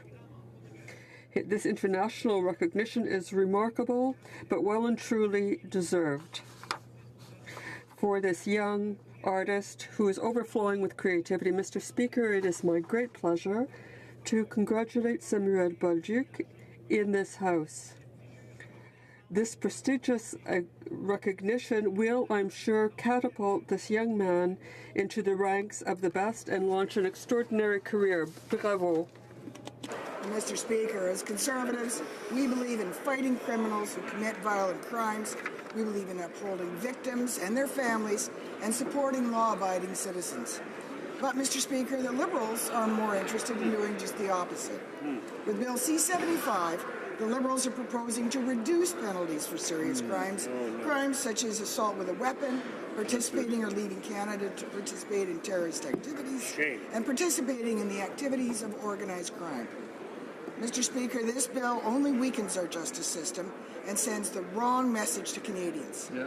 As Conservatives, Canadians can be assured that we will always stand up for the protection of law-abiding citizens and will put the rights of victims first. Hear, hear. That's why, when we were in government, we passed tough on crime legislation, including the Victims' Bill of Rights, which that party voted for.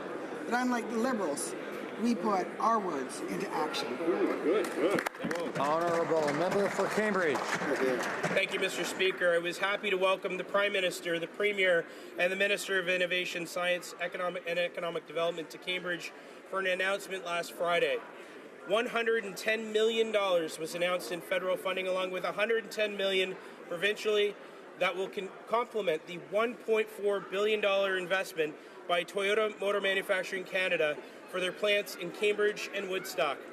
This funding will go towards a new advanced hybrid manufacturing platform and will provide 450 new jobs, 1,000 new co-op positions, and protect 8,000 direct manufacturing jobs.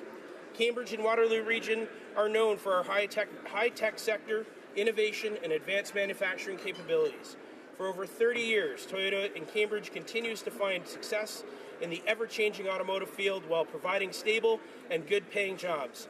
Thank you to everyone who made this announcement possible. Hear, hear. The honourable member for Essex. Mr. Speaker, my NDP colleagues and I have been asking for immediate and effective action on the opioid crisis over and over again.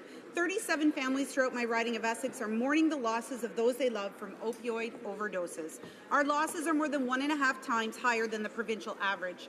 Families continue to struggle, desperate to get their loved ones the help they need to overcome their addiction. Sadly, to date, the government has failed to provide real leadership on this crisis. Not only have they chosen not to declare this a national public health emergency, but they've failed to hold opioid manufacturers to account for their role in this epidemic. Today, I stand with my NDP colleagues and call on the government to launch a criminal investigation into the role played by drug manufacturers in fueling and greatly profiting from the opioid crisis. This government must also pursue substantial compensation from these manufacturers for the cost of addiction to our public health system and communities. This crisis takes a heavy emotional toll on families, friends, neighbours, and loved ones. Immediate action is needed before any more lives are lost to this deadly. Honourable member for Banff Airdrie. Mr. Speaker, we all know the Liberal government's record on electoral reform, and it isn't pretty. They have continuously tried to use every trick in the book to quash opposition debate and to tip the electoral scales in their favour. They've tried to quell debate by introducing a motion that would allow unprecedented and undemocratic Liberal control over the ins and outs of parliamentary business. They broke their promise to Canadians on electoral reform when they couldn't push through an electoral system that experts said would have only benefited the Liberal Party. And they've tried to force through changes in committee that would have had the Liberals skip work on Fridays and had the Prime Minister only show up to work 1 day a week. And then they've used the Ministers and Prime Minister's office for partisan cash for access fundraisers. And now they're trying to force through changes in Bill C-76 that would make up to 1 million votes susceptible to fraud in the next election. Don't the Liberals know that Canadians can see through their tricks and simply don't trust them to make electoral changes that are in the benefit of Canadian democracy and not just the Liberal Party? Honourable member for Fundy Royal. Mr. Speaker, it's difficult to be here today as my heart is in New Brunswick, where thousands have been impacted by flooding. During times of struggle, you see the hearts of a community, their true resilience and resourcefulness.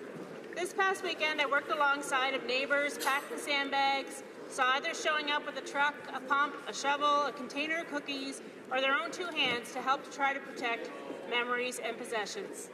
My New Brunswick colleagues and I would like to thank the tireless work of these volunteers, the emergency measures teams, first responders, and corporate citizens. Also, the commitment of the Municipal Works Department's provincial employees, Premier Gallant, MLAs, mayors, and councillors. The Government of Canada stands ready to help the province of New Brunswick. The Canadian Coast Guard has been deployed, and we are thankful for the protection they are providing on the water and in the air. Mr. Speaker, I witnessed hundreds of local heroes at work this past weekend, and I've never been prouder to represent the people of New Brunswick here in this House.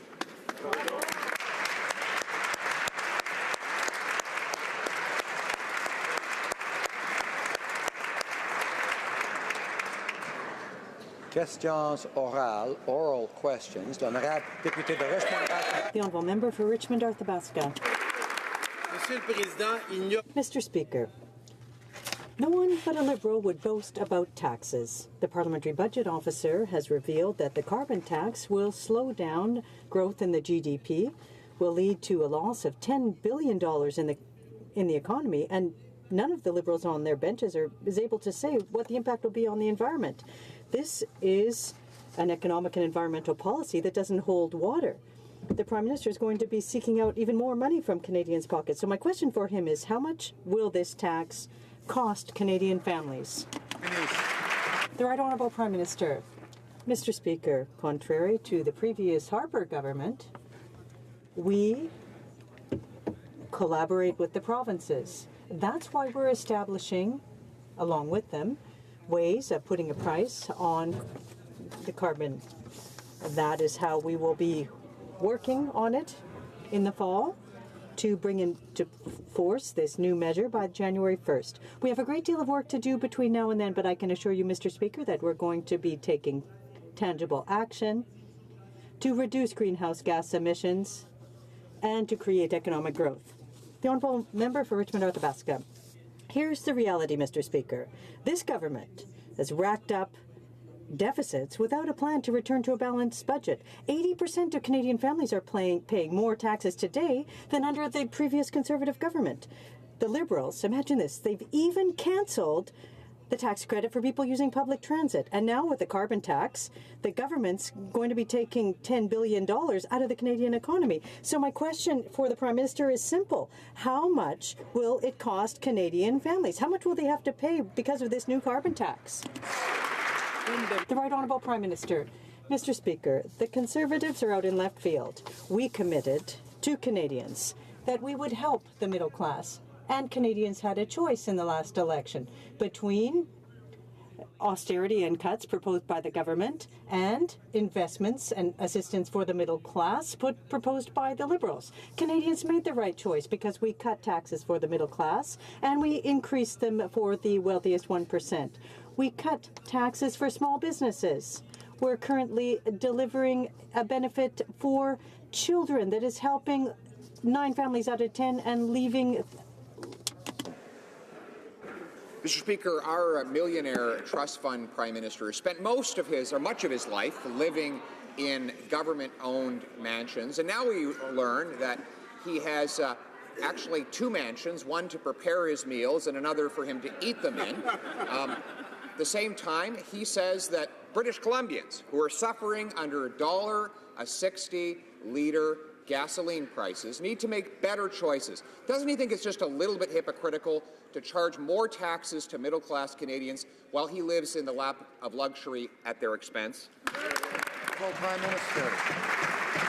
Mr. Speaker, I'm pleased to see the Conservatives bring up British Columbia because that's a jurisdiction that for almost 10 years has had a price on carbon pollution that has led to concrete positive outcomes in terms of reducing greenhouse gas emissions and has created amongst the strongest growth across the country in the economy. That's demonstration that taking real action on climate change, which is something that they refused to do for 10 years and continue to refuse to do, is actually the way to create a strong economy and better opportunities for all Canadians. Honourable member for Carleton. Well, British Columbia is also the place with the highest gas prices, in part due to the existing carbon tax, a tax this Prime Minister wants to further raise. He promised not to raise taxes on the middle class, and he promised openness by default. He's managed to break both of those promises with the carbon tax cover-up. Not only has he already raised taxes, income taxes on 80% of middle-class Canadians, he now wants to charge them a carbon tax and cover up how much it will cost them. Why doesn't he keep his promise, end the carbon tax cover-up, and finally give Canadians a break? Right Honourable Prime Minister. Mr. Speaker, I don't think I'll have enough of 30 seconds to correct everything the honourable member got wrong in that, but let me start on one. Mr. Speaker, we lowered taxes for the middle class and raised them on the wealthiest 1%, which that party voted against. Mr. Speaker, we have made our commitments to invest in the middle class and people working hard to join it, and it has delivered the fastest growth in the G7 last year. It has led to the creation of 600,000 and more good jobs and the lowest unemployment in 40 years. Our plan is working. Their plan for austerity wouldn't. Honourable member for Carleton. Well, Mr. Speaker, here are the facts. They raised payroll taxes, which target disproportionately middle and low-income people. They are imposing a carbon tax, which disproportionately targets middle and low-income people. They've taken away the transit tax credit, which has the effect of raising taxes on middle and lower-income people who make the responsible and green decision to take transit. They have raised taxes, and they have targeted those tax increases at those who can least afford to pay. With all these tax increases, why won't he just admit that he broke his promise to Canadian middle-class taxpayers? Honourable Prime Minister. Again, Mr. Speaker, so many things wrong with that list of statements. Again, I'm going to focus on just one. The promise we made to invest in the middle class and people working hard to join it. We lowered taxes for the middle class, raised them on the wealthiest 1%. We lowered small business taxes. We delivered a Canada Child benefit that helps 9 out of 10 families and is lifting hundreds of thousands of kids out of poverty. And we're moving forward on delivering a Canada Workers benefit that's going to help low-income workers actually remain and get into the workforce. These are the kinds of things we're doing to focus on the middle class. The Honourable Member for Muskenejet-Témiscouata-Les-Basques. Mr. Speaker, as of December 31st, December 2020, Bermuda, the Cayman Islands, and the British Virgin Islands will have to publicly declare the identity of owners of corporations registered there. Last Tuesday, MPs in the UK had the courage to vote for transparency in the fight against tax havens. At the same time, Canada is simply watching things happen around it. Canada is at the back of the pack when it comes to financial transparency in the G20. Will the government follow the example set in the UK and take steps to fight tax havens in this way? The Right Honourable Prime Minister. Mr. Speaker, knowing with certainty who owns what corporation will help put an end to the use of corporations to prevent money laundering. We have established a bilateral system and the exchange of tax information with our international partners. We have agreed with the provinces and territories on the importance of knowing who owns what corporation. This agreement is a first important step to prevent the abusive use of corporations to evade taxes and for other criminal activities. The Honourable Member for Muskenejet-Témiscouata-Les-Basques. Canada is actually a laughingstock in the world about tax evasion. Why? Because it's possible to register a corporation in Canada without disclosing the name of its owners or its administrators. While the Government of Canada seems satisfied with this lack of accountability, the British Parliament is taking action for greater financial transparency in its overseas territory. I challenge the Prime Minister to go from words to action. Enough with the banalities. Will the Prime Minister start tightening the rules regarding the registration of businesses in Canada? The Right Honourable Prime Minister. Speaker, this government knows that knowing clearly who owns which company will help us stop those who use corporations to evade taxes, launder money, finance terrorism, and trade in dangerous goods like firearms. We have already developed an extensive network of bilateral tax treaties and tax information exchange agreements with international partners. We reached an agreement with provincial and territorial finance ministers to ensure we know who owns which corporations. This agreement is an important first step that will help prevent companies from concealing ownership information in order to facilitate tax evasion, tax avoidance. The Honourable Member for Essex. Mr. Speaker, the uncertainty that Canadian businesses and workers are feeling has reached a tipping point. We are now hearing from media leaks that NAFTA countries are aiming to sign an agreement in principle that focuses on the auto sector before the end of this month. But rumors are not enough. Can anyone even tell us what an agreement in principle is? People need to know that their jobs are safe. When will the Prime Minister tell Canadians when a fair deal will be reached, or will they continue with the same level of secrecy on trade agreements that we saw with the Conservatives? Prime Minister. I'm happy to answer the member opposite's question on what an agreement in principle is. It's great to see them taking an interest in trade deals because we know that trade is good for growing the economy. When we actually move forward in an agreement on principle, it's because we have gotten the broad strokes agreed to on the trade agreement, and it means we'll be able to move into the legal scrub, which is the next step to make sure that they all connect properly. We are working very, very hard on signing and improving NAFTA, and we're glad that the NDP is taking an interest. The honourable member for Jonquière. Now, maybe this version of French will be understood more clearly. On the weekend, we've learned that the minister is optimistic about reaching a satisfactory agreement on NAFTA with the United States. Workers are facing uncertainty about potential taxes on steel and aluminum. Despite our repeated calls for transparency, the government has remained silent on the subject. Hope is all good and well, but results are far better. When will the government show some transparency and reassure communities with a permanent exemption on these taxes? The Right Honourable Prime Minister.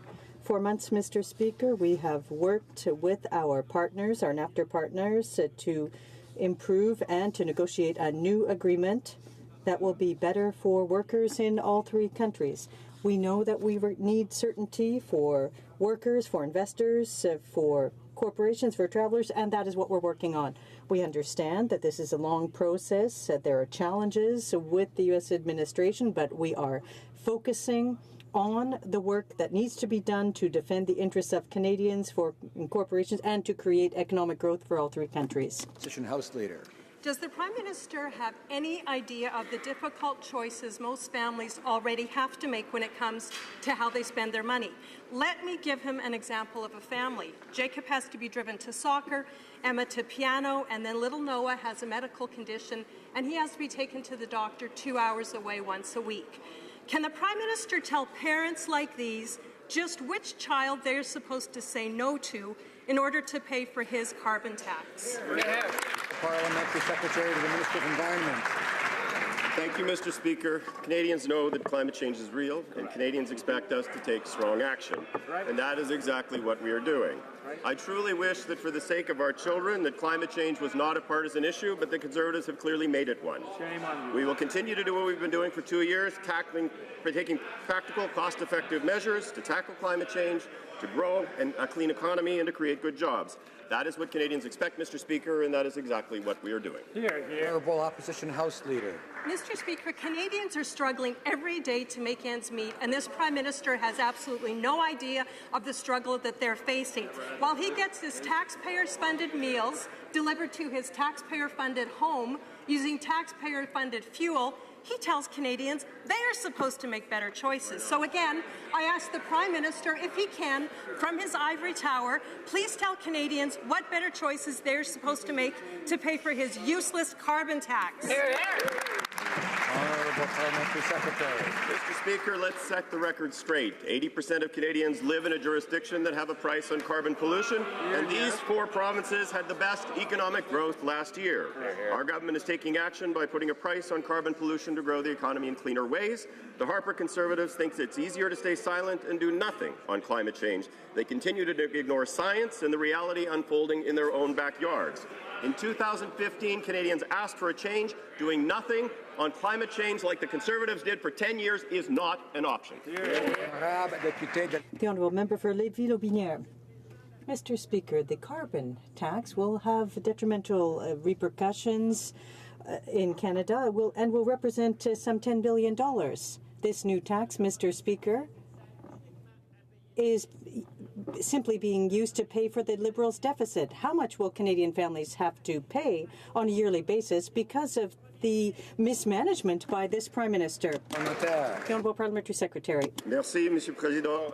Thank you, Mr. Speaker. Canadians have asked for action on climate change. They did ask for those for 10 years under the Harper government. We have taken steps. We have put in place a price on pollution to grow the economy in a clean way. This will help us to fight climate change, to reduce emissions, and to put money in Canadians' pockets, and to support middle-class jobs. Everyone knows that the Leader of the Opposition's refusal It shows that Stephen Harper's Conservatives still have no plan for climate change. For Langley Aldergrove. Mr. Speaker, most Canadian seniors live on a fixed income. They plan ahead and they spend their money very carefully so that they can make ends meet. The Liberals' carbon tax is increasing the cost of gas, home heating, groceries, and the other basic essentials that form a large part of seniors' budgets. Seniors can't afford the Prime Minister's ever-increasing taxes. Why is the Prime Minister targeting fixed and low-income seniors with his carbon tax? Exactly. Honourable Parliamentary Secretary. Thank you, Mr. Speaker. Canadians know that we can fight climate change and grow our economy at the same time. That is what our plan is doing, and it's working. Canada's emissions are dropping while our economy grows. In the past 2 years, hardworking Canadians created nearly 600,000 new jobs. Unemployment rates are near the lowest levels in more than 40 years. Since 2016, Canada has led all G7 countries in economic growth. Putting a price on pollution will make Canada's economy stronger over time, help create new economic opportunities and good middle-class jobs. Honourable Member for Abbotsford. Mr. Speaker, this Prime Minister has gone too far. He's forcing Canadians to make an impossible choice. Gas prices in BC are skyrocketing, making families choose between buying gas or paying for groceries. The Prime Minister says that's a good thing, that Canadians should drive less. He's punishing ordinary, hardworking Canadians. Will he finally tell us how much his carbon tax will cost the average Canadian family? Honourable Parliamentary Secretary. Thank you, Mr. Speaker. The four provinces pricing pollution, British Columbia, Alberta, Ontario and Quebec, led the country in economic growth last year, showing that the environment and the economy go hand in hand. BC put a price on carbon pollution more than a decade ago. Since 2008, BC's direct price on carbon has reduced emissions by 5 to 15%, according to experts at the University of Ottawa and Duke University. Meanwhile, provincial real GDP grew by more than 17% in the same period of time, demonstrating that action on climate change and economic growth are absolute imperatives and they go together. Honourable Member for Abbotsford. Well, Mr. Speaker, is the Prime Minister listening? Why won't he answer? His government is forcing Canadian families to choose between taking kids to hockey and paying their heating bills. We've seen the mess the Wynne Liberals have made in Ontario. Families unable to heat their homes and pay their mortgages. Single mothers, seniors, and Canadian families are all suffering. Meanwhile, the Prime Minister won't feel the impact of his tax hike. Why? He's got a trust fund. Why won't he tell us how much his carbon tax will cost the average Canadian family? Honourable Parliamentary Secretary. Thank you, Mr. Speaker. Mr. Speaker, as a member of Parliament from British Columbia, my honourable colleagues should know better. In British Columbia, we've had a price on carbon pollution since 2008 as a result of the leadership of Premier Campbell. The revenues associated with that were returned to families in the form of tax reductions and rebates. Low-income families in British Columbia were absolutely no worse off, and we had a price on pollution which incented good choices with respect to efficiency and drove clean economy and the development of the most robust clean technology sector in all of Canada. The Honourable Member for Longueuil Saint-Hubert. Mr. Speaker, here's a true story reported in the Ottawa Citizen. A former Liberal strategist appointed lobbyist by Google. A Google executive became Chief of Staff to the Minister of Heritage. And another former Liberal strategist, today Chief Lobbyist for Facebook, forgot to declare a number of meetings with the Minister of Finance. Who said Ottawa is a boring place? It seems like the House of Cards here. Is this cronyism between the web giants and the Liberals preventing them from forcing the web giants to pay their fair share, by any chance? The Honourable Minister of Canadian Heritage. Mr. Speaker, my colleague opposite knows that the majority of Canadians uses digital platforms in this context. I met with the people in charge of the large platforms as part of Creative Canada.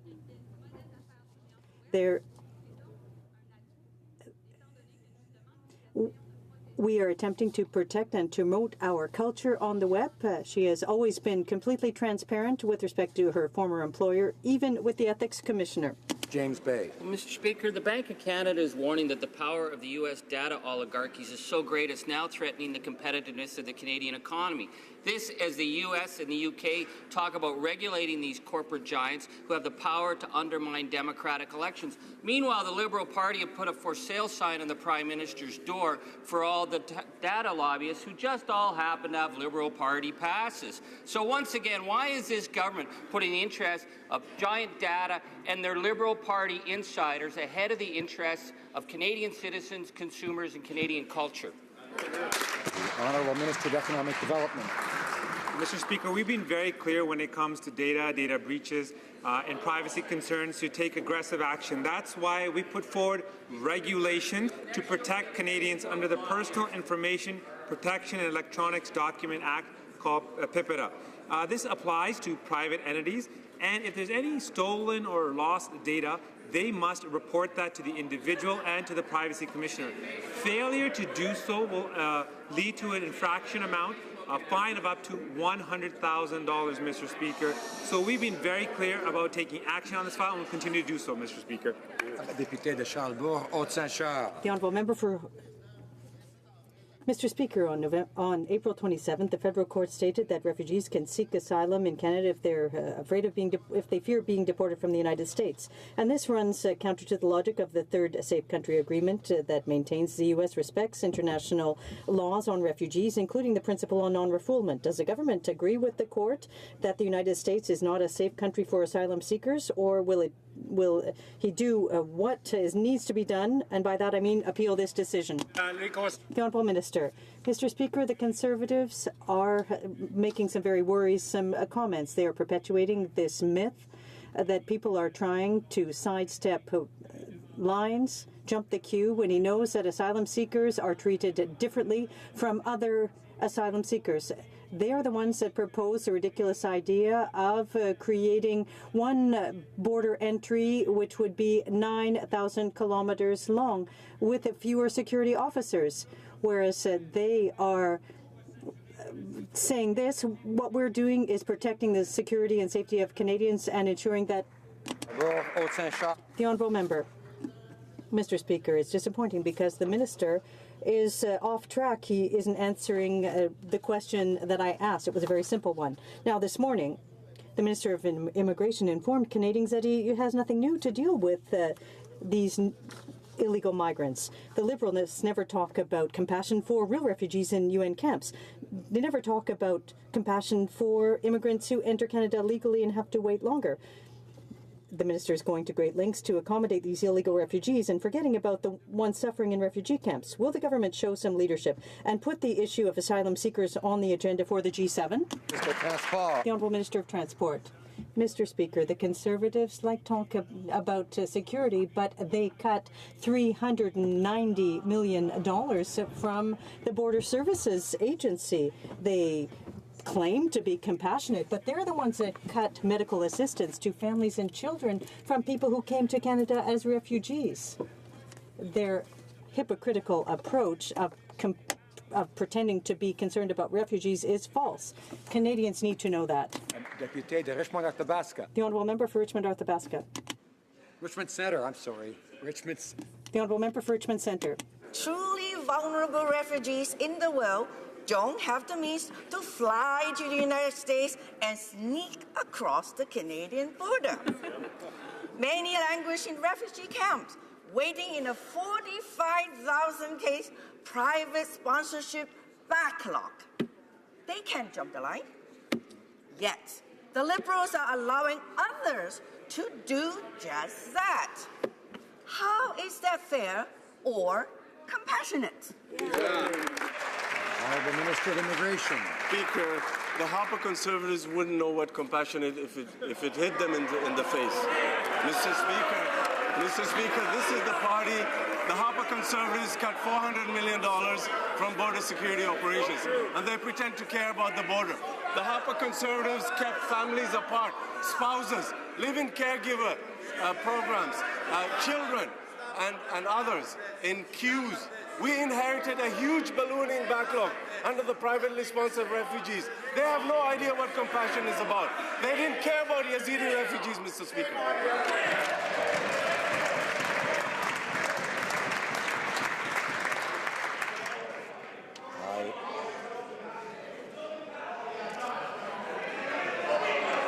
Order. Order.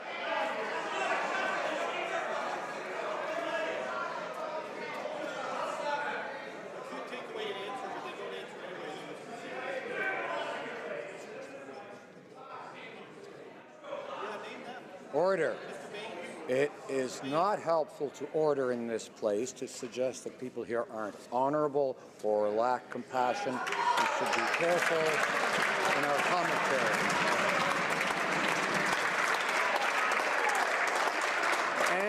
And of course that goes both ways, but I ask members to be cautious and careful in the words I use, and in particular the minister on this occasion.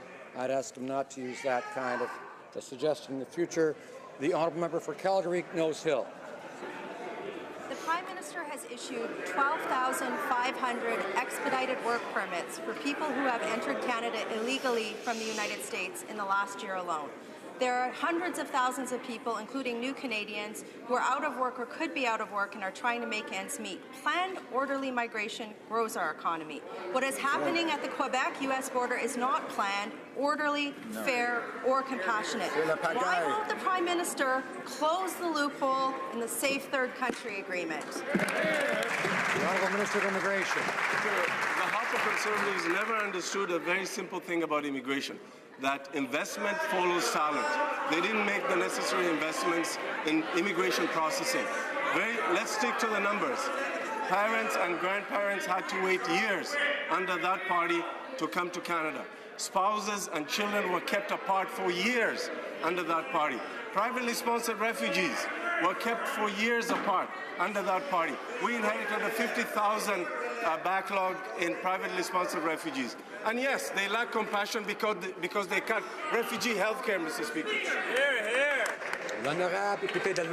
The Honourable Member for Laurier-Sainte-Marie. Mr. Speaker,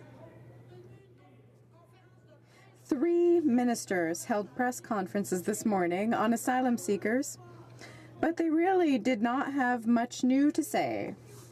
The Minister of Public Safety announced that Canadian legislation continues to apply. The Minister of Immigration said that he plans to travel to Nigeria, but there was nothing to tackle the heart of the matter. Can the government stop dithering and finally suspend the Safe Third Country Agreement? The Honourable Minister of Transportation. Mr. Speaker, we announced new measures this morning during our press conference. We spoke with our American partners about the matter of asylum seekers coming from Nigeria with visas. That's an important file because it's the greatest number of asylum seekers right now. We also gave more details about the triage of people arriving at the Quebec border and also spoke of measures that we plan to take to study additional requests of funding from the province of Quebec. We're doing all kinds of things right now. The Honourable Member for Belleuil-Chambly. Mr. Speaker, that's far from all kinds of things. Since January 2017, we've been talking about this.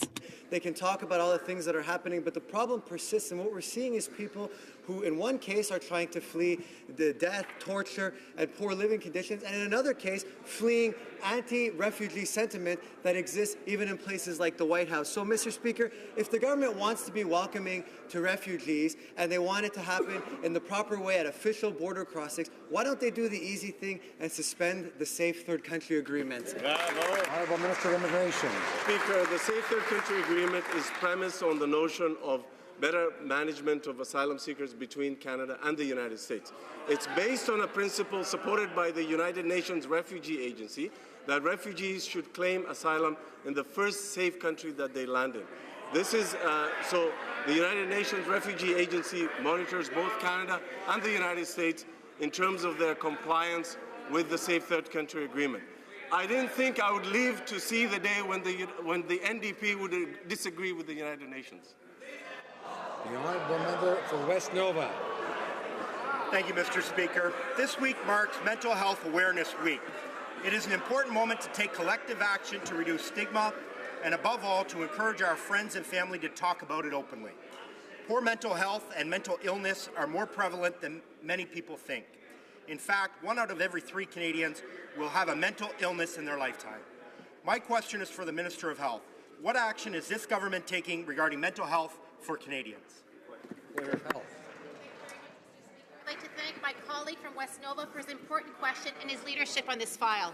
With regards to mental health, I'm proud that our government has invested more than $5 billion to ensure for as many as 500,000 young Canadians across the country will receive mental health services. Additionally, through Budget 2018, we are also investing over $19 million to support at-risk youth to ensure that they have more culturally appropriate programs. Mental health, Mr. Speaker, affects us all. This is why, during Mental Health Awareness Week, I challenge everyone to help us continue to overcome stigma and get loud about what mental health means to you. Thank you, Mr. Speaker. For Banff Airdrie. The Liberals got caught selling access to the Prime Minister at $1,500 per person events. And in spite of this, they've been out fundraised by the Conservative Party. And now they're trying to tip the electoral scales in their favour. Under their new legislation, the Liberals are limiting the amount that political parties can spend of their own Canadian-raised funds, but allowing foreign funds to flow freely into Canada to influence our elections. So when will the Liberals do something to actually strengthen the integrity of our electoral system instead of trying to only benefit themselves? President of the Treasury Board. Mr. Speaker, C-76 will actually protect the integrity of our electoral system. It will also help protect the personal and private information of Canadians, and it will encourage and help more Canadians to participate in the electoral process and to vote in elections. Beyond that, Mr. Speaker, there are actually measures in C-76 that will ensure that foreign money is not spent in Canadians' electoral system. Mr. Speaker, we would urge the Conservatives to support C-76 and to help move forward with an even stronger electoral system for Canadians.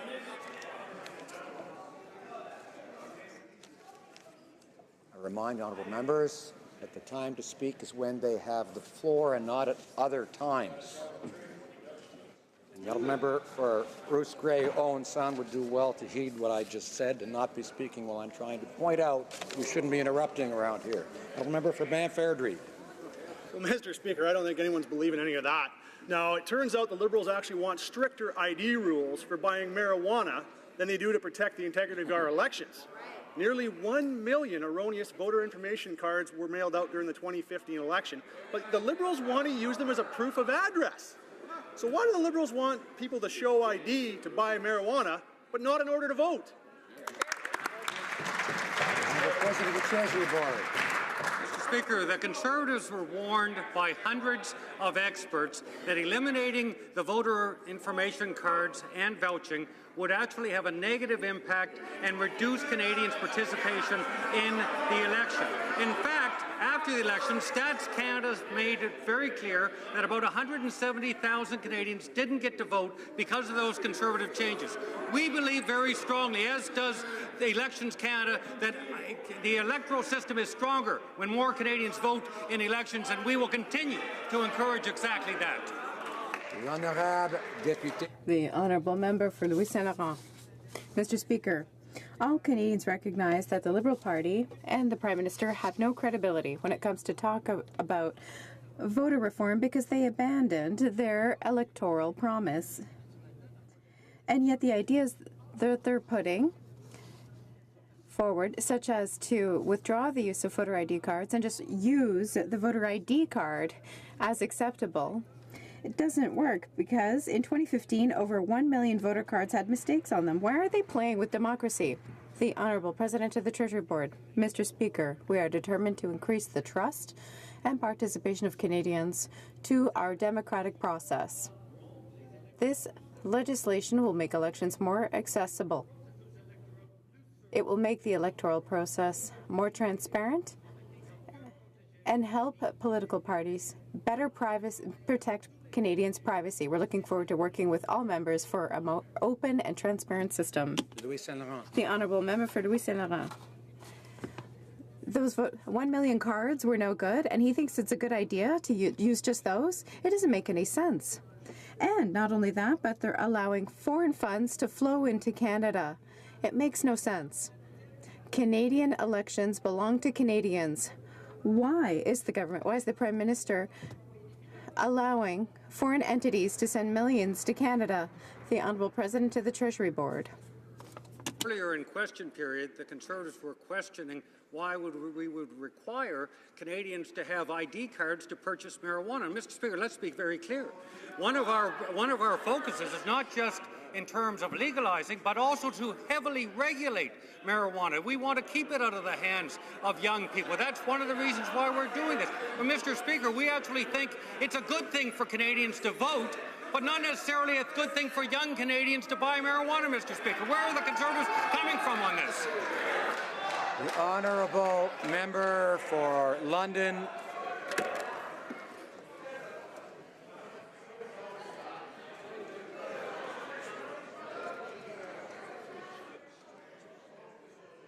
The honourable member for London Fanshawe. Mr. Speaker, Canada Post profits surged in 2017 a whopping 78%.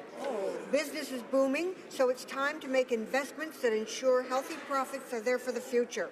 Postal workers' pensions must be fully supported. Pay equity issues must be settled. And now is the time to implement postal banking. Will the minister commit to supporting Canada Post, make the investments in the workforce, and expand services so it remains profitable for years in the future? Honourable Minister of Public Services. Mr. Speaker, our government put forth a new vision for Canada Post that puts service to Canadians first. We have implemented a new leadership model. We've got a new chair of the board. Last Friday, we announced 5 appointments to the board of directors, Mr. Speaker. We are encouraging innovation. We are encouraging creativity. We know that Canadians value Canada Post, and we will continue to let the leadership do their job and share our vision for a strong and forward-looking Canada Post. Thank you. Honourable member for Port Moody Coquitlam. Hundreds of thousands of farmed salmon escape once, and the state of Washington bans open net farms. In Canada, BC coastal First Nations occupy 2 salmon farms for over 200 days, and the minister does nothing. On top of that, disgusting video footage shows virus-laden fish blood spewing into wild salmon migration route and ancient glass sponges smothered by salmon farm waste, and he still does nothing. Finally, last week, the Environment Commissioner issues a scathing report. When will the minister stand up for wild salmon and transition this industry to safe, land-based, closed containment? Honourable Minister of Fisheries. Thank you, Mr. Speaker. I want to thank my colleague for his question and remind him that our government is committed to protecting Canada's aquatic ecosystems and fisheries through science-based decision-making. We welcome all of the scientific reports, including one that was done today, released today, the Strategic Salmon Health Initiative. And all of these scientific reports, Mr. Speaker, are informing the decisions that our government is making with respect to protecting wild salmon and ecosystems, not only in British Columbia, but right across the country. And we'll continue to do everything necessary to ensure this is the case. Member for Caribou, Prince George. Mr. Speaker, recently released court documents show that the Minister of Fisheries personally intervened in the Arctic surf clam process. In his own handwriting, scrawled across an official document, he ordered his officials to, and I quote, take next steps with 5 nations and ensure that additional Indigenous communities are quickly confirmed. This proves that the minister knew that 5 nations didn't have the required Indigenous partners, but he approved their bid anyways. Why? Minister of Fisheries. Mr. Speaker, our government decided, as the previous Conservative government had, that it was important to bring a new entrant into this lucrative offshore fishery. We thought it was important, Mr. Speaker, to include Indigenous communities in a historic access to this important offshore fishery. That's why our government retained a proposal that included Indigenous communities from 5 provinces, 4 in Atlantic Canada and in Quebec, in a partnership with a business with experience in offshore fisheries, and we think this will bring economic benefits to Indigenous people and Atlantic Canadians. The honourable member for Caribou, Prince George. Mr. Speaker, the same court documents reveal the Liberal Connected Premium Seafoods owns 75% of 5 Nations clam. The minister has said that this is all about providing the best economic value for the most people. If Edgar Sampson, the brother of a Liberal MP, owns 75% of the benefits, where are they truly flowing? Why is the minister putting people out of work in Grand Bank to line the pockets of his Liberal friends and family? Honourable Minister of Fisheries. Mr. Speaker, as I said a moment ago, the previous Conservative government actually omitted entirely to include Indigenous communities in access to this historic fishery. Our government didn't make that mistake. And, Mr. Speaker, our government accepts that if 5 Indigenous leaders work together with a non-Indigenous business and come to an arrangement that they have said publicly is fair and will benefit their communities, we listen to those Indigenous leaders, Mr. Speaker, something the previous government forgot to do. The honourable member for Kamloops Thompson Caribou. Mr. Speaker, the fix was in. The minister gave millions of dollars worth of fish quota to Liberal Party insiders. He claimed it was about reconciliation. How well did that work? He has the First Nations taking him to court. This is an insult to reconciliation. Oopsie. He's pitting one First Nations against another after a sham of a bidding process. What will the Indigenous Affairs Minister do to make sure that there's fairness for all bidders, not just party inside donors? The Minister of Fisheries. Mr. Speaker, our decision to increase Indigenous participation in fisheries is in line with the commitment of our government to renew our relationship between Canada and the United Nations and the First Nations. Granting them access to the Arctic surf clam broadens the distribution of advantages from this public resource and represents an important step towards reconciliation, and we are very proud of it. Humber River Black Creek. Mr. Speaker, the new Commissioner of the RCMP, Brenda Lucki, has started her role as the 24th Commissioner for the RCMP. And most importantly, she'll be the first woman to assume that role in a permanent facet. Commissioner Lucki has been a Mountie for over 32 years, brings a wealth of experience with the job, has worked throughout Canada and with the United Nations.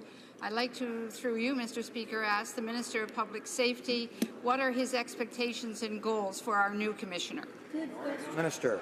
Mr. Speaker, I thank the member for Humber Black Creek for the question and for her long-standing advocacy for RCMP members who have faced harassment in the workplace. As outlined in the mandate letter we released today, preventing harassment will be a major focus for the new Commissioner, as will strengthening relationships with Indigenous people and modernizing governance. And of course, priority number one is always public safety. I look forward to Commissioner Lucki's first appearance at a standing committee of the House of Commons later this afternoon. Honourable member for Bruce Grey, Owen Sound. Mr. Speaker, in 2016, the Liberals signed an agreement with the municipality of Meaford for the lease of the local harbour.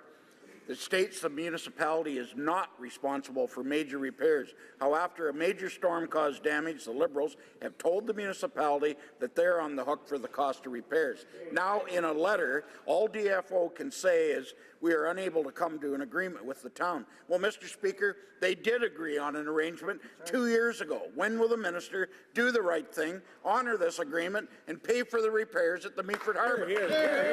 Honourable Minister of Fisheries. Mr. Speaker, I want to thank my colleague from Bruce Grey, Owen Sound, for the question. I had the opportunity to discuss this very matter with him when I was before the Standing Committee on Fisheries and Oceans. As Mr. Speaker, as all colleagues know, small craft harbour infrastructure is extremely important for our government. I've taken note of my colleagues' concerns, and Mr. Speaker, I hope in the coming weeks to have some very good news for that honourable member and that important community. The honourable member for Trois-Rivières. Mr. Speaker, we found out that Via Rail is going to launch a request for proposals to renew its fleet for the Quebec-Windsor corridor. It's good news, but in spite of an investment of $1.5 billion in public funds, the government does not plan to set a job creation requirement here at home for the successful bidder. Many countries impose conditions for community benefits when granting public transportation contracts, but this government is asking for none of that. Does the minister plan to set requirements for community benefits for this contract valued at $1.5 billion of public funds? The Minister of Transportation. Mr. Speaker, the answer is simple. We have federal level requirements. When there is a federal contract for the purchase of new equipment, and we have to respect NAFTA as well as international obligations that we have with World Trade Organizations.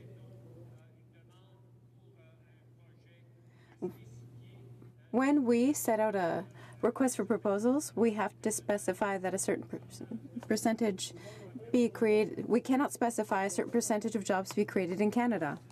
The Honourable Member from Madawaska-Restigouche. Mr. Speaker, it's the North American Occupational Safety and Health Week, which is an opportunity to raise awareness among employers, employees, stakeholders, and the general public about the importance of preventing injuries and illnesses at work. Every day in my riding, Canadians go to work hoping to come home safe and sound. Can the Minister tell us what Can the Minister of Labour tell us what the government is doing to encourage the prevention of occupational illness and injury? The Honourable Parliamentary Secretary. Mr. Speaker, I'd like to thank my colleague from Madawaska-Restigouche for his question and continued commitment to Canadian workers. Our government takes the health and safety of Canadian workers very seriously. We've strengthened the Canada Labour Code to bring worker protection in line with current realities. We introduced Bill C-65, putting an end to harassment and violence in federally regulated workplaces, and we amended asbestos standards so Canadians aren't exposed at work. This year's theme of the North American Occupational Safety and Health Week is making safety a habit. As Canadians, let's do our part and The Honourable Member for Bellechasse-les-Etchemins-Lévis. Mr. Speaker, I do not understand the Prime Minister, and yet he gave his word to Quebec last January. The Coast Guard's fleet is aging. Ferries are stuck in the ice. Saguenay's economy is being threatened by Liberal inaction. What is the Prime Minister waiting for to grant the 4 icebreaker contracts to Davie Shipyard, including the Polar-class vessel? When will the Prime Minister stop turning his back on people in Saguenay who need a navigable waterway that is actually navigable? The Honourable Minister of Public Services. Mr. Speaker, of course, we recognize the expertise of the workers at Davie and the Coast Guard's needs when it comes to icebreakers. We are continuing discussions with Davie to address these needs. Of course, I cannot negotiate that on the floor of the House, but I can assure the member that discussions are ongoing. The Honourable Member for Montcalm. Mr. Speaker, to hear the Liberal ministers this morning, the protection of our borders is an absolute priority for this government. Can the minister explain how his trip to Nigeria is going to solve, for example, the problem of Honduran or Salvadorian asylum seekers coming from the United States? The Honourable Minister of Transportation. I am very proud to say that our efforts in the United States, when it came to the Latin American diaspora from Central America, have not represented a higher rate of asylum requests in Canada. Our colleagues and consulates in the United States have done a great deal of work to clearly explain to the members of that diaspora that there are conditions when entering Canada as an asylum seeker. We're doing work on that side, and we have very few asylum seekers from Latin America. Mr. Speaker, the Minister of Public Safety announced that new facilities would be set up at L'École to mitigate pressure on Quebec's resources. We understand that Ottawa is expecting for irregular asylum seekers to arrive en masse. Their solution is to build an artificial village while waiting for them to eventually set up in Montreal. With the announcement this morning, nothing in all that is going to solve the problem. When is the government going to come up with a real plan to ensure that Quebec's borders are respected? The Honourable Minister of Transportation. We've taken measures, and we're going to take new ones. When they talk about camps of refugees at the border of L'École, it's ridiculous. It's dangerous and irresponsible to make this kind of allegation here in the House of Commons. This is a temporary measure in case there is a higher number of asylum requests. And if we didn't do it, Canadians would call us irresponsible. We're taking the steps that are necessary to be ready for every eventuality and work to diminish the flow into Canada. Mr. Speaker, my question is for the Minister of Indigenous Services. Last year, an INAN committee report titled Breaking Point, the Suicide Crisis in Indigenous Communities made several recommendations. One recommendation was for the government to increase infrastructure funding to address mental health and substance abuse issues. Tragically, my riding is the highest suicide rate in Canada, and yet there is not one federally funded addictions mental health facility in the entire territory. Will the minister help alleviate this crisis and commit funding for mental health and addictions facilities in Nunavut? Thank you, Mr. The Honourable Minister.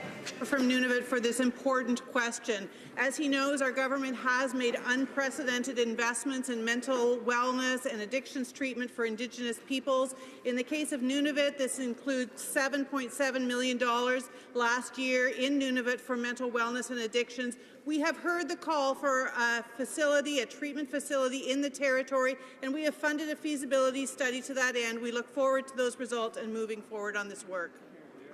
The Honourable Opposition House Leader is rising on a point of order.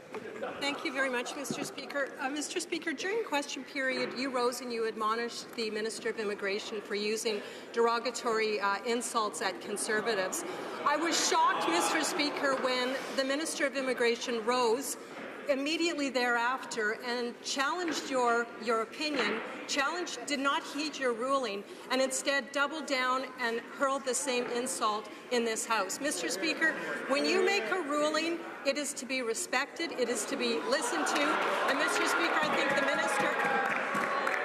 think the Minister of Immigration and all Liberals who are now yelling and heckling should heed your ruling when you do make those kinds. So thank you.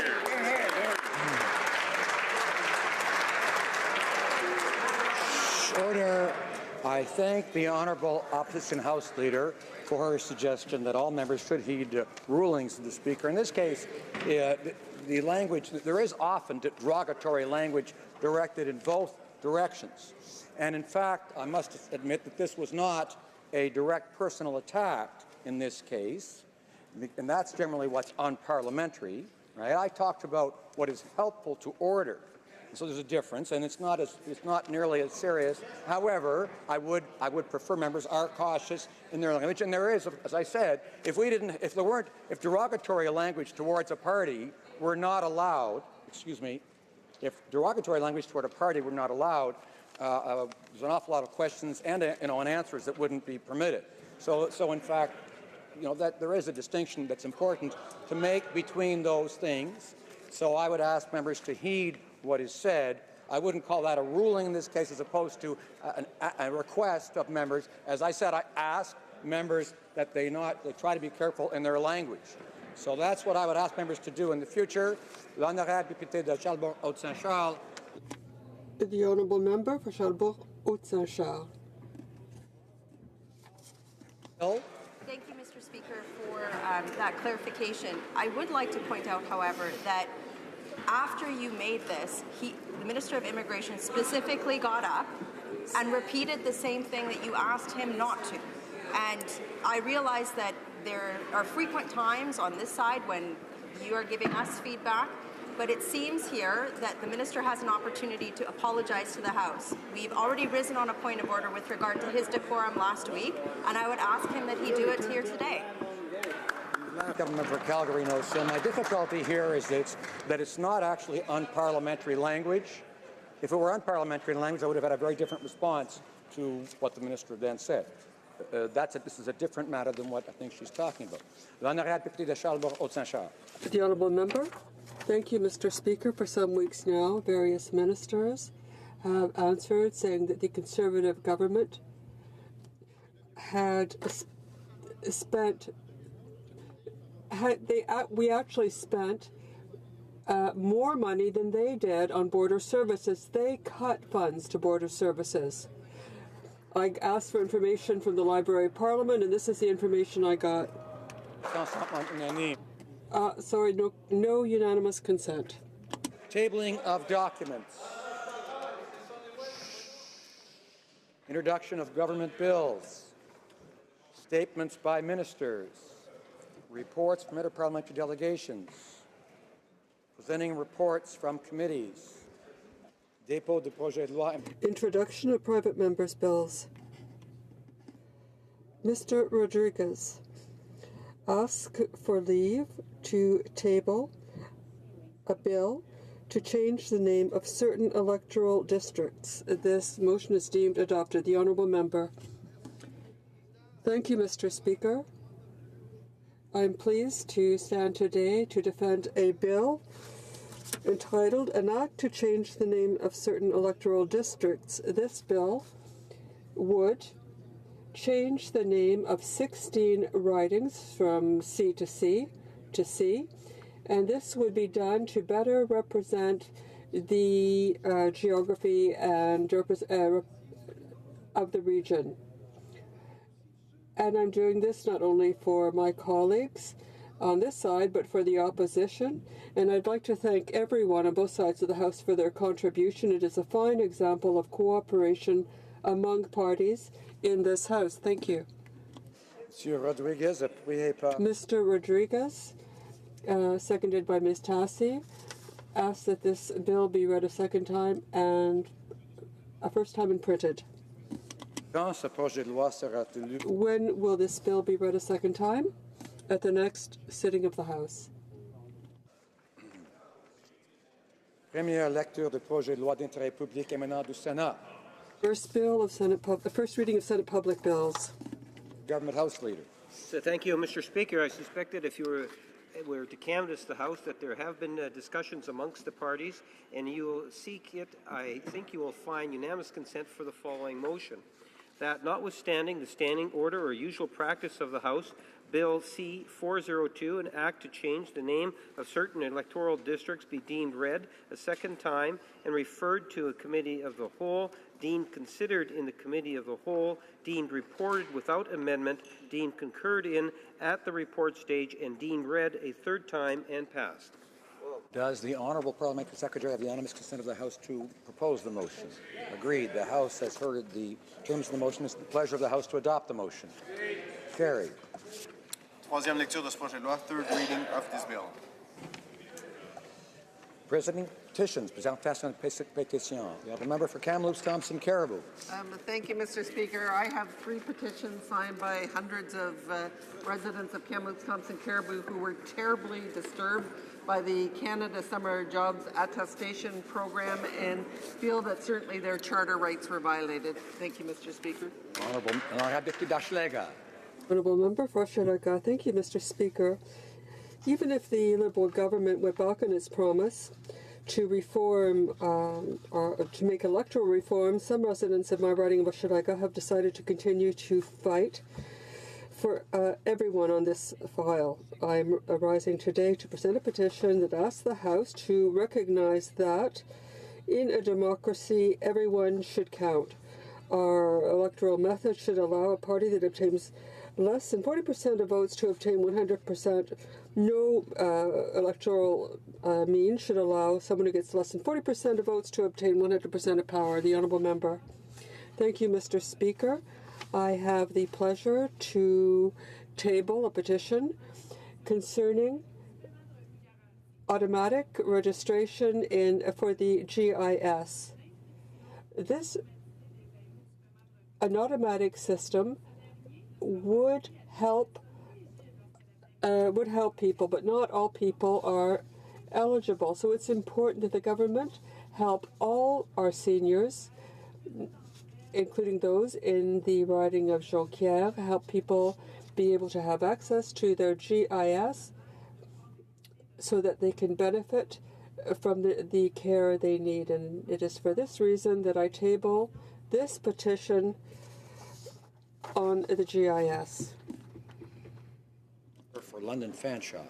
Thank you, Mr. Speaker, and I have 2 petitions. The first is in regard to protecting the Thames River. And as you will recall, Speaker, the Conservative government stripped away environmental protections in the Navigable Waters Act, leaving hundreds of rivers, including the Thames, unprotected. Now, the Liberal government has promised to bring back environmental protection, but they failed to do so. And so these petitioners want the Government of Canada to support my private member's bill, C-355, which commits the government to prioritizing the protection of the Thames River by amending the Navigable Protection Act. And of course, this would apply to all rivers and lakes, Mr. Speaker. My second petition is in regard to postal banking. Nearly 2 million Canadians desperately need an alternative to those payday lenders that prey upon people in our communities, the marginalized, rural, and Indigenous communities of Canada. We have 3,800 Canada Post outlets. They're already there, and they could take the place in neighborhoods where there are fewer and fewer banks and credit unions. And because Canada Post has a remarkable infrastructure, this could be a rapid transition. And so these petitioners ask the Government of Canada to enact my motion, M166, and create a committee to study and propose a plan for postal banking under Canada Post Corporation. Thank you, Speaker. The member for Saanich Gulf Islands. Thank you, Mr. Speaker. I bring a petition today from members of my constituency in Saanich Gulf Islands. They seek to remind the House of Commons that violence against women continues to be a critical problem across Canada, disproportionately affecting the lives of Indigenous women. They urge this House to move towards full inclusion of women in society through pay equity and through supporting positions for women in leadership throughout Canadian society. The petitioners, in other words, call for full and equal rights for the women of Canada. Enjoy the elephants. The honourable member for Nanaimo, Ladysmith. Shockingly, vision loss is expected to double in Canada over the next 20 years. And so petitioners from Nanaimo, Surrey and Delta urge the government to invest in combating the underlying factors that lead to vision loss. Specifically, they call on the government to develop a national framework for action to promote eye health and vision care, which will benefit all Canadians through the reduction of vision impairment resulting from preventable conditions like diabetes and modification of known risk factors. The honourable member for Yukon. Monsieur le Président, j'ai l'honneur de présenter. Mr. Speaker, I have the honor to present a petition on behalf of members in my riding, and this from a Franco Yukon associations, and this within the framework of a social studies course, and I therefore table this petition. This is signed by 30 persons and acknowledges that French-speaking minority communities have the right to options for post-secondary schooling in order to succeed and also to promote their language and retain their Francophone pride. Francophones play an important role, and this would allow Francophones to have the right to an entire gamut of education, the entire spectrum, and these programs would help prevent problems and would remove obstacles to education in French. This is to also enhance the vitality of Francophone life west of Manitoba. So they need institutions and post-secondary schools for Francophone minorities in Canada, especially in the west of the country. This is the time for presenting petitions, not to read a whole a speech on it. So you could simply give the House a summary of the petition, and people, you don't need to give everyone's opinion. Presenting petitions. Questions on the order paper. The Honourable Parliamentary Secretary to the Government House Leader. Yes, thank you, Mr. Speaker. If supplementary response to question 1568, originally tabled May 4, 2018, and if the government's responses to questions numbers question 1584 to question 1594 could be made orders for return, these returns would be tabled immediately. The pleasure of the House to see aforementioned questions be made orders for return that be tabled immediately. Agreed, and so ordered. The Honourable Parliamentary Secretary. And then furthermore, Mr. Speaker, I would ask all remaining questions to be allowed to stand at this time, please. Agreed. Agreed, and so ordered. I have notice of a request for an emergency debate from the Honourable Member for Elmwood Transcona.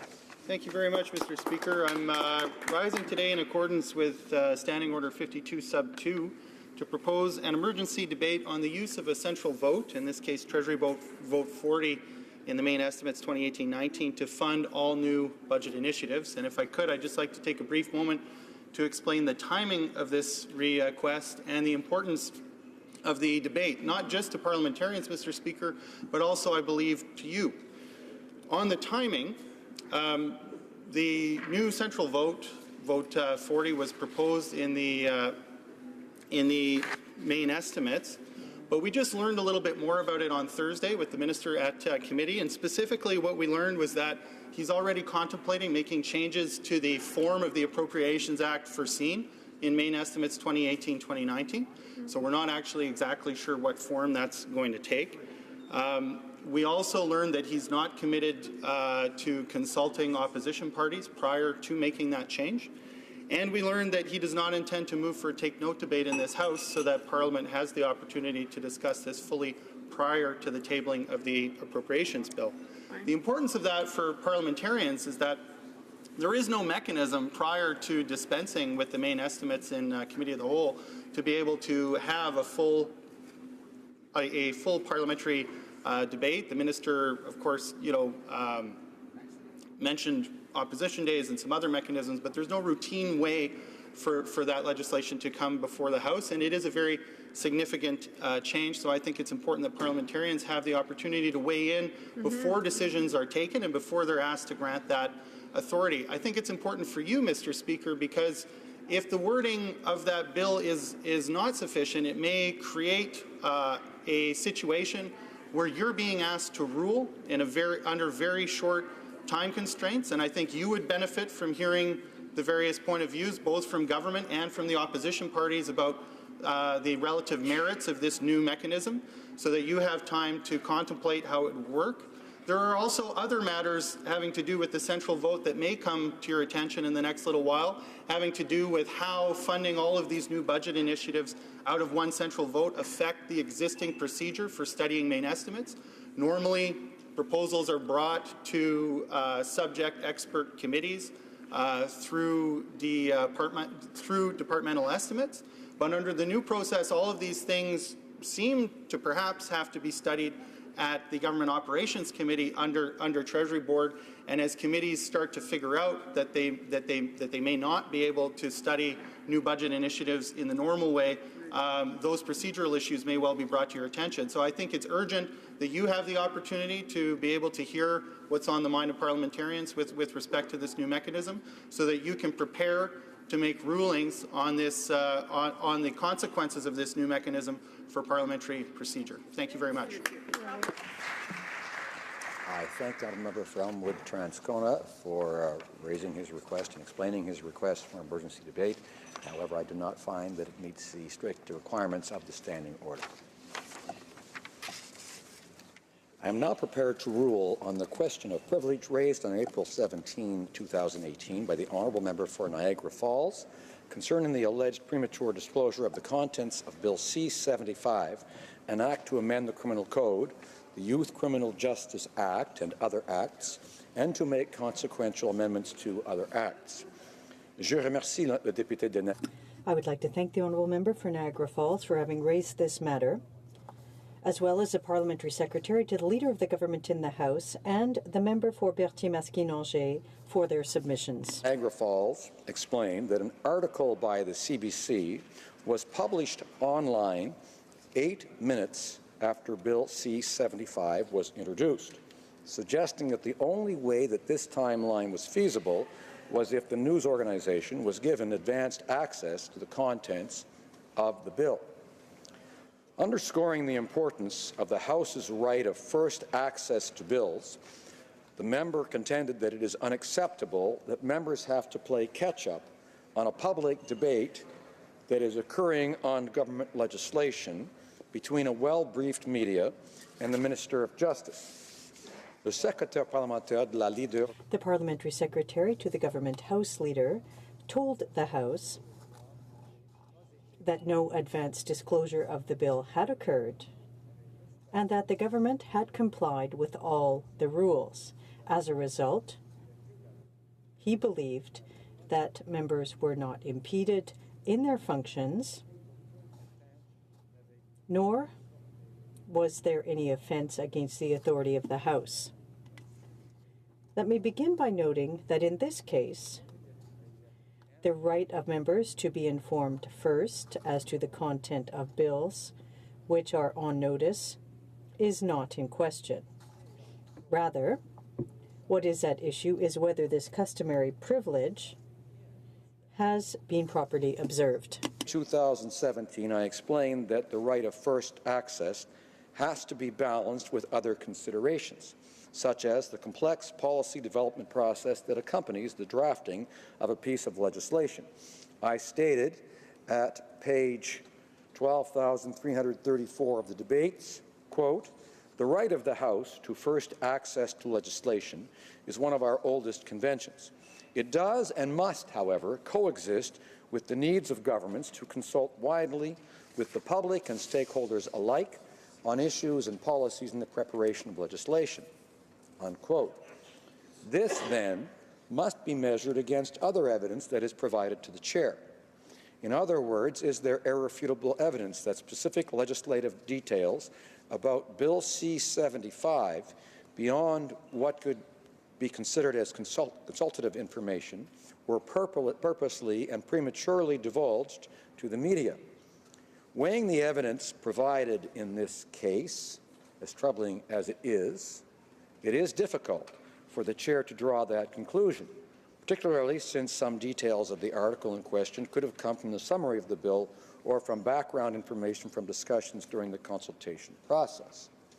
Pour cette même raison, for that same reason, I can only agree with my predecessor when he noted on April 18, 2013, at page 15,610 of the debates, when referring to a question of privilege raised in relation to the premature disclosure of government legislation, quote, "It is a well-established practice that the contents of a bill are kept confidential until introduced in Parliament, thus making their premature disclosure a serious matter. However, in this case, a careful reading of the arguments presented to the Chair about what transpired reveals that the concerns expressed appear to be based more on conjecture and supposition than on actual evidence." Unquote. In addition, the Parliamentary Secretary assured the House that the government had not in any way divulged the contents of the bill nor its details before its introduction in the House. Therefore, although, as I said, this is very troubling, I cannot find that there is a prima facie question of privilege in this matter. While the evidence presented may not be irrefutable in this instance, the Chair remains concerned that some members, of course, were left with the impression that they were put at a disadvantage in their ability to fulfill their duties. When new ways, through technology or otherwise, are found to share information, it remains incumbent upon those who are responsible for legislative information to respect the primacy of Parliament by respecting the right of the House to first access. Members should never have to even so much as wonder if they were not the first to receive legislative information. Je remercie les députés. I thank all honourable members for their attention. Ordre du jour. Government orders, government bills, comments. Resuming debate at third reading of Bill C-65. An act to amend the Canada Labour Code, Harassment and Violence to Parliamentary Employment and Staff Relations Act and the Budget Implementation Act 2017, number 1. The honourable member for Central Nova has 2 minutes remaining in questions. Debate. The honourable member for Barrie Innisfil. Thank you, Mr. Speaker, and thank you for the opportunity to rise today to speak on Bill C-65. And I would like to advise you, Honourable Speaker, that I will be sharing my time with the member from Calgary, Nose Hill.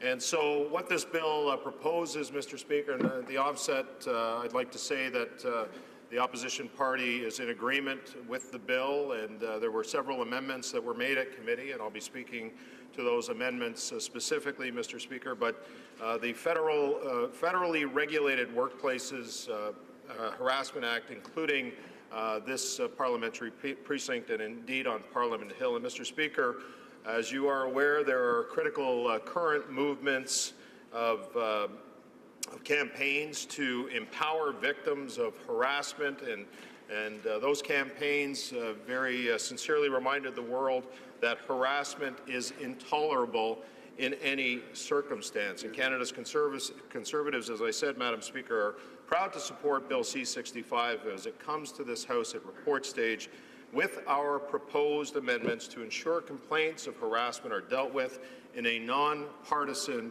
and very timely manner. And I'll outline some of those amendments in a few minutes. And as representatives, Madam Speaker, and leaders for Canada, it is our job certainly to be proactive in our approach to standing against workplace harassment. I know I speak for myself and for members on this side of the House that it's something that we take very seriously within our own workplaces, Madam Speaker, because we are employers. We're employers of parliamentary staff and staff that work within not just our Hill offices, but our constituency offices.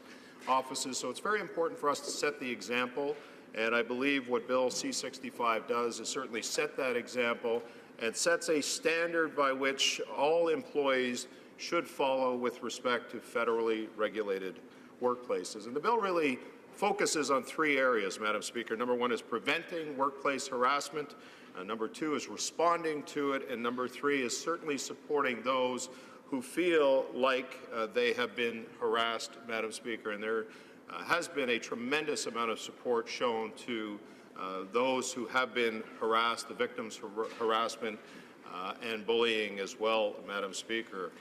Now, C-65 has gone to committee, and there was a tremendous amount of work that was done by the committee. I know that speaking to our members, there were some issues with the bill as it came to committee, but it was known and very glad to see that all committee members came together to propose amendments to this bill that really put a little more meat on it, Madam Speaker, considering some of the concerns that were first introduced. And I'll read you a quote from Manon Poirier of the Chartered Professionals in Human Resources Canada, what she stated at the committee, and that was that bullying, harassment, and sexual violence have no place in today's workplace. Yet, according to a survey conducted, Madam Speaker, for the federal government, 10% of respondents said that harassment is common in the workplace, and 44% said that while it is not frequent, it happens. And most respondents agreed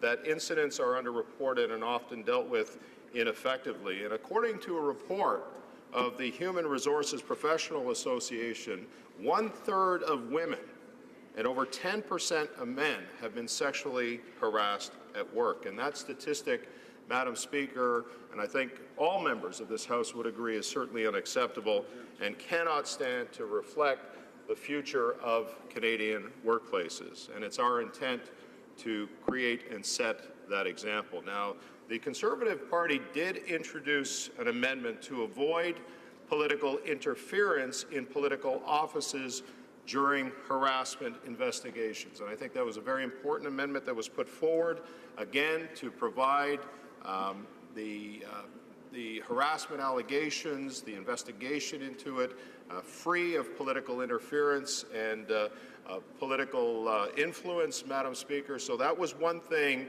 that I think all members can agree to was very good in terms of the amendments that were proposed. And it's also important that investigations aren't seen to be intertwined with the perception of political interference. And so the amendment transferred from the Minister of Labour to the Deputy Minister, a nonpartisan civil servant in investigations involving the offices of members of Parliament. And of course this, again, as I said earlier, will preserve the integrity of the investigation process. Another amendment, Madam Speaker, ensures that strict timelines for investigations into incidents of harassment are in place to ensure investigations are carried out in a timely manner. And our committee team introduced and supported mandatory sexual harassment training as an essential part of this bill. Now, I know that there has been several members of this House who've already participated and have been engaged in the sexual harassment training, and I know my mandatory session is coming up, Madam Speaker, and I look forward to participate in that. Now, in committee, Greg Phillips, the President of the Canadian Association of Professional Employees, summed up the importance of supporting not only those who have been harassed, but also their colleagues. And he stated in committee that the colleagues of an employee who receives a minimal resolution are less likely to come forward with their own cases of harassment when someone sees a very minor penalty being implemented against the employer in a harassment complaint. Nobody is going to want to file that harassment complaint. And he goes on to state in committee, the workplace then becomes a toxic environment where nobody wants to work, and they're working on something fundamental to the government. The most qualified employees are not going to want to be there. And I think that's a very important point that was made at committee, Madam Speaker, and it's very important that those who are dealing with issues of workplace harassment, sexual or otherwise, have their voices heard, and certainly those situations are taken seriously by the members and certainly by this House. And so, as the Opposition Deputy Whip, along with the Honourable Member from Milton, whose birthday it is today, Madam Speaker, we've been part of the subcommittee that's worked to ensure that the Code of Conduct for members of the House of Commons address complaints of sexual harassment. Now, we've been working very closely. I'm not in a position to discuss the details of our work because we're in the draft stage of the report, but I think it's very important work, and it's work that has dovetailed the work of the PROC committee on harassment in the workplace among members. And I can tell you that the discussions within that committee have been progressed very, very well. All members have acted cordially and with an understanding of the importance of this issue with member-on-member complaints. And I think the House, once the report comes, will be very pleased because it was a consensus-building approach to the recommendations of this report, and I expect, and the expectation is, that that report will be coming out very soon, Madam Speaker. And so the House staff who are involved in that, Mr. Perron, Mr. Dufresne, have been instrumental in making sure that we as members of the committee were effective in our mandate from PROC in dealing with that committee.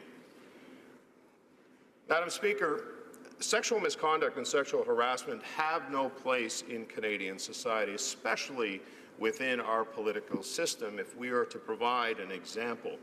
And from the experience of serving residents in my riding as a ward and city councillor in the city of Barrie, I understand that safe workplaces entails freedom of all forms of harassment. And as a proud parent of 4, Madam Speaker, my hope is that their workplace is as committed to preventing and addressing harassment as the House is today. And harassment is an issue that may evolve again, considering cyberbullying, for example, is so prevalent within our society. And as such, our Conservative Committee members also introduced and supported a mandatory review every 5 years. So in closing, Madam Speaker, our Conservative caucus, and I appreciate the work that was done at committee by not just members on our side, but on all sides to come together, supports C-65.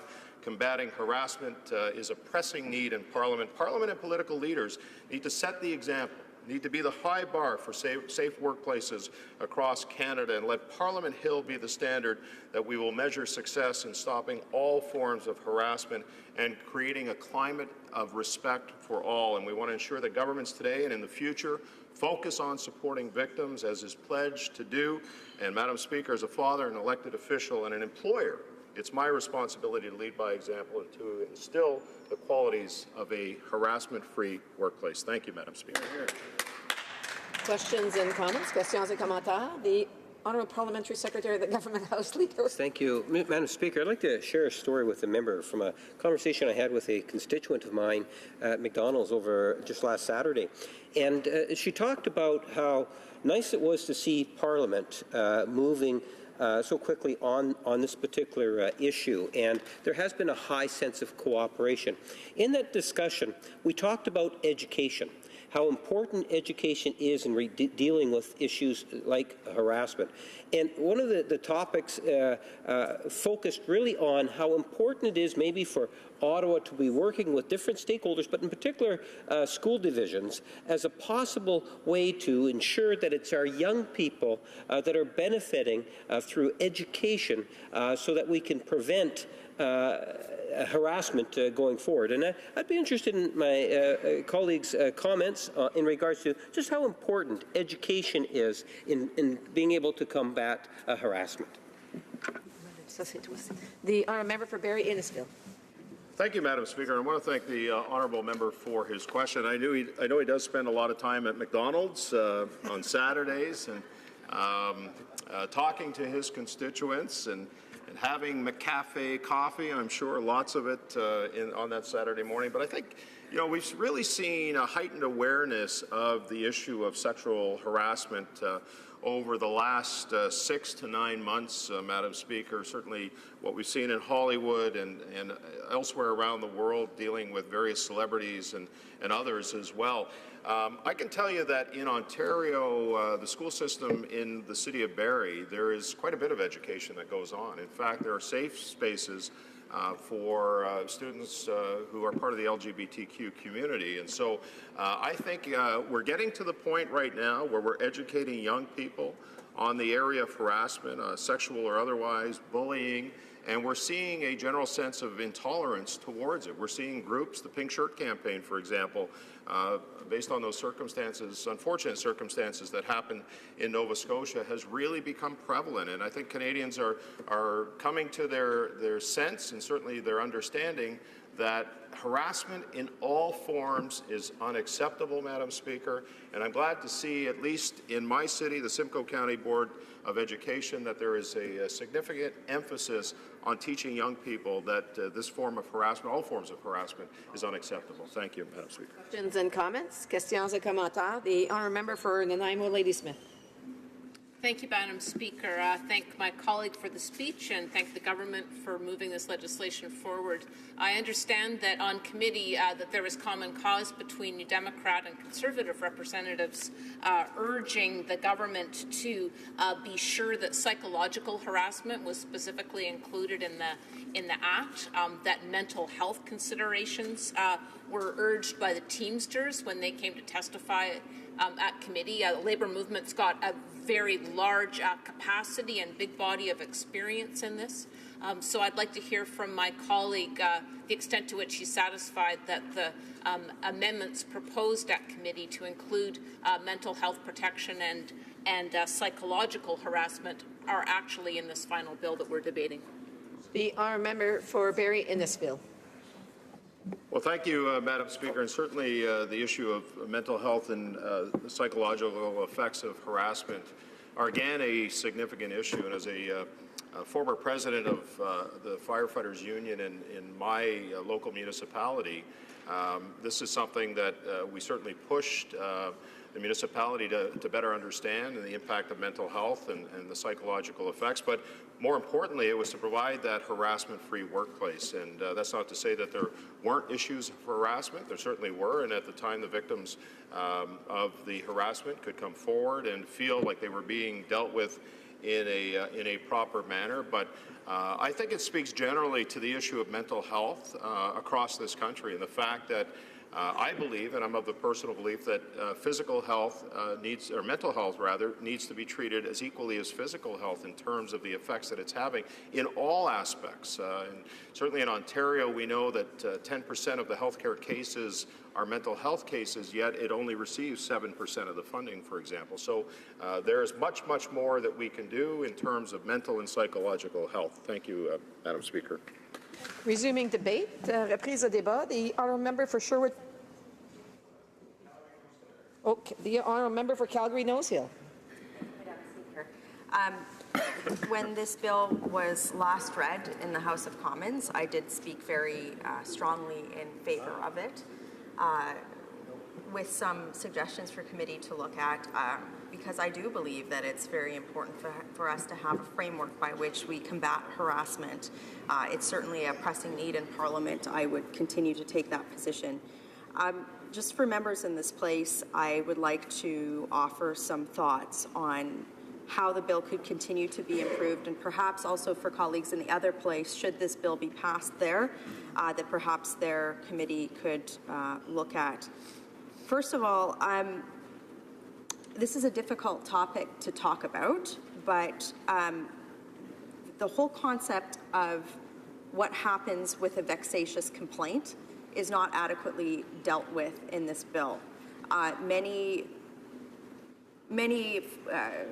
private sector companies or organizations that this bill doesn't cover will have policies on what happens if somebody makes a complaint and it's found to be vexatious in terms of disciplinary action. Now, this is a very difficult conversation to talk about because I in no way want to make it seem as though people who make complaints through this process are doing so for anything other than protecting their rights.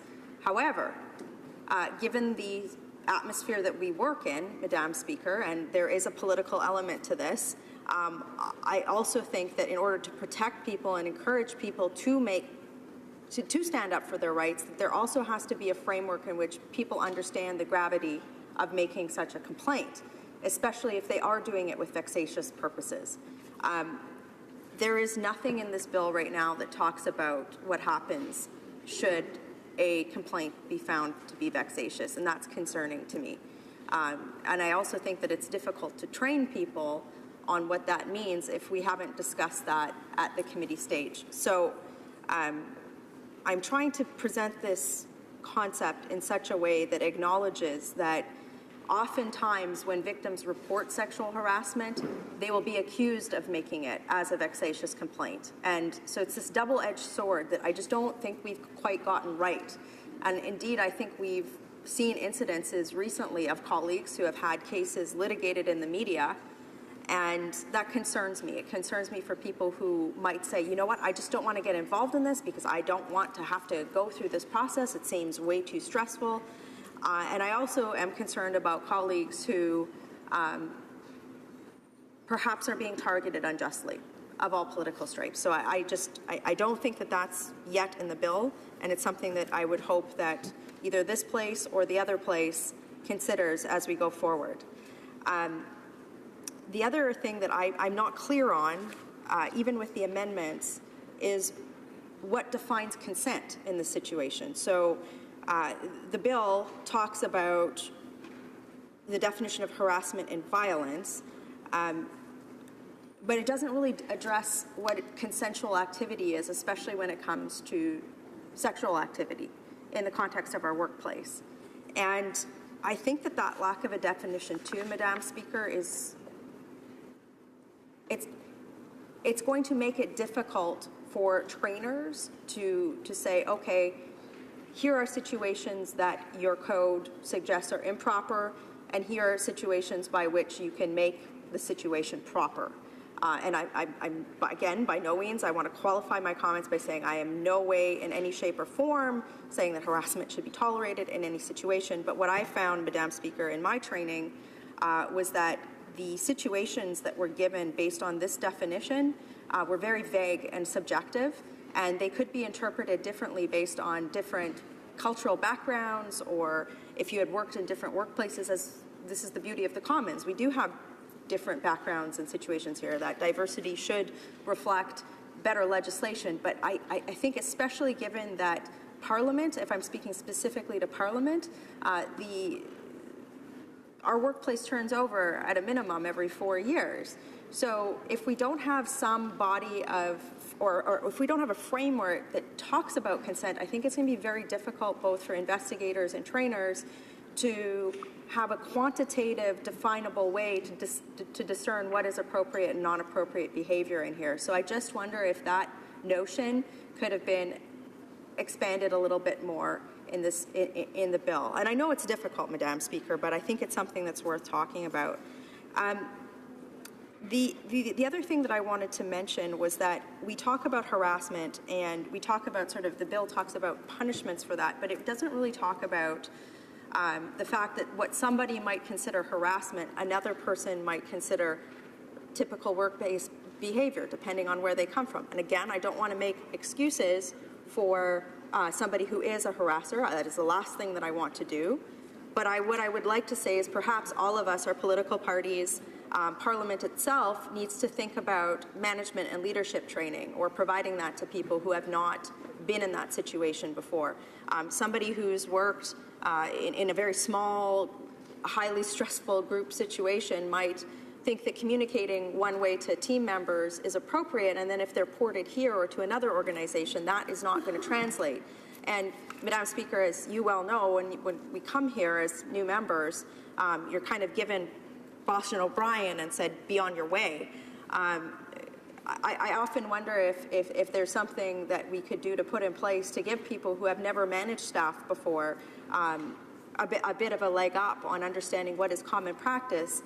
And I know this might sound like really common sense stuff to the average Canadians, or like, well, don't you know how to treat somebody appropriately? But if we've defined harassment as, the way I take it in the bill is it's in the eye of the beholder, then we need to have that level of training. Per my colleague said about the importance of education. I also think that a more difficult conversation to have is that of resiliency.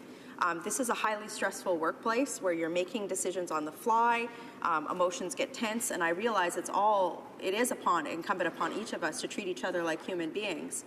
At the same time, there are going to be situations where you have to make decisions quickly. Somebody might not be consulted, or there's this intensity to our work here. So I also think that we also have to have a conversation about what resiliency looks like in that situation as well, too.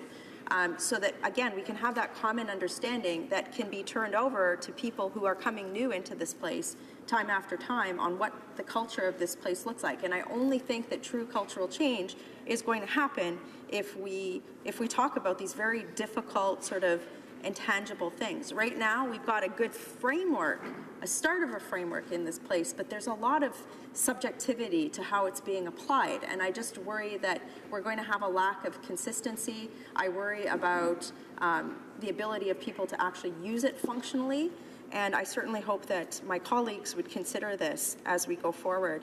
The last thing that I want to speak about is that broader cultural change. Madam Speaker, once a week, I'm sure there's other colleagues in here who, especially female colleagues, will get a call from media saying, would you like to comment on this week, for example, it was the Premier of Alberta was receiving death threats, which is completely wrong and completely disgusting. And I condemn that. But there needs to be a broader cultural change in our country that just doesn't accept this type of behavior within the political discourse writ large. I think we're all guilty of it from time to time, but certainly when it comes to violence and certainly when it comes to threats of rape, I'm just tired of talking about that, to be honest with you. I said that in my first speech, and I've got a lot of things that I want to talk about, that I want to use my voice for, and I find that week after week after week, it's media request after media request after media request to talk about, well, how do you feel as a woman in politics about this? How do you feel about that? And to me, it's like, I am just so tired of it being, we're not talking about how the public, and certainly I have a role, and we all have a role to ensure that we have a healthy work environment here, but there needs to be a bit of a broader cultural change. This bill won't fix all of that. I think it will provide a framework by which we operate in, but I just want to impart to colleagues in here that this is not the be-all and end-all. And yes, we had to start somewhere, but I think that there are going to be some bumps along the road, as we've seen with colleagues in this place over the last couple of months, to be perfectly frank. So that's my thoughts, Madam Speaker. I don't think we've adequately addressed the vexatious complaints issue. I don't think we've talked about consent. I don't think we've talked about training, both in terms of how to be a good manager, as well as how to ensure that you have resiliency when you are here. And to me, that would be the next iteration of this conversation, to ensure that we are creating that broader cultural change as we move forward. Thank you, Madam Speaker. Questions et commentaires. L'honorable député de Rivière-des-Mille. The Honourable Member for Rivière-des-Mille. Thank you, Madam Speaker, and thank you to my colleague for her speech. Harassment is something we do need to end. When it comes to C65, there are 3 obligations that employers will have to maintain: prevent harassment and violence, intervene during incidents of harassment and violence, and support employees who are victims of harassment and violence. Those 3 aspects are included in the legislation. I would like to ask my colleague, there's going to be an annual report as well as a 5-year review of the law every 5 years. I would like to hear her talk about that. Thank you. Member for Calgary-Nose Hill. Well, Madam Speaker, 5 years is a long time, and I appreciate my colleagues' comments. I am concerned that the reality of this place is that things are litigated in the media that perhaps shouldn't be, and I think that undermines both legitimate victims that come forward. I think it makes the process more difficult for people who are coming forward because they understand that somehow, you know, somebody who has gone through harassment might have to discuss this in the media when it's something that's a very private, personal thing that perhaps they just don't want to talk about. I would be an example of that. On the other hand, I also think that 5 years is a long time for us when we've seen many colleagues in this place have complaints against them that are currently being litigated in the media. And I worry that the only recourse for them is libel litigation. And that's just not productive for anybody. So I don't know what the answer is, Madam Speaker. I don't know how we do this without, how do we remove the political aspect of this while maintaining integrity of this framework? But it's something I think we should get some more expert testimony on and ensure that this bill deals with it prior to 5 years from now. Questions and comments? Questions et commentaires? L'honorable député Saint-Laurent. The Honourable Member for Saint-Laurent. Thank you, Madam Speaker. I'd like to thank the Honourable Member for her speech. I'd also like to ask a couple of questions. So you mentioned, the Honourable Member mentioned that there should be consequences when somebody comes out and makes a false accusation. And I find that a little bit difficult because obviously women and victims, men, all victims have for years had a lot of difficulty coming forward because often they were afraid of their accusations being, well, it's very difficult to prove these types of accusations. So I'd like to hear from the member what she believes would be a way to be able to handle that situation when women and men, victims of this type of issue, have you know, they've had a lot of difficulty and finally they are coming forward and we're really happy about that. But wouldn't it stop them from coming forward if the consequences were too tough, and wouldn't it raise fear in victims? For Calgary-Nose Hill. As I said in my speech, Madam Speaker, it's the exact opposite. I want to have a place where people can come forward. What I worry about, Madam Speaker, though, is that there will be situations where, and we know this to be the case, and again, it's a difficult topic to talk about because I in no way want to cast aspersions on people who are finally coming forward when there hasn't been a culture of this for many years. But the point I'm trying to make is that there will be situations where vexatious complaints are made. And rather than the discussion in the media or in public be, you know, this perpetuated myth, as my colleague talks about, which I agree, is that oftentimes victims are, well, they're just making it up. I think in situations where there are legitimate vexatious complaints that are found to be vexatious through a proper system, arm's length decision, non-political interference, that there needs to be some sort of recourse for people who have gone through that process. And yes, it's a really tough thing to talk about, but this process is completely devoid of that, whereas most harassment policies and other spheres of influence do have that type of a process implemented directly therein. Thank you. Resuming debate, prise de débat. The honourable member for Oakville North Burlington. Thank you, Madam Speaker, and I'll be sharing my time with the member for Rivière-des-Mille. I'm extremely proud to speak today about Bill C-65, important legislation to address harassment and violence in federally regulated and parliamentary workplaces. Through this bill, our government is taking an important step towards building a country where Canadians are better protected from inappropriate behaviours, including sexual harassment and sexual violence, and where those who have experienced such abuse receive the support they need. I was proud to sit on the Standing Committee on Human Resources, Skills and Social Development and the Status of Persons with Disabilities for the duration of its study on Bill C-65, and was privileged to have the opportunity to propose amendments to this bill. Legislation alone won't solve the problem of harassment and violence. Nous savons que changement de culture. We know that changes are necessary. Workplace harassment and violence that accepts power imbalances and gender norms and that creates and reinforces these behaviors. However, it is our view that Bill C-65 will go a long way in supporting a much-needed and long overdue cultural shift. With this legislation, the government is sending a clear message that harassment and violence in the workplace, including parliamentary workplaces, is entirely unacceptable. The negative impacts of these toxic behaviours on the individuals who experience them, as well as their families and co-workers, are enormous. During a visit to Edmonton earlier this year, I met with members of the Union of Safety and Justice Employees who worked in the extremely toxic environment that had developed at the Edmonton Maximum Security Prison.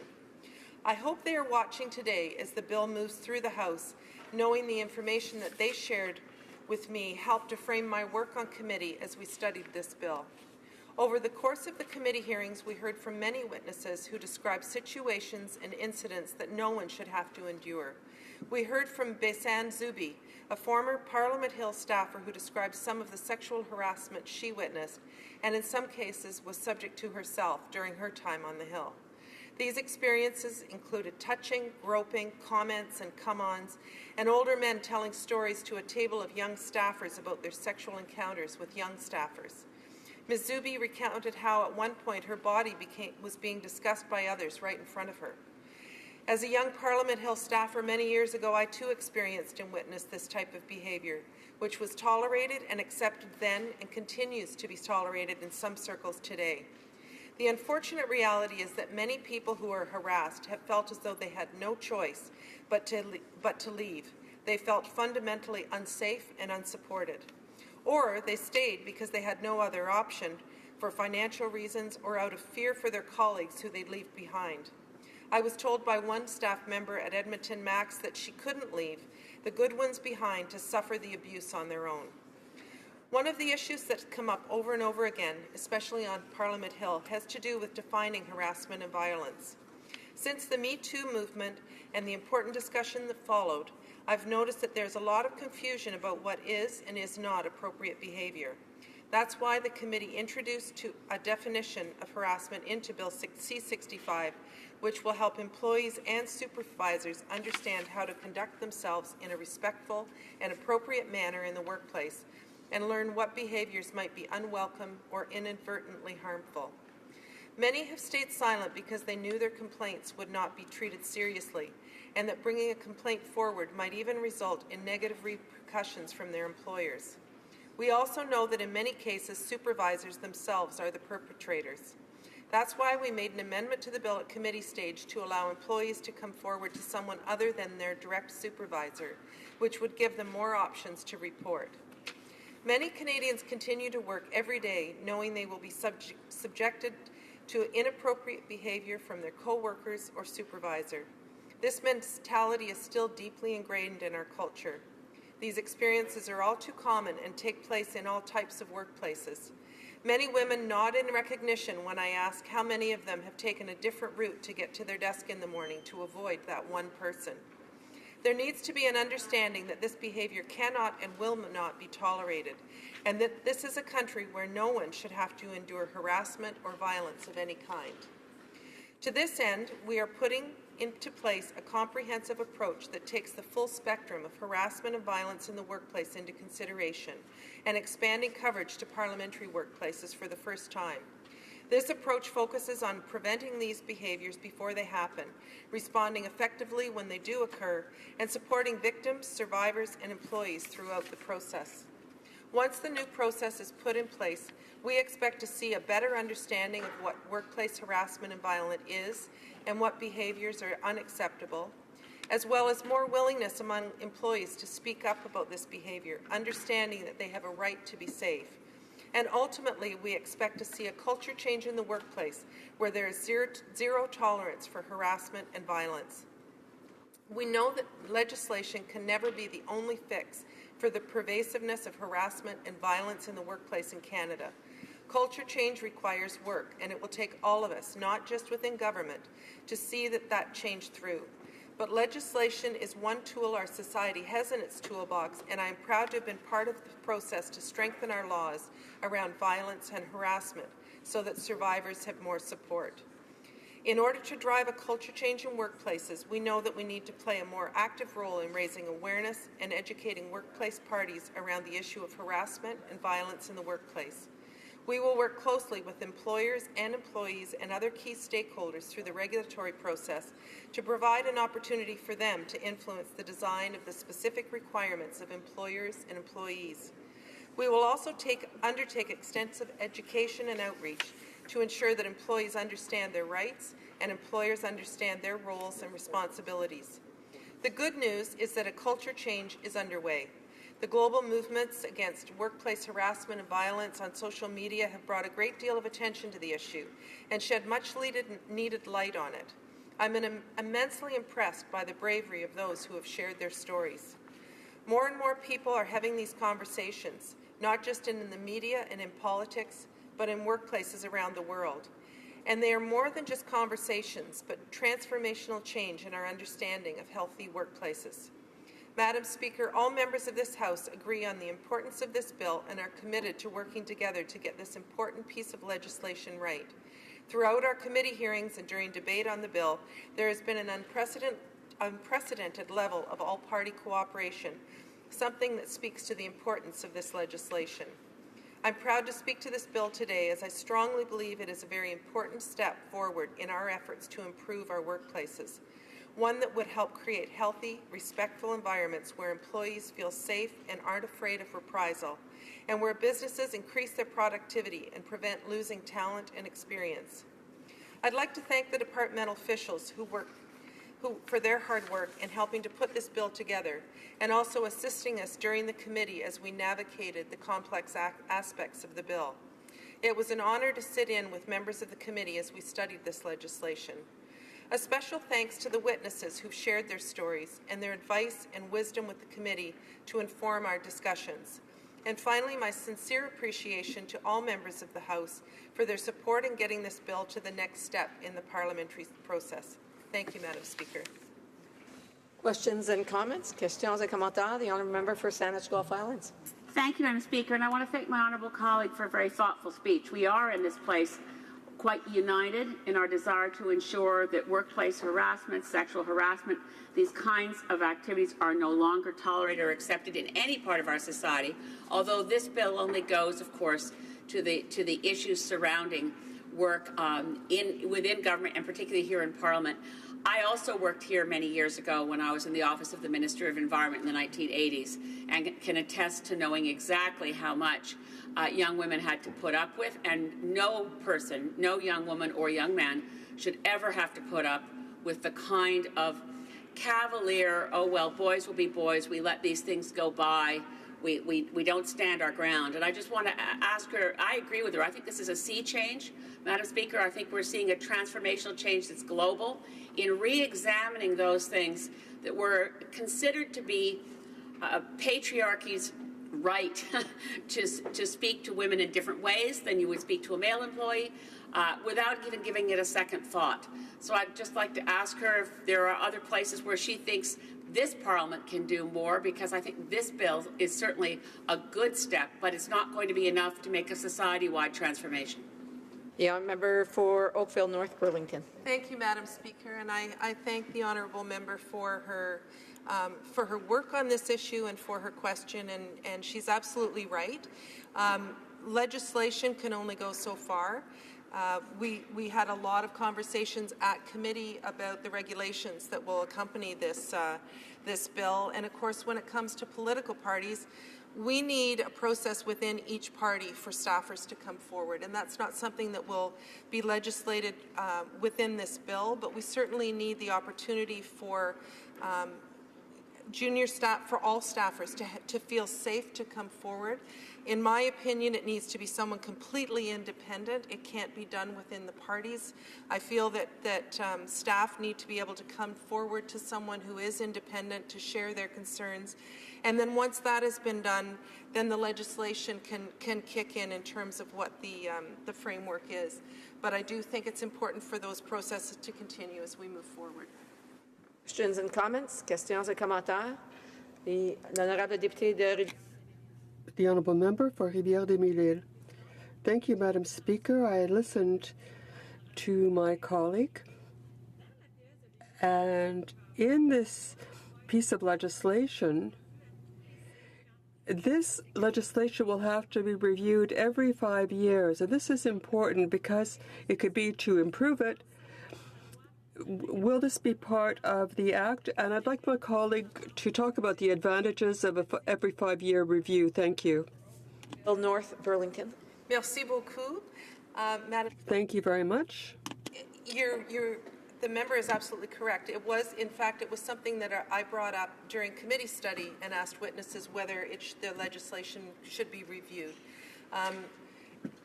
It's important that we take a look and make sure that legislation is working properly, and having that review in place will allow us to look back and say this part of the legislation wasn't working, this part was. Quite honestly, if there's a part that we find out within 2 years' time is not working and we need to change it, we have that ability. But this will require every government going forward in the future to make sure that they're looking at the legislation to see how it can be improved. We have time for a brief question. The honourable member for Lethbridge. Thank you, Madam Speaker. One of the things that was discussed at the committee level with regards to this piece of legislation, there was an amendment brought forward by the Conservative members with regards to timelines. So when a victim comes forward and they have a complaint and they make it official, as it stands right now, there is no timeline in place with regards to how much time that investigation should take. So it could take 1 year, 2 years, 5 years, 10 years. Now, this seems to re-victimize the victim because it's an undue process. I'm wondering if the member opposite would like to comment on why the party opposite turned down this amendment and feels that it's in the best interest of victims to prolong these investigations. Our member for Oakville North Burlington has about 25 seconds to respond. Okay, thank you, Madam Speaker. So in order to answer in that short amount of time, I will just say that we listened to the testimony that we heard at committee and framed that in a way, when we asked officials the best way to frame the legislation, and so we based the opinion on the testimony we heard at committee. Thank you. Reprise de débat. Resuming debate, the Honourable Member for Rivière-des-Mille-Îles. Thank you, Madam Speaker. I'm pleased to stand today to address this important bill. With Bill C-65, the government is making an important step forward in building a country where all Canadians will be better protected against harassment and violence, including sexual harassment and sexual violence in the workplace, and that people who have had to experience this kind of abuse will get the necessary support. I'm sure that all members in this House will agree it's imperative to put an end to this kind of behaviour which prevents the full participation of people in society. As a government, it was of utmost importance for all of us to really understand these phenomena in order to decide on how to go forward to end them. Over the past years, we've consulted various interveners, our partners, and all Canadians in order to understand how the problem of harassment and violence is dealt with currently in federally regulated workplaces. It is absolutely important to decide on how to strengthen measures in this regard. Consultations were of two kinds. There were public consultations and an online poll, a series of roundtables and teleconferences with various interveners. Following these confrontations, you remember that we had a bill drafted on the findings. The findings that we had come to after consulting the Canadian people, unions, employers, non-governmental organizations, academe, and other experts. The report was published last November, and I would urge all members of this House, as well as all Canadians, to read it. I'd like to spend a little time on the major findings. First, we found that the level of harassment and violence was high even here in Canada, Madam Speaker. Although the investigation is not representative since respondents did so on a voluntary basis, the results are still alarming. Harassment is the most common kind of behavior that respondents online had to deal with. 60% declared that they were victims of harassment. 30% talked about having been victims of sexual harassment. 21% said they were victims of violence, and 3% said they had experienced sexual violence. And among these respondents who had been sexually harassed, 94% were women.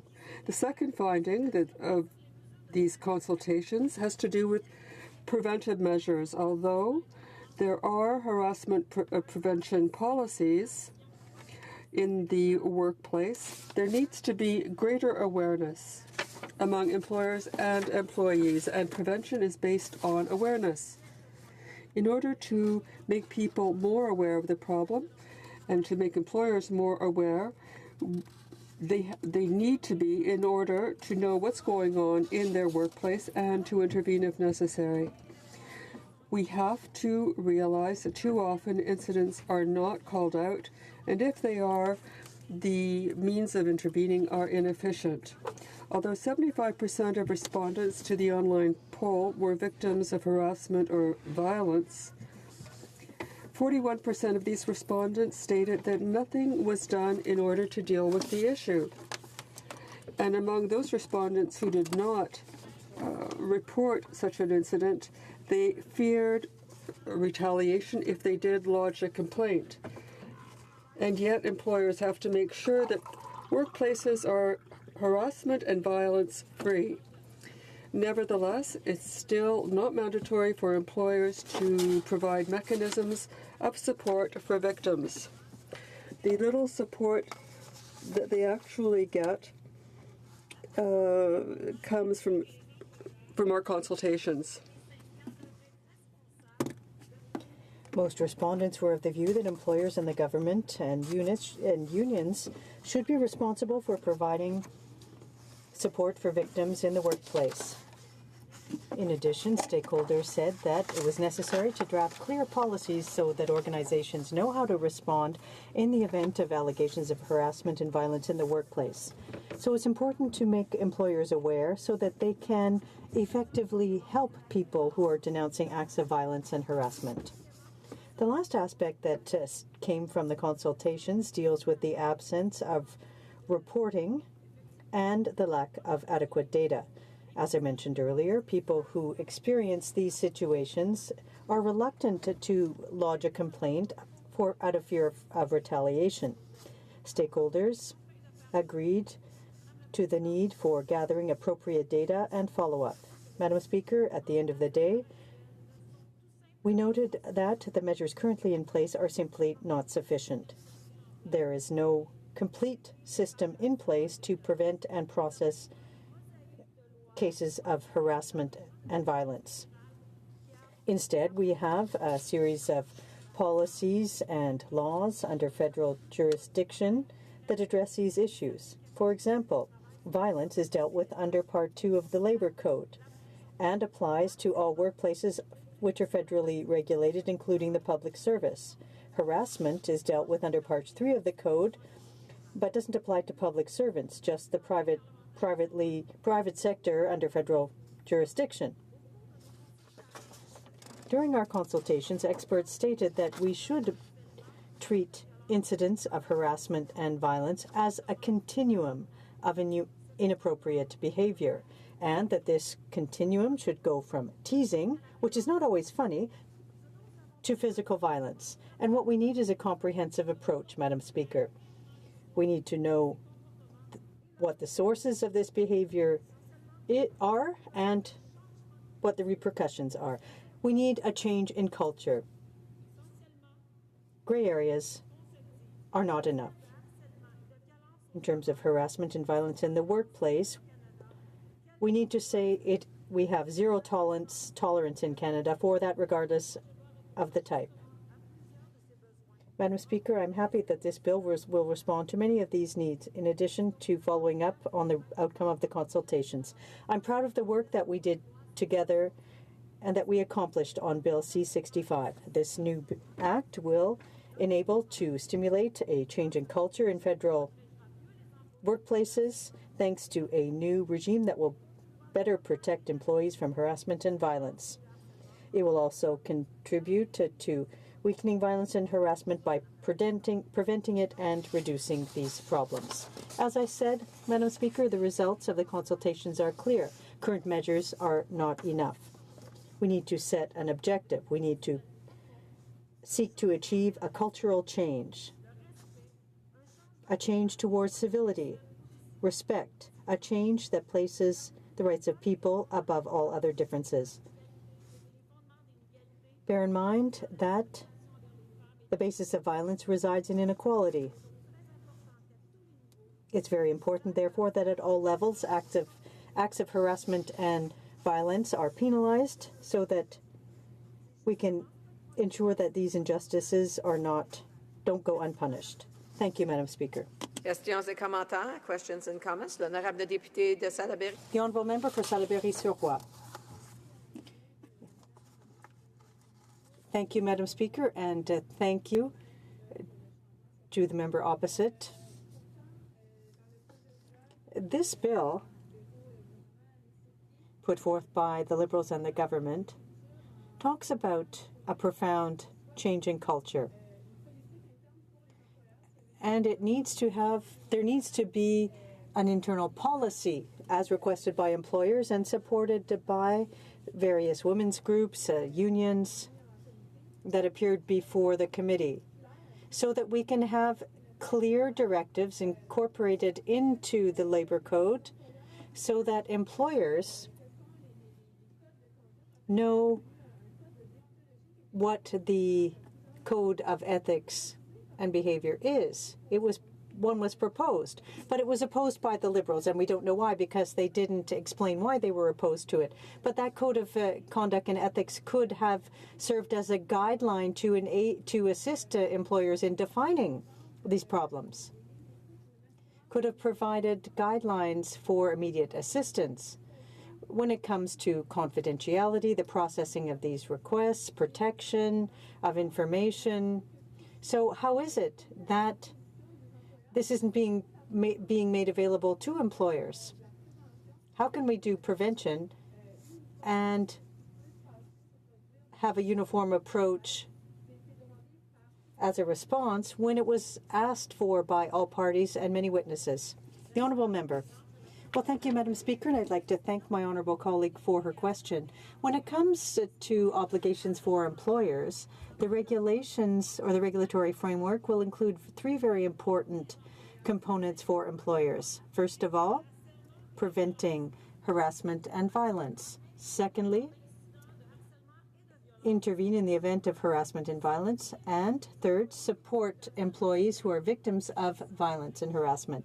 And there are a number of other sub-points. Now, when I talk about preventing harassment and violence, that means ensuring that employees receive training, working in conjunction with employees to put in place a prevention policy. People need to participate, employees and employers. As I said, step in the event of incidents of harassment and violence within a specific time frame to resolve the complaint.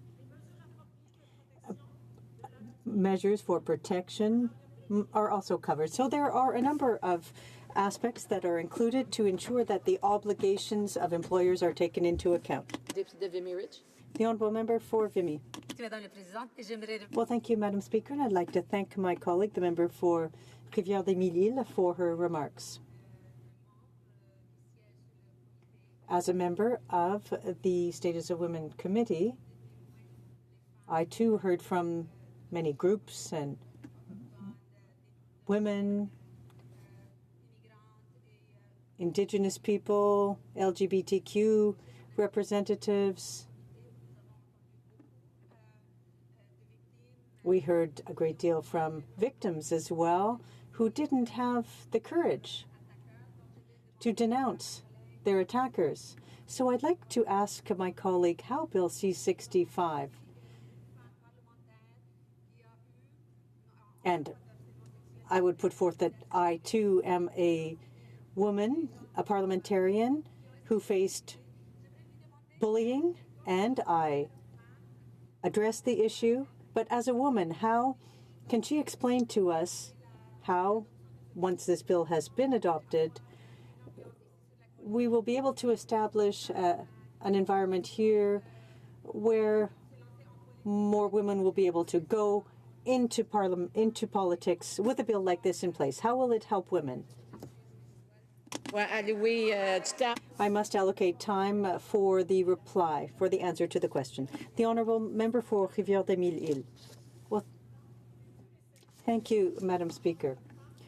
The more women on the Hill, the more the culture will change, and it's a fundamental change in culture that we need. Bill C-65 will specifically help to change this culture. As I said earlier, there are three important items: preventing incidents, intervening effectively, and supporting victims and survivors. Thank you, Madam Speaker. Resuming debate, the honourable member for Lethbridge. I will be splitting my time with the honourable member for Portneuf-Jacques-Cartier. I wish that it was unnecessary for me to stand here today and actually speak to this bill. I wish that harassment and violence were actions of long ago, that they were a thing of the past. I wish that discrimination was eradicated with the movement of Martin Luther King Jr., and that when women were granted equal rights before the law, including the right to vote and own property, that they were also guaranteed fair treatment at all times. I wish there was no need for Bill C-65, that it could be ruled redundant, outdated, or altogether unnecessary. But sadly, that's not the case, and so here I am speaking to this piece of legislation. "You look more beautiful than I remember," he says, as he stares her up and down. "Nice skirt, shows off the best parts of you," he says, as he leans over to get a better look. "It's just fact. Men are better MPs than women," he says to his colleague. "Women are too emotional to make good leaders." "It's really nice to see you," he says, as he moves his hand over her knee and toward her thigh. These are just a few examples of the comments and the gestures that women all too often face in this place and in other workplaces across this country. They might seem like innocent or playful comments or gestures to some, but they are in fact altogether inappropriate and unacceptable. And while women are not the sole target of harassment and violence, it is right to point out that women disproportionately are the recipients of unwanted gestures and comments like these. That said, it is important for me to state that the issue before the House is not a male-only issue, nor is it a female-only issue, nor is it a political partisan issue. In fact, the matter before the House actually is largely a power issue. Specifically in this place, it has to do with the power imbalance that exists between employees and employers. Staff find themselves at the mercy of their employer. When it comes to hiring and firing, MPs have complete freedom to do so at will. At present, there are no overarching protocol or mechanisms of accountability in place in order to give guidance to this structure. An MP can hire someone or fire someone just simply because they wish to do so. Now, for every paid staffer, there are also dozens of interns who are looking for a job, which then leaves staff having to be very careful with regards to whether or not they report an incident. After all, they might lose their job, or they fear some other form of reprisal. We heard at committee that those who are mistreated by their employer are often afraid to speak out because they fear what the repercussions might be.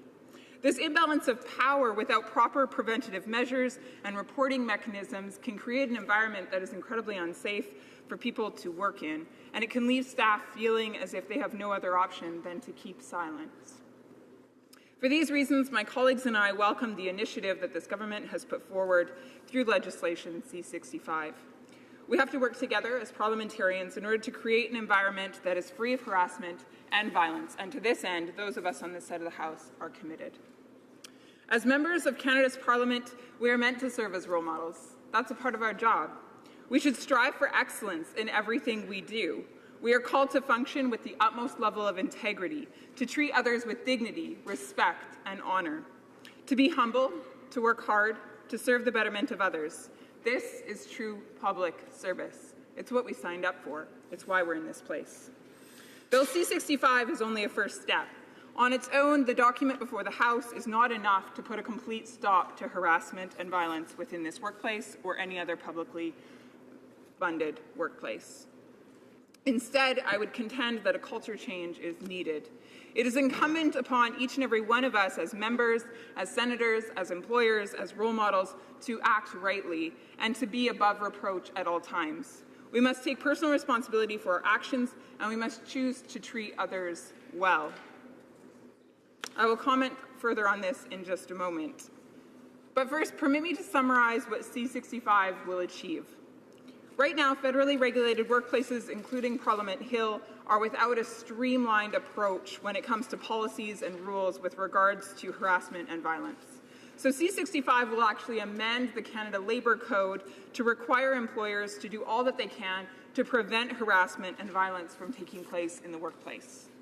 Should a concern arise, the employer will now be required to investigate and report any incidents brought to his or her attention.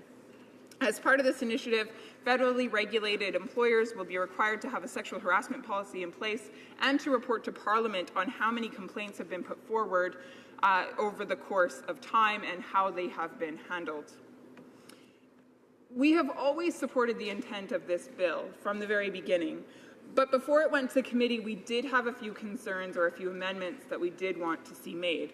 And although we feel that the legislation could be further strengthened by taking a stronger stand on behalf of victims, we are pleased overall with this bill and where we are landing. There were a number of Conservative amendments that were adopted. Now, one of the biggest concerns that I had when this bill was first introduced was the fact that the Labour Minister had the power to investigate his or herself if a complaint was brought against him or her by an employee. Now, this concerned me because it puts those employees who work for the minister in a very precarious situation. If you have to go to your boss to complain about your boss, to have your boss investigate him or herself, that's a problem.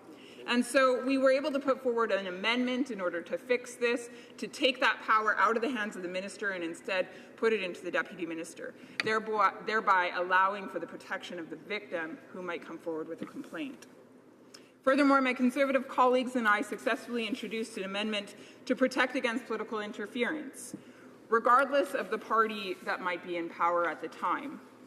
Now, originally, the legislation allowed the minister to conduct the investigation into any member of Parliament in this House, and so it would mean that the Minister of Labour could investigate a Conservative one way and an NDP another way and a Bloc Québécois another way and a Liberal member another way. It didn't set a complete streamlined fashion by which all of these investigations had to be completed. It was partisan in nature.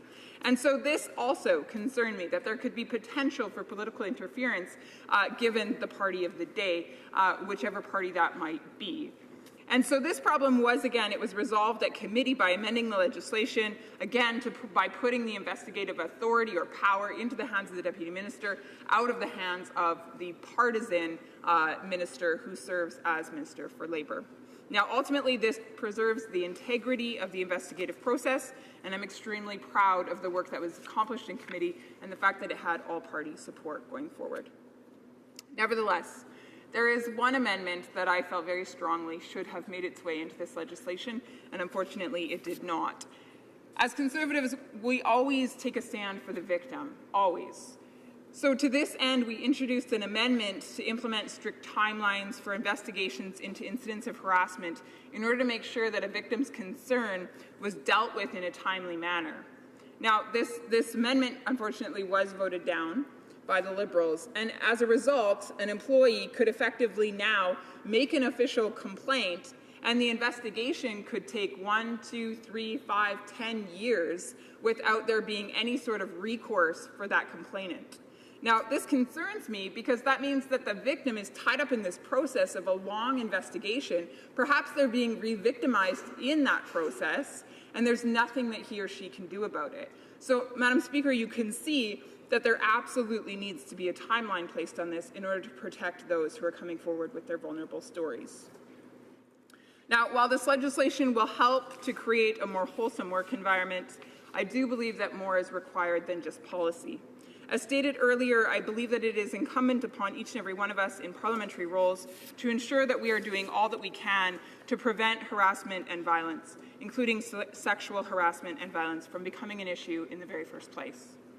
We can do this by a few things. One, we can have clear, comprehensive policies in place, and by making our expectations very well known within our offices.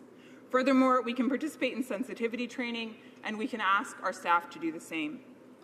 Now, when we witness inappropriate conduct, we can also call it out for what it is. It's not okay to make sexual jokes. It's not okay to touch without consent. It's not okay to intimidate others or to use rude or insulting language or gestures. It's not okay to use derogatory language or name-calling or to make sex-related comments about a person's physical characteristics or actions, and it's certainly not okay to share intimate photos. These are the types of behaviors that in this place we can start to call out, thereby allowing ourselves to participate as a collective in creating an environment where everyone gets to thrive. To see lasting change, I do believe that a cultural change is necessary, that this is actually a matter of the human heart, and that we will need to work together in order to achieve the culture that we desire in this place. This policy before the House is one good step in that direction. It is incumbent upon all of us to make a personal choice to participate in lasting change. Questions and comments? Questions et commentaires. The Honourable Parliamentary Secretary of the Government House Leader. Yes, thank you, Madam Speaker. I appreciate the comments from my colleague across the way. In fact, it's really encouraging when we see members from all sides of the House coming together, recognizing a very important social issue, and then contributing in a very positive way, whether it was during second reading or at the committee stage, where, from what I understand, there was a great deal of dialogue, a lot of passion in terms of the presentations that were made, and a number of amendments where there was built through consensus that were actually passed. Not everything was resolved. That's a given. But it was really quite encouraging just to see that sense of cooperation in recognizing the importance of the issue that we're in fact debating today. And I'm wondering if my colleague from across the way can just provide her thoughts in terms of to the degree in which it is better legislation today because we have seen some of the amendments that have been brought forward in such a consensus fashion. The Honourable Member for Lethbridge. Thank you. As I said during my speech, I would agree with the Honourable Member. During the committee stage, when we were discussing this piece of legislation and bringing forward amendments, again, I would draw some attention to the one that I was most passionate about, and that was taking the power out of the hands of the Labour Minister and putting it into the hands of the Deputy Minister. In doing that, we make it so that it's not partisan. We make it so that an investigation is an investigation is an investigation, that there is a proper procedure that is followed no matter the party being investigated or no matter the party that the member belongs to. And so that was a really good example where the committee was able to come together and the members were able to discuss it and they were able to come to consensus on an item that I believe does, in fact, very strongly strengthen this bill. Questions and comments? Questions et commentaires? The Honourable Parliamentary Secretary of the Government House Leader. Madam Speaker, just to address a couple of the concerns that the member had raised. In regards to a timeline, it's important that it should be noted that we will be added in the regulatory process. Employers will have to act as quickly as possible. Not all investigations are, in fact, the same. In other words, the cookie-cutter timelines don't necessarily work. This is about good investigations, and that's really what needs to be highlighted, and not fast investigations. And I should also note that Part 2 of the Canada Labour Code protects employees from reprisals. And just maybe she wants to add some of her thoughts in regards to that, or just provide additional comment. The Honourable Member for Lethbridge. Thank you, Madam Speaker. I understand that pulling off an investigation and having it done well can take some time. And not every investigation is the same. That's certainly true. And so I do want to account for that.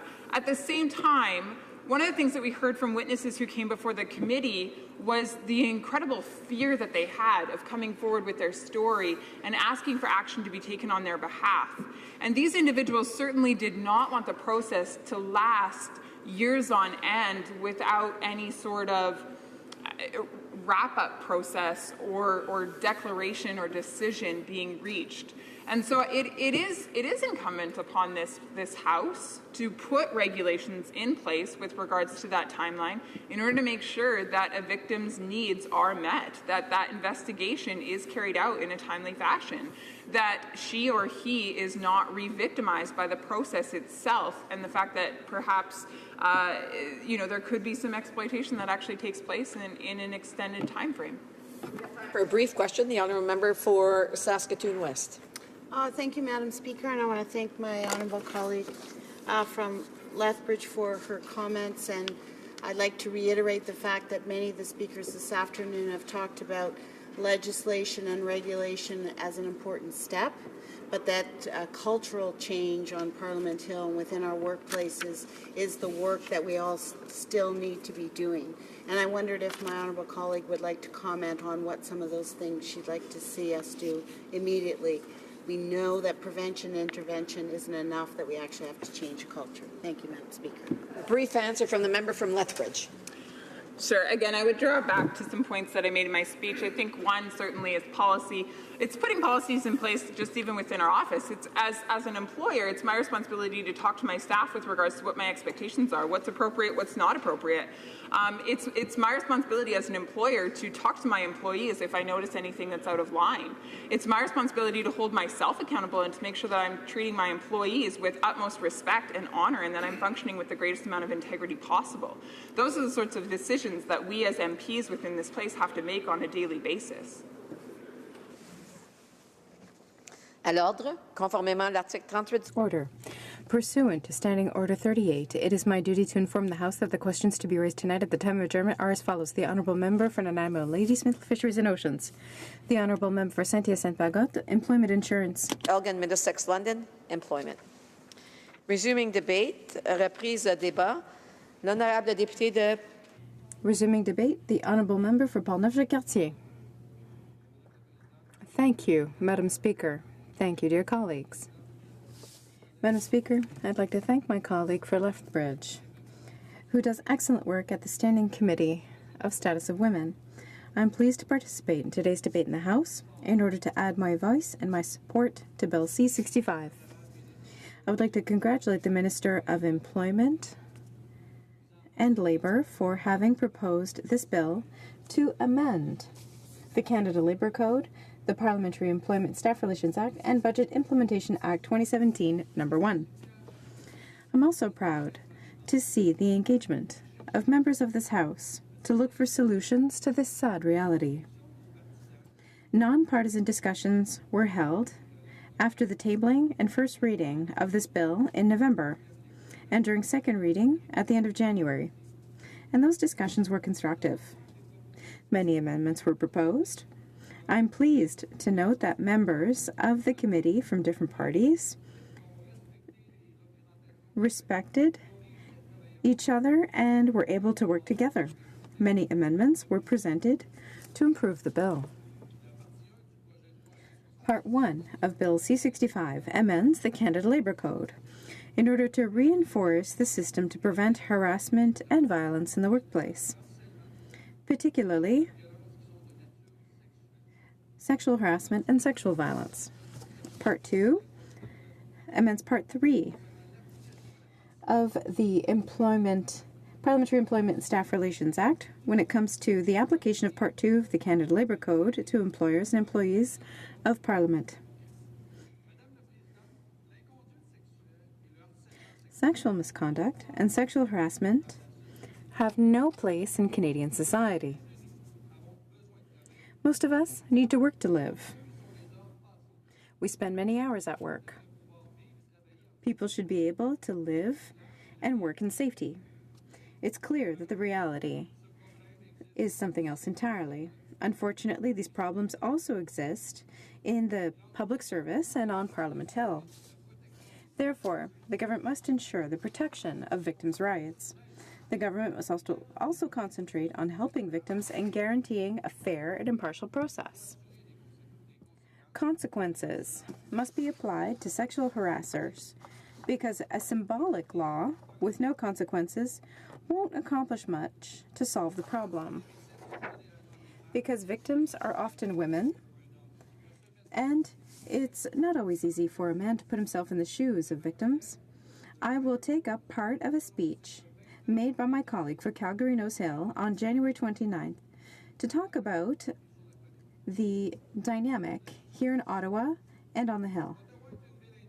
In Ottawa, in the sense of it being a nexus of power in Canada, it is an intense place. Leaders in all three branches of government, senior public officials, military leaders, the diplomatic corps, the parliamentary press gallery, highly paid lobbyists, that's the quote, smart political staff, civil society, and business leaders all converge in one tightly confined space.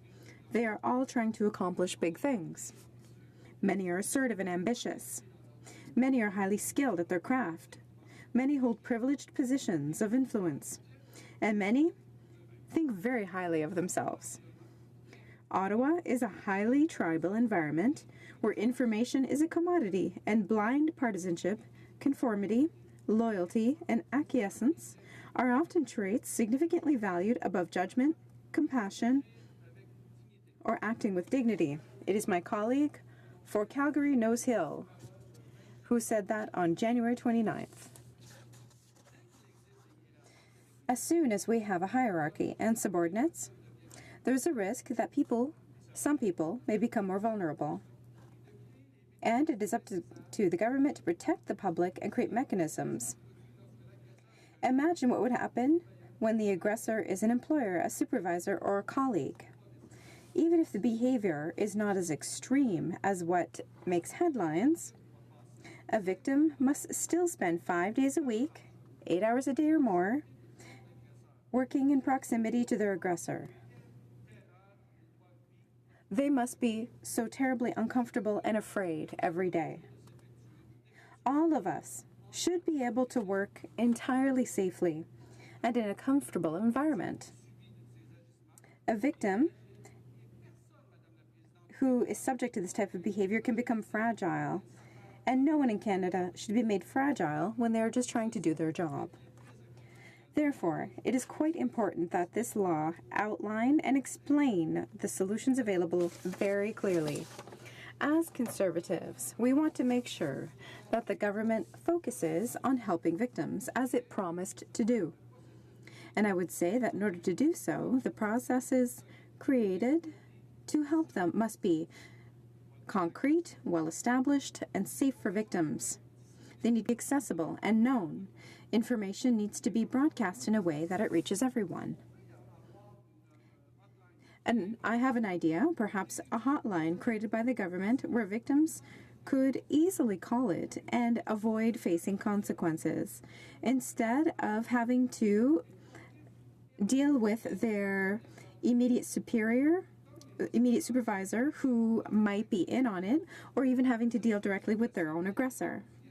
As legislators, it is up to us to make this information accessible and to make sure that we protect victims. The committee's team introduced and supported mandatory training on sexual harassment as an essential component of this bill. I consider this to be an extremely important aspect of this bill. I would even say that mandatory training on this matter should, as much as possible, be part of the training offered to all new employees in every context.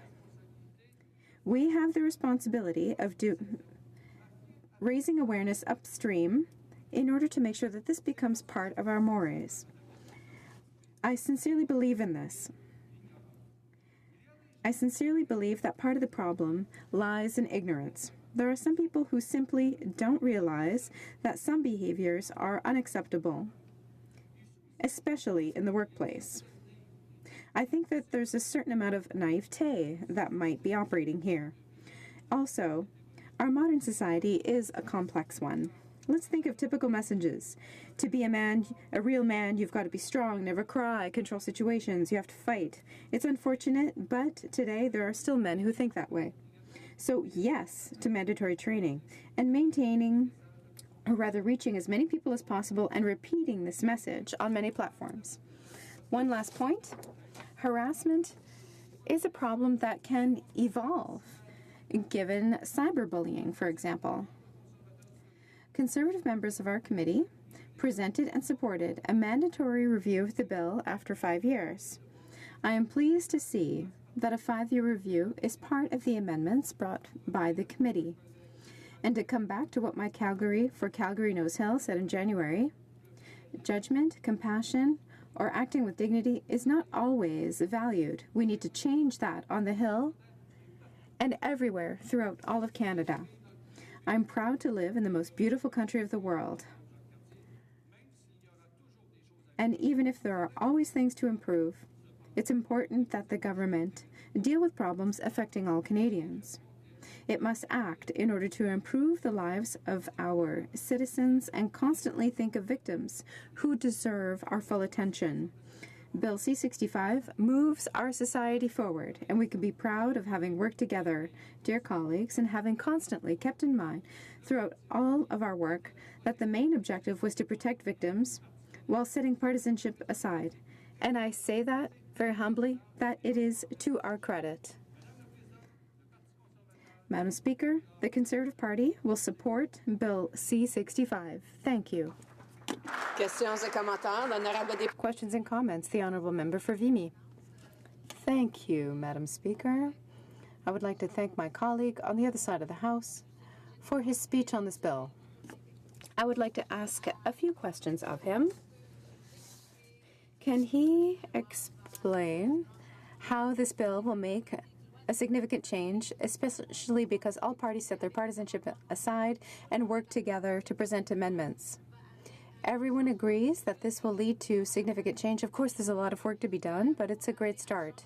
In order to make a cultural change when it comes to harassment and violence on the Hill and throughout the entire country. Thank you.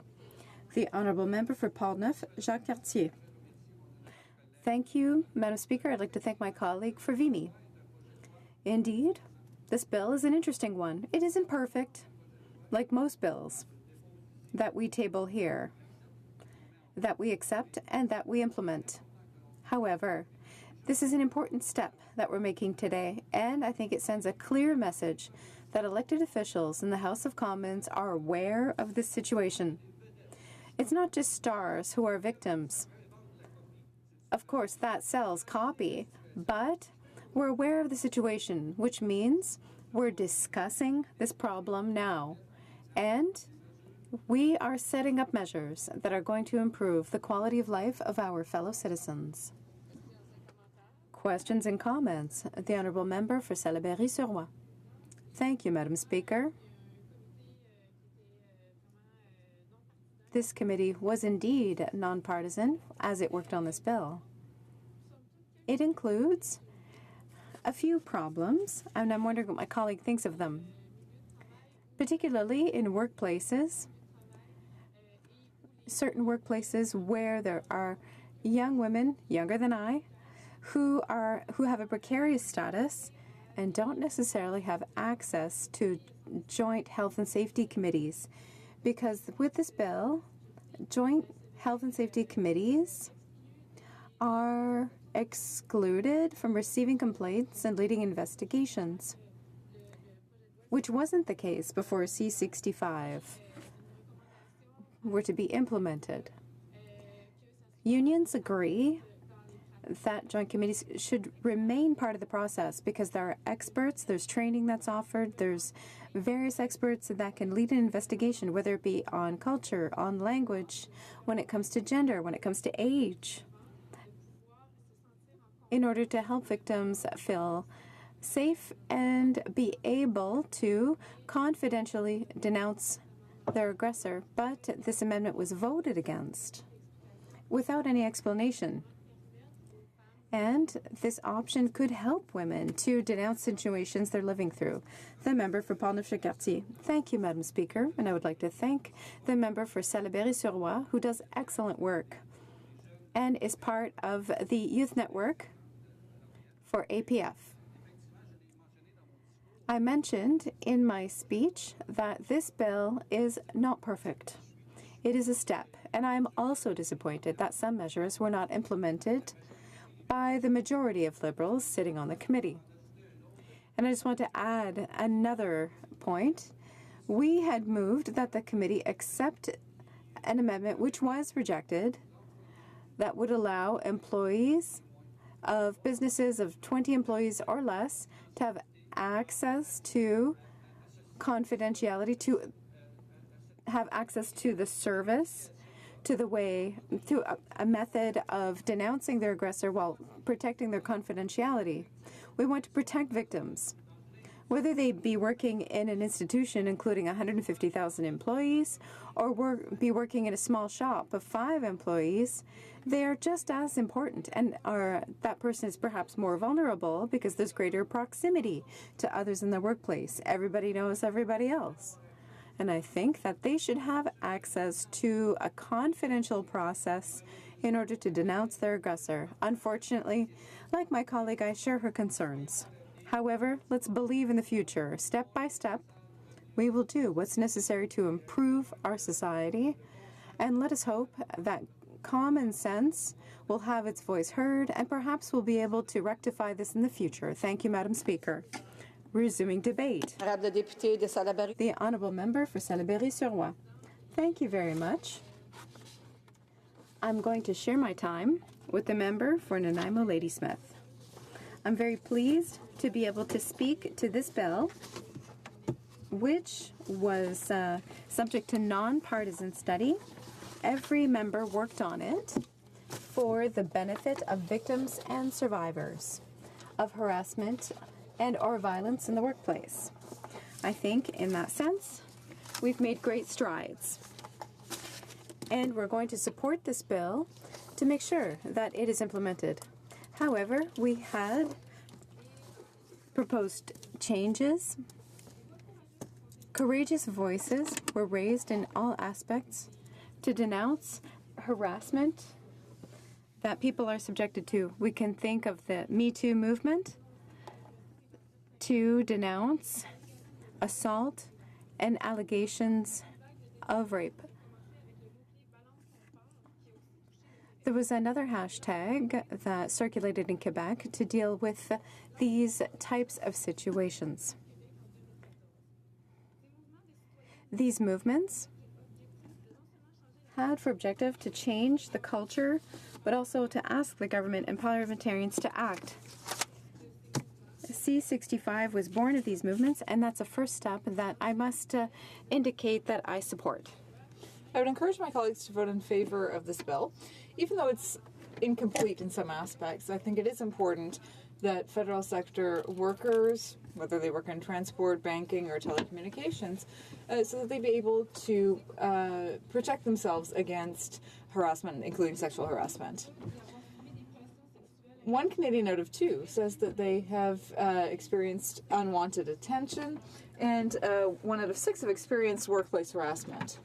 For young women, that figure goes up to 66%. This is a fundamental aspect of our society, and we can no longer deny that. Many members of Parliament and former members of Parliament have experienced harassment, including sexual harassment. Many of our assistants have experienced that in offices, in receptions, or elsewhere on the Hill. We are all aware that this affects all sectors, and regardless of our party or religion or affiliation, we know this is the case. C65 is a step forward and will help us end this patriarchal practice that affects women in many sectors. Other groups that provide protection against sexual harassment explain that this affects all women. but particularly those who are already discriminated against because of the color of their skin or their disability or physical or mental disability, for example. In the first version of Bill C-65, there was no definition. And one of my constituents explained to me how important it is to have definitions and how it is unacceptable to have such actions in the workplace. We heard from many experts in committee, and an amendment was accepted that would add a definition to the bill. And so they define it as any action, sexual or otherwise, that could offend or humiliate an employee or cause any other physical or psychological injury, including any act or behavior that is against the rules. So this is a step forward when it comes to that definition. Another amendment proposed in committee allows for a 5-year review of the bill to make sure it's effective.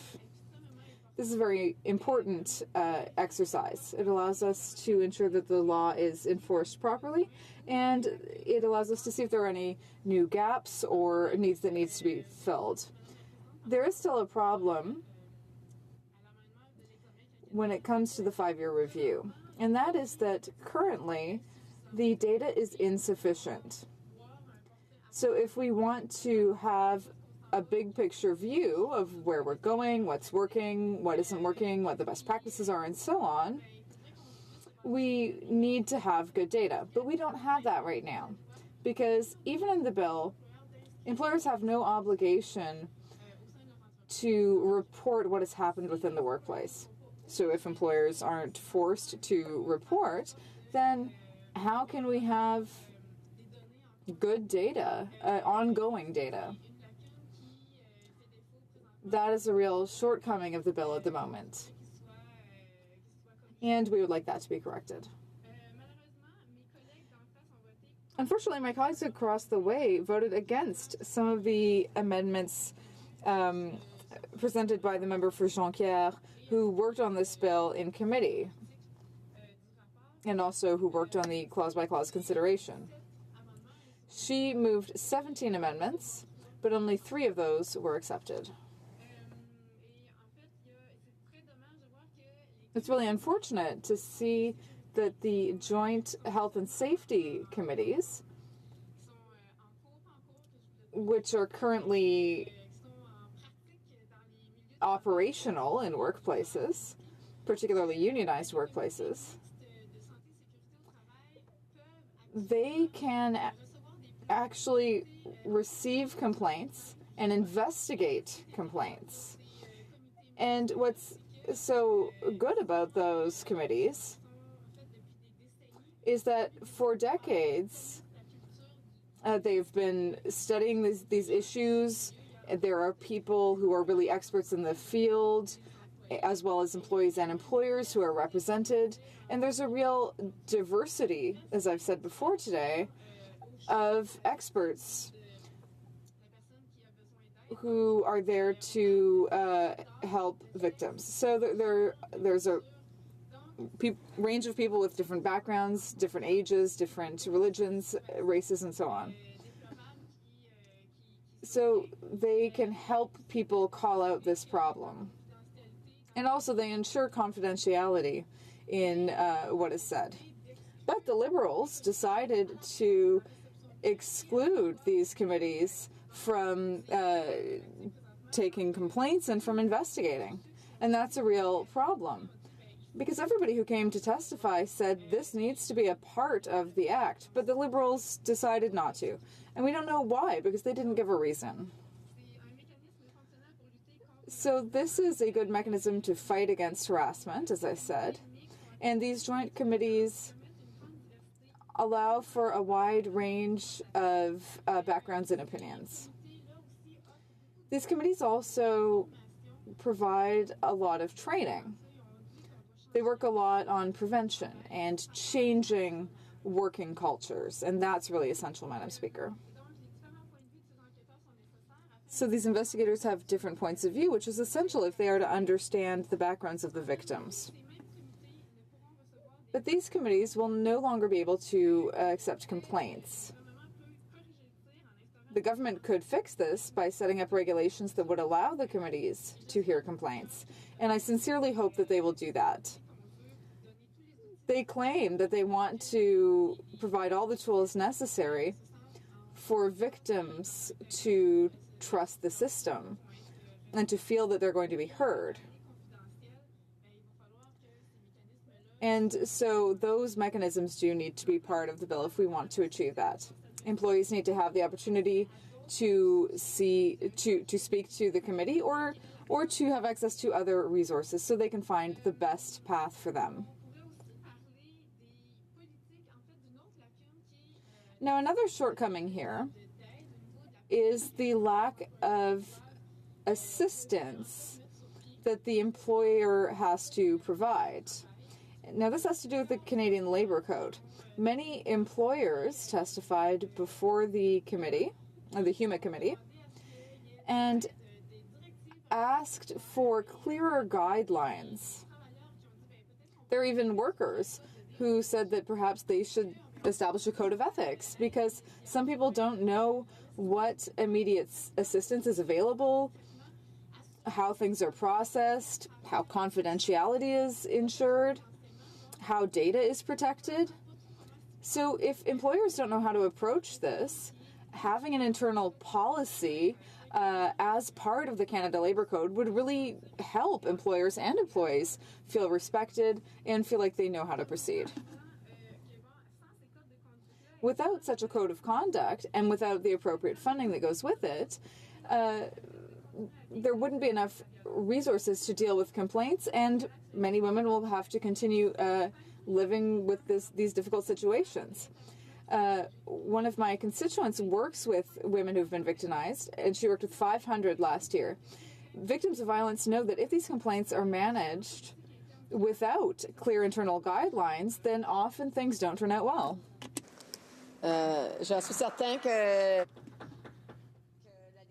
I'm sure that the member will be able to continue giving more information during the questions and comments period. Questions and comments.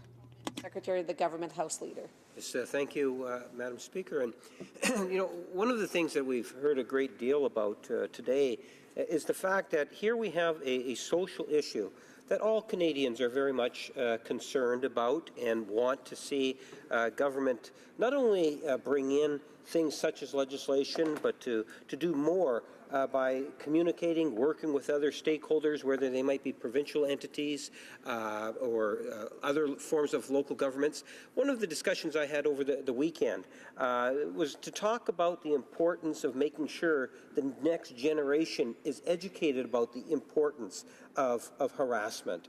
And it really raises the flag, if you will, for me personally in terms of what I might be able to do, and I would put this challenge out to all members. What can we do individually and possibly collectively in ensuring that it's being passed on? For example, I will look at school divisions and how it could potentially be brought into as a part of curriculum, the issue of harassment. If we can get younger kids or younger people more aware of the importance of the issue, we can prevent a lot of the harassment in the future. And I'm wondering, and I put the challenge to my colleague and friend across the way, what she thinks that we could also do in addition to passing good legislation like we were doing today. The Honourable Member for Salaberry-sur-Loire. Thank you, Madam Speaker. I thank my colleague. Well, certainly, we could do all kinds of things in schools to help with prevention. Now, I'm a teacher by training, so this is something that is important to me. But here we're talking about a government bill to prevent harassment in workplaces. And we want to improve that bill before it passes into law. I said in my speech, if my colleague was listening, that there are at least 3 big aspects that need to be corrected. So, reintegrating the joint health and safety committees rather than withdrawing them so that they can hear complaints and investigate those complaints. Also, ensuring that the 5-year review is effective we need to make sure that employers are obligated to report so that we have good, up-to-date statistics. And finally, we need to ensure that there are internal policies integrated into the Canada Labour Code, which is not the case currently. Of course, we can continue to do a lot of other good things, but there were 17 amendments proposed in committee and very few were accepted. So I think that Parliament still has a lot of work to do on this bill. Questions et commentaires? The honourable member for Avalon. Thank you, Madam Speaker, and I thank my honourable colleague for her speech here today in this House. My question to her would be, it's my understanding that if somebody sees something inappropriate, whether it be harassment or physical harassment or sexual, that unless the person that it's happening to is willing to make the complaint, it's no good in anybody else reporting it. I just wonder if that's actually the case, or how do we encourage people to allow a complaint to go in when we see what's happening, but yet they're not prepared to report it themselves? The honourable member for Salaberry-sur-Roy. Thank you, Madam Speaker. Very relevant question. Now, when it comes to trust in the workplace, you need clear policies, clear internal policies. That's what employers have asked for. That's what employees and union representatives have asked for, and that's not currently in Bill C-65. There's no clear policy that would help employers set up a code of conduct, for example, to deal with complaints, to deal with data protection, to deal with immediate assistance to employees, and so on. And they haven't even proposed a code of ethics. So the other thing is, when it comes to trust, the Joint Health and Safety Committees used to allow victims to be represented by people with a vast range of backgrounds and access to people who really understood the working culture. And all of that is missing from the current bill. Resuming debate, the honourable member for Nanaimo, Ladysmith. Thank you, Madam Speaker. We are at quite a time in our country. I'm honoured to be representing Nanaimo Ladysmith at this time that we've got, first, an unprecedented opportunity for gender equality around the world, and at the same time, I would argue an unprecedented awareness of the impact that sexual harassment and workplace violence and harassment, period, can have on workers, and the fact that harassment should never be part of any job. The same as over time, and I think of my grandfather, John Osler, as a lawyer for labour when there weren't any in Canada, the recognition of the violence that is done physically to people in the workplace and the importance of putting in place laws and frameworks to protect workers' physical safety. We now know our responsibility in this day and age to have the same level of protection for people's workplace environment as it relates to harassment and sexual harassment. So we can't pretend we don't know. I'm very aware this weekend with the complaints, with the media investigation about the threats against the life of New Democrat Premier Rachel Notley. I know she is not alone, including women in this House who have been profiled as having received sexual harassment and physical violence threats against them. That neither is harassment part of a politician's job. And so to Rachel Notley, I want to say I'm sorry. Watching some of the media this weekend with my mom and dad, they were observing that there was a great deal of hand-wringing, but very little concrete action. What are we actually going to do? Talking about it or reporting on it obviously is not enough. So I was reminded that 2 years ago, the Status of Women Committee, in a 2016 report, an all-party consensus report, recommended to this government, to this Parliament, its recommendation number 18. This is in the context of its study on ending violence against young women and girls, but inevitably there was a great deal of testimony that we got about online harassment, cyberbullying, young women like Ratea Parsons and Amanda Todd, who were harassed to the point that they took their own lives. Horrible, horrible stories that no family should ever have to contend with. So when we asked the witnesses for remedies, they said, for example, that the previous government, the Conservative government, had removed part of the Canadian Human Rights Act, maybe for reasons of freedom of speech, but it turned out having a very serious hole in our human rights legislation that we need right now. So our recommendation as a committee was, quote, that the Government of Canada introduce legislation to restore Section 13 of the Canadian Human Rights Act, which permitted rights complaints to the Federal Human Rights Commission for the communication of hate messages by telephone or on the internet, end quote. And so here it sits 2 years later. This government received an all-party recommendation to repair that damage that the Conservative government did in the Harper era. And while we're talking about harassment in the workplace and while our attention is focused on death threats that Premier Notley received reporting from last week, let's remember that there are actions we can take and urge that we take them. A little less conversation and a little more action. So Bill C-65 is an example of action which we do as New Democrats welcome. Anything that makes workplaces more free from harassment and creates a more clear path for employees, and certainly employees on the Hill, where there is this strange kind of cone of no rules land somehow around the labor code, and especially as it related to harassment and sexual harassment. So we are glad to see the bill here, and I'm also glad that all parties have been able to work together, especially with the labor movement, who's got very good advice on this file, to try to bring changes to the bill. So we know that the need is real. 53% of Canadian women have experienced unwanted sexual pressure. 50% of Canadian women have experienced some form of sexual harassment in the workplace. 60% of respondents experienced some form of harassment in the workplace. Nearly half of those were from people with authority over them. So power is a big part of this dynamic. And of course, racialized women, queer women, Indigenous women, women living with disabilities all have a much harder time and receive a disproportionate amount of harassment and violence in the workplace. And so the work does need to be done.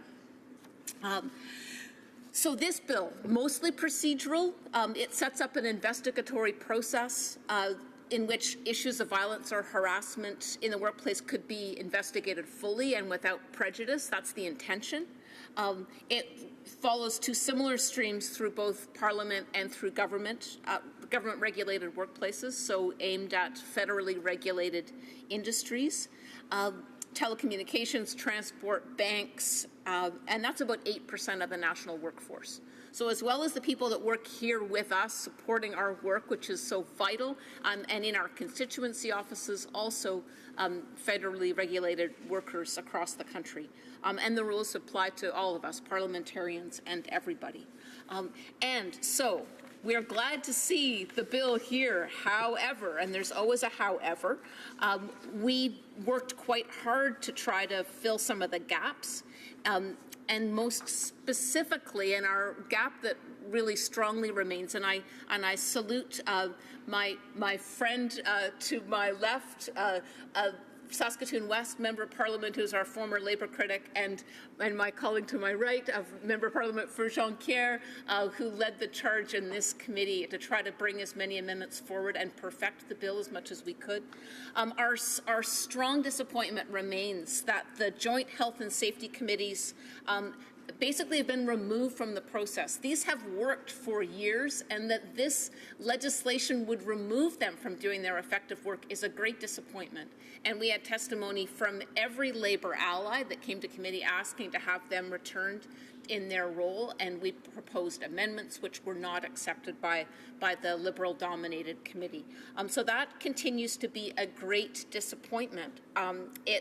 It would have helped. It would have, as in the words of CUPE, which is a union representing 650,000 workers in the country, they said that limiting the role of the health and safety committees will have a chilling effect on workers' willingness to come forward and participate in the process. The Liberal bill is an employer-driven process, and if your employer was the person who was harassing you, or if the employer had failed to create a safe workplace and regulate their other employees, then quite reasonably, you as the person experiencing harassment may not want to participate fully in a process that is dominated and controlled by your employer.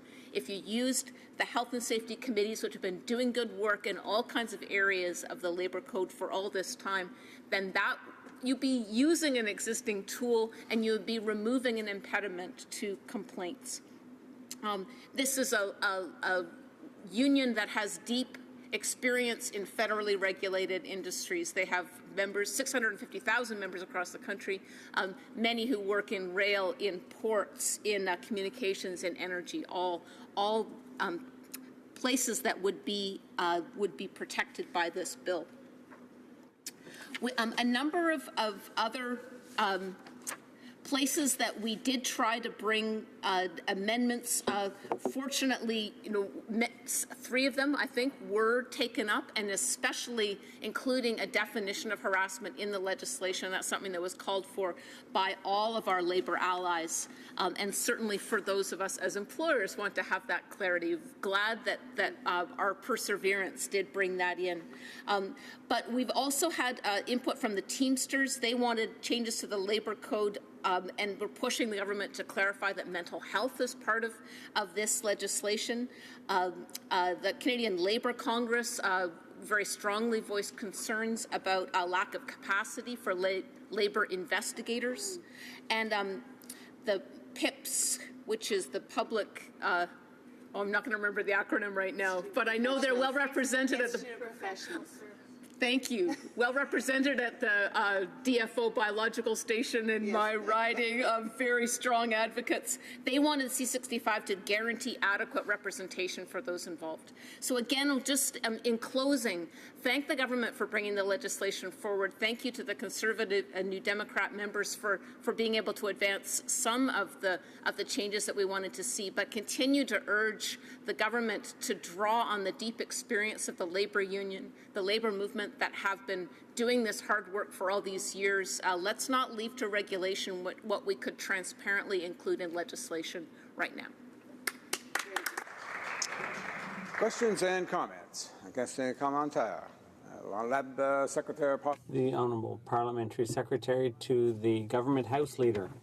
And I do want to pick up on my colleague's comments in regards to our labour movement, because the labour movement as a whole has done a phenomenal job at protecting the rights of workers, and in good part is probably collectively has the experience that's necessary in order for us to be able to move forward, but to recognize the important role that our unions have played over the years. And I look at this legislation as a step forward that unions, management companies will be able to utilize into the future, hopefully with the idea of preventing harassment, but also to be able to deal with the harassment that's taking place in our workforce today, and is one of the reasons why it's so very important that we pass the legislation.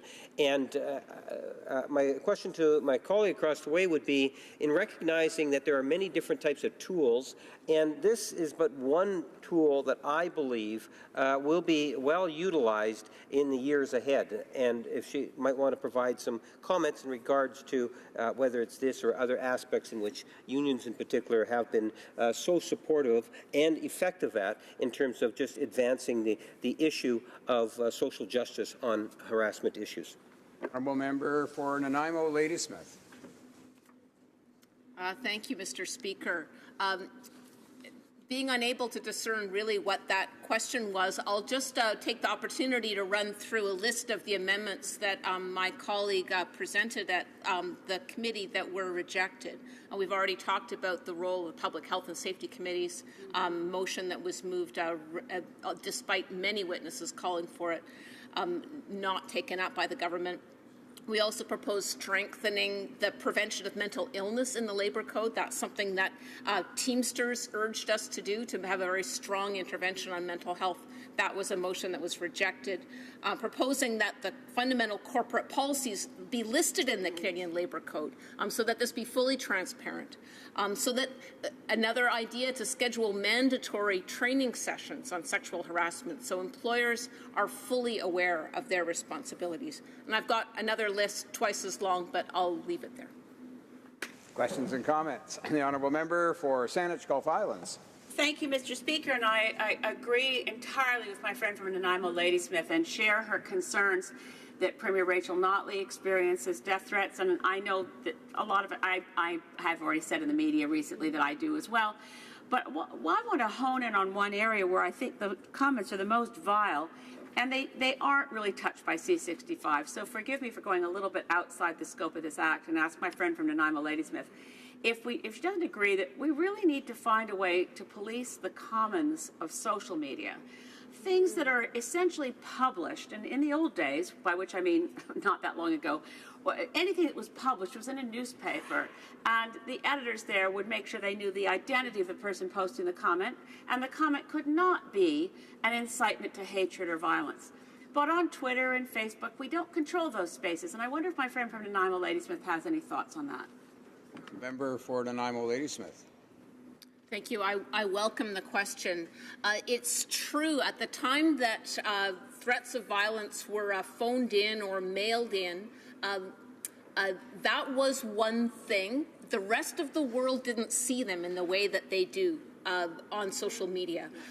Either way, I want to give deep thanks to all of the workers who support us as parliamentarians, because they do screen us from some of the most difficult comments, but they themselves take the brunt of that. That's a workplace issue, and I thank them for protecting us so well. The thing, though, that I'm concerned about is that the sexual, misogynistic, hateful things that get said online are transparent for everybody to see. I'm concerned that others watching, especially women, especially marginalized groups that have a hard time getting into places like this anyway because of the very real barriers that they face, that they think, they look at those comments online and they think, do I want to subject my families to that? And we shouldn't be doing anything that turns people off. So the very first and very best remedy that we have is to restore to the Canadian Human Rights Act the protections removed by the Conservative government. The Liberal government should have done this already, to identify online complaints and threats as to make them complainable, the same way that phone calls and letters are. Resuming debate, the honourable member for Sherwood Park, Fort Saskatchewan. Merci beaucoup, Monsieur le Président. Thank you very much, Mr. Speaker. It's a pleasure for me to participate in this debate. I'll be sharing my time with the member for Louis Saint Laurent. This is certainly an important issue, and it's a pleasure for me to rise to debate Bill C-65 at third reading. At second reading, when I spoke to this bill, I spoke in detail about the Me Too movement and the practical as well as the philosophical issues that is raised by that important movement, and the progress in terms of public awareness and public will to respond that we've seen coming out of that discussion. Today I will revisit some of those arguments later on if time allows, but I want to begin by talking a little bit more about some of the practical issues around Bill C-65, how those practical issues have been worked out through the legislative process. And this is a bill aimed at combating harassment specifically in the parliamentary precincts, but as well more broadly within the federally regulated workplace. We continue to see the profound impact on politics, certainly, as well as other sectors of society, of the Me Too movement, which has invited women to bring to light instances of previously undiscussed sexual harassment and assault. It has significantly, I think, increased the awareness of men, among men, of the issues that women face that we as men may not have been as aware of previously. And it's important that we continue to encourage people to come forward to raise our attention, to raise everybody's attention in terms of this issue, and to seek to strengthen the processes which protect victims and ensure more effective due process. What this bill intends to do, I think, is very laudable. and that is further develop a strong, fair, and reliable process. Indeed, a clear, fair, reliable process is the best way to ensure that victims are heard, that perpetrators are punished, and that potential perpetrators are deterred. And we can show that there's a clear process in place that confronts these issues, that is objective, that is impartial, and that ensures that victims have their fundamental rights protected. This bill strengthens the processes and mechanisms in place, again, as I said, to combat harassment on Parliament Hill, as well as in federally regulated workplaces. Now, Conservatives support this bill, and I'm pleased that our caucus, in particular our team on the committee, have engaged constructively with this process to propose and to see the passage of amendments which have improved and strengthened the bill, strengthened that process, and strengthened what will be its ultimate effectiveness. I recall during second reading debate, my colleague from Lethbridge, our Shadow Minister for the Status of Women, gave an impassioned speech working through some of the areas where the previous draft of the bill was flawed and needed to be improved. And I recall at the time some members of the government were actually critical of her for criticizing the bill, for violating what was allegedly supposed to be the nonpartisan tone of the discussion, because this is, after all, something we all agree is so important. But I would argue that precisely the importance of this issue is why we should dig deeper, we should ask questions, we should analyze the text and its practical implications to see if it does the kinds of things that we wish it to do. And that's exactly what, despite some of the criticism across the way, that's precisely what the member for Lethbridge and other members of our caucus were doing, trying to advance the underlying objectives by asking hard questions about what would be the most effective way of achieving those objectives. And despite some of those criticisms that Conservative members received for challenging aspects of the bill at second reading, I'm pleased to see that the government did, in fact, see fit to accept amendments that were proposed by Conservatives that substantially improved the bill. And I'll mention a number of those issues where the mechanisms in place were improved. The previous version of the bill would have created a situation where harassment complaints that involved MPs' offices would have been investigated under the direction of the Minister of Labour. Now, the obvious problem with that is that the Minister of Labour is a member of Parliament, is a member of a political party. So there would be, if not a lack of good intention on the part of the Minister, there would at least be a potential perception of political bias. There would be a perception, perhaps, that a complaint within a member of the government's office might be treated differently from a potential complaint within the office of a member of the opposition. And certainly we wouldn't want to have either a taint in reality or a taint in terms of the perception of the credibility of that process, which is why an amendment was proposed and successfully advanced at the committee stage, which handed over the power in terms of that investigation to the Deputy Minister. The Deputy Minister, of course, being a nonpartisan civil servant. So it ensured that the investigations that will take place in terms of harassment complaints involving the office of members of Parliament will be under the authority of a nonpartisan public servant, as opposed to taking place under the direction of the office of the Minister of Labour. So that was a very important constructive change that Conservatives were able to put forward to make this bill more effective. And fortunately, in this case, we saw the process working as it should, and that was accepted. Another priority for Conservatives on the committee was ensuring discussion of incorporation of mandatory sexual harassment training. That training is critical, and it's one that's been available to MPs, and I know many of our MPs in our caucus have taken advantage of the opportunity to go through that training process as well. And that training is important. It's something that we saw as needing to be emphasized in the bill, and it was added. Now, we also put forward an amendment to have a mandatory review of the bill after 5 years. There's been some discussion in this House of social media, of technology, and how that is a new platform on which harassment can take place. Obviously, this illustrates the need for periodic reviews and updates because technology changes, and there may be new avenues or new platforms on which harassment takes place, and that may raise new issues in terms of the kind of legislative framework we're going to need going forward. But also, we've seen, even over the last 5 years, increasing awareness and recognition of problems which were perhaps not identified and recognized appropriately previously. And we can hope for that continuing process of greater recognition to ensure that women and that everybody in the workplace is properly protected. So that update provision that was proposed and added, it was accepted by other members of the committee, is very important. So we see the legislative process here, I think, working well. Concerns raised at second reading, but we as a caucus have done our job. We've put forward constructive improvements to C-65, and many of those have been incorporated. Now, we will continue to ask questions about ways in which the bill can be improved. Not all of the proposals we put forward were adopted. For example, we had a proposal around clear timelines over which an investigation would take place to ensure that investigation doesn't drag out indefinitely, that there is a process in place to ensure that there is closure for the victim, that these questions are ultimately answered and resolved in a timely manner. Unfortunately, the government members on the committee did not accept that proposal. So recognizing, though, that every proposal we put forward wasn't incorporated, we still see C-65 very much as a step in the right direction, as a positive step, and I'm pleased to be supporting it at this stage. I think it needs to continue to go through the process and hopefully be adopted.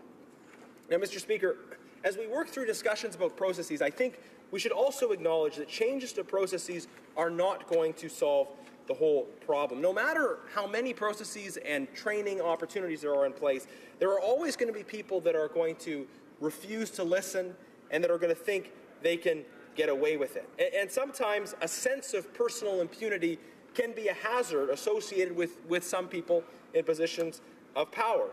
It's important, as we confront the issue of harassment as it happens in this environment, that powerful people understand that the rules of human conduct that apply to others very much apply to them as well. This needs to be a reality reflected in the structure of the system, but it also needs to be absorbed into the minds and hearts of everyone in this place.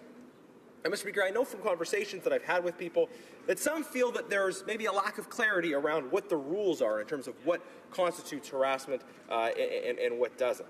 But I think what this illustrates is a certain inadequacy of a purely rules-based as opposed to virtue-based approach to ethics. A rules-based approach to ethics asks us to define specific lines. When it comes to this and many other things, rigid lines can't always be easily defined because there's an objective component to harassment, the behavior, but there's also a subjective component in terms of how that impacted the particular person in light of the context, in light of their situation, in light of cues that may have been given or not, the power structure, and so forth. There is that objective and subjective component as well. An alternative ethical approach, one defined around sort of virtue ethics, is to define qualities of character that should animate action and interaction. Indeed, a recognition of the dignity and value of every person, a rejection of objectification, and of the use of people merely as a means, a commitment to well-being and happiness for all. These are the kinds of qualities that should animate all of our interaction. In particular, I would say as well that I'm out of time. So we should pass this bill. Thank you very much.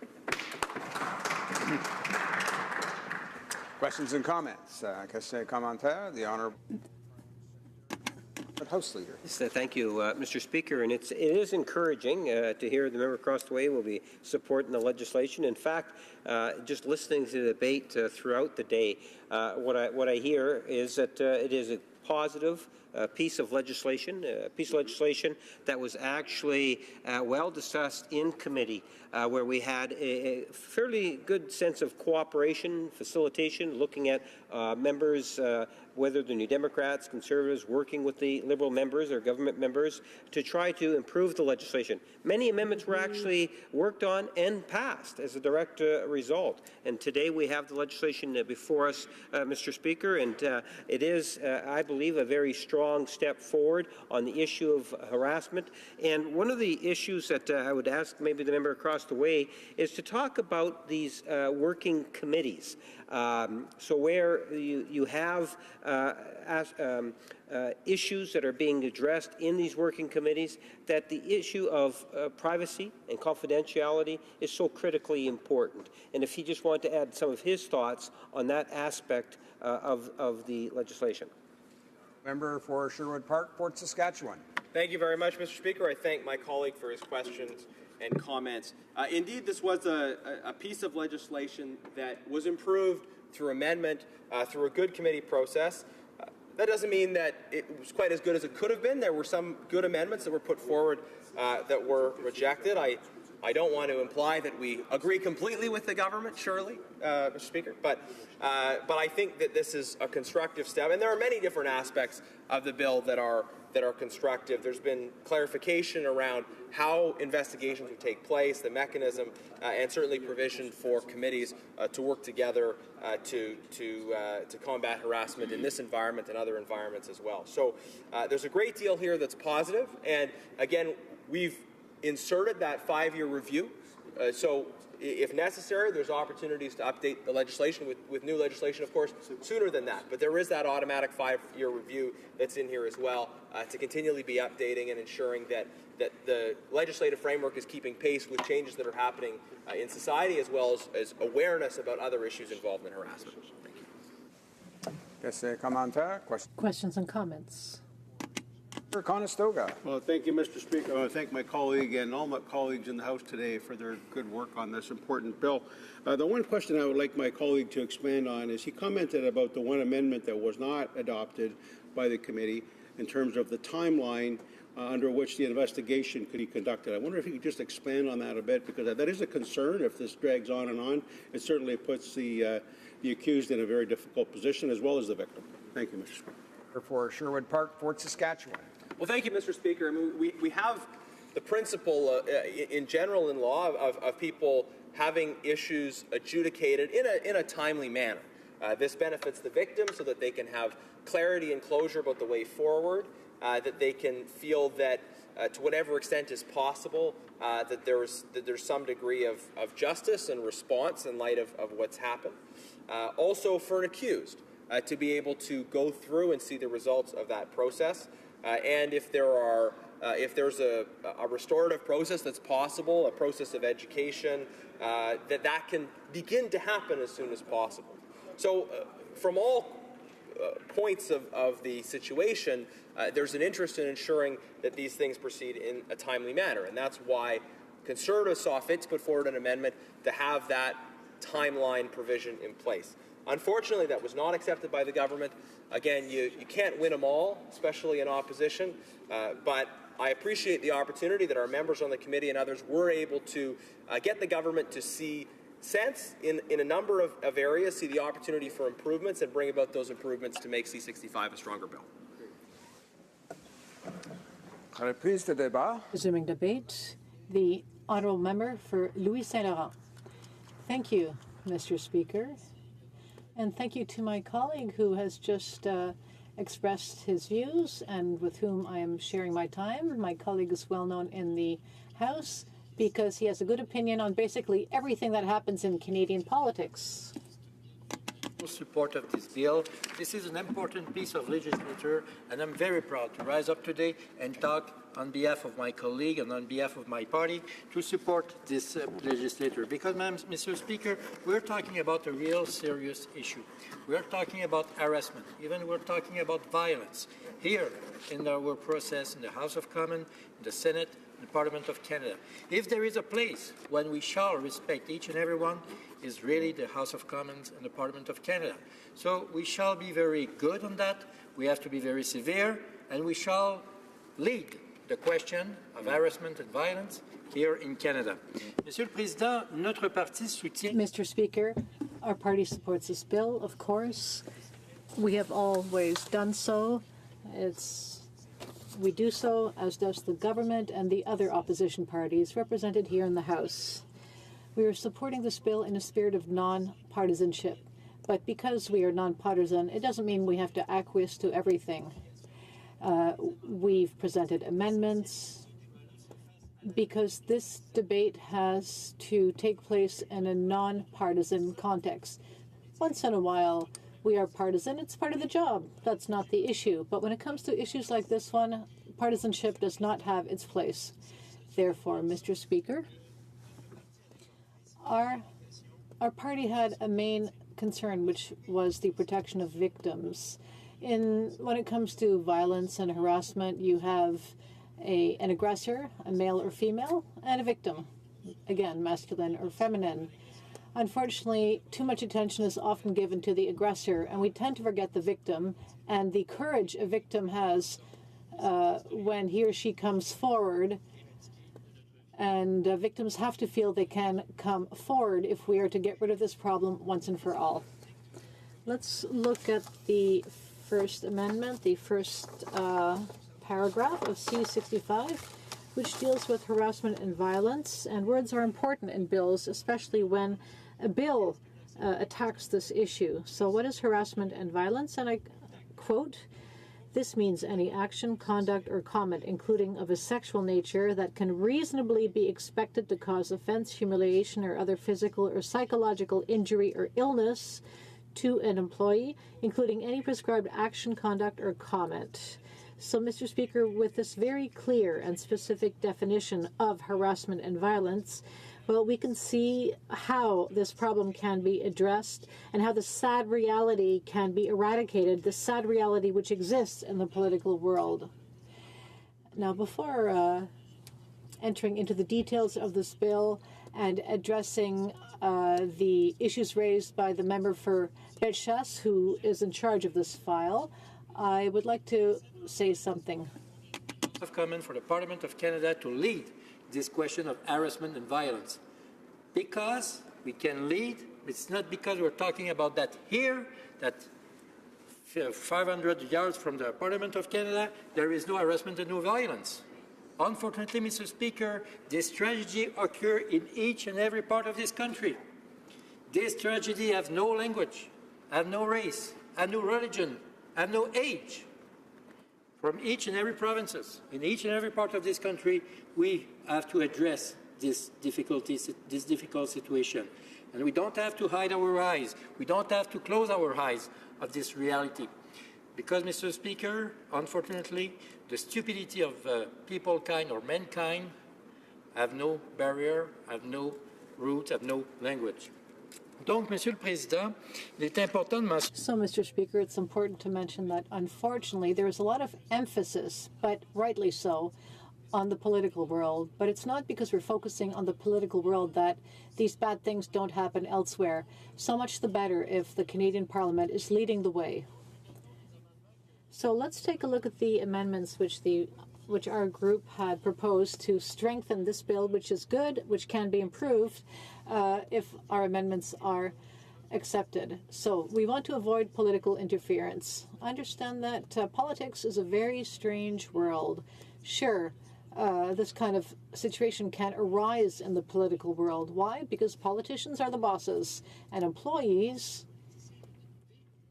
work for members of parliament, and members of parliament can decide the fate of their employees. They can hire an employee, they can hire a person, and they can fire that person from one day to the next. That's a political reality. And clearly our schedules are not normal. In fact, there are no set schedules in politics. When your eyes are open, you're on the job. So there are no specific rules which frame our work. And especially because of social media, we are on 24 hours a day, 7 days a week.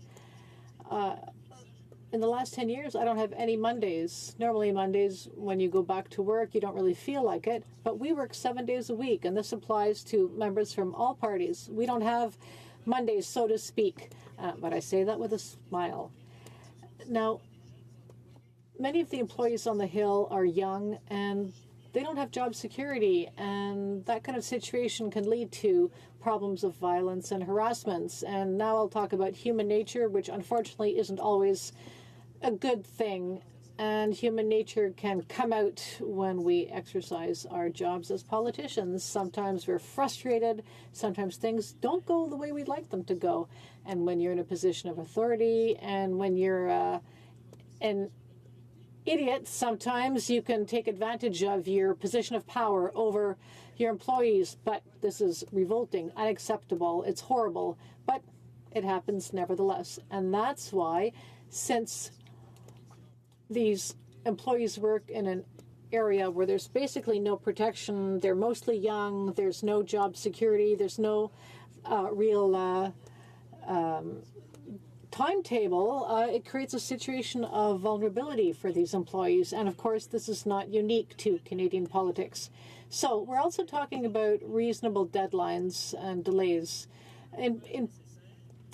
Sometimes a victim has to muster all of his or her forces to come forward and denounce what has happened and find out where he or she can turn to. But that doesn't happen overnight. These victims suffer greatly, so they need the time they need to come forward, to muster the strength to come forward, and then the process should snap into place in an efficient way. So apart from timeliness, we have extended a deadline for which a person can come forward, because a victim has to have the time he or she needs to actually take that first step. Then we've talked about mandatory training for all MPs. Great idea. About 3 weeks ago with my colleagues, I was at a training session which was actually very interesting, because we were asked questions like, in this situation, what would you do? Or in that situation, did that person act well? And the answers were very different, and it all made us think. There's no perfect training. This isn't math. It's not 1 + 1 = 2.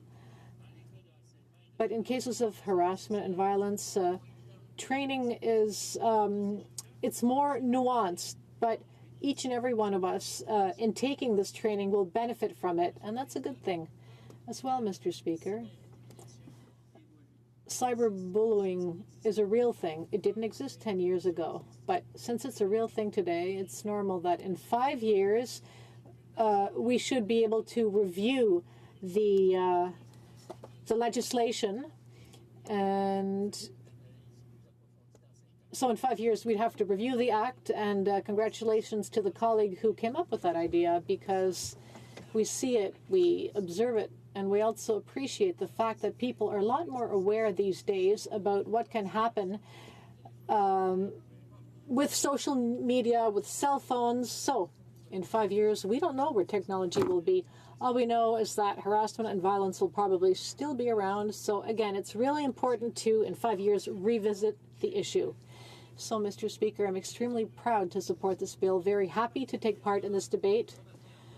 And it's wonderful to see all MPs speak with one voice. We're putting all of ideas together, and we're acting in a very positive manner. And in 5 years, we'll have the opportunity to bolster this legislation even more in order to eliminate as much as possible on Parliament Hill and throughout the country violence and harassment in the workplace. Thank you very much, Mr. Speaker. Question commentaire. L'honorable Secretary Parlementaire. The Honourable Parliamentary Secretary for the Government Leader in the House. Colleagues' comments, whatever they might be, related to different pieces of legislation, budget or whatever. I don't necessarily agree with all of them, but on this case, I do agree in many ways with what my colleague is saying across the way, especially when he talks about that this is a problem that's not regionalized. It is, in fact, a national issue, and it has no borders in terms of whether ethnicity or faith or any other characteristics. And it is something in which we believe that we should be doing more in terms of providing leadership coming from Ottawa, and we expect others, different jurisdictions, both private, profit, non-profit agencies, to also demonstrate leadership on issues such as this. And if I could just pick up on his concluding thoughts in regards to 5 years from now, we know that it will be coming back to us. This is a social issue that continues to grow as the public demand is there for us. And my question is related to that public demand.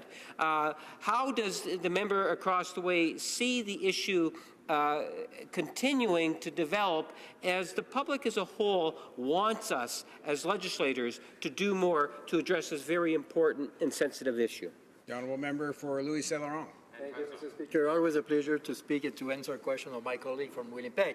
Even if we sometimes disagree, we totally agree on this piece of legislature, and also for the strong support we give, all of us here, for the Jets of Winnipeg tonight. And I hope that they will pass on the second vote. Here we go. Even the Honourable Minister from Transport do support me in that case. That's fine. Even if last time we asked, we had a debate here, he was wearing a jersey was not the same of mine.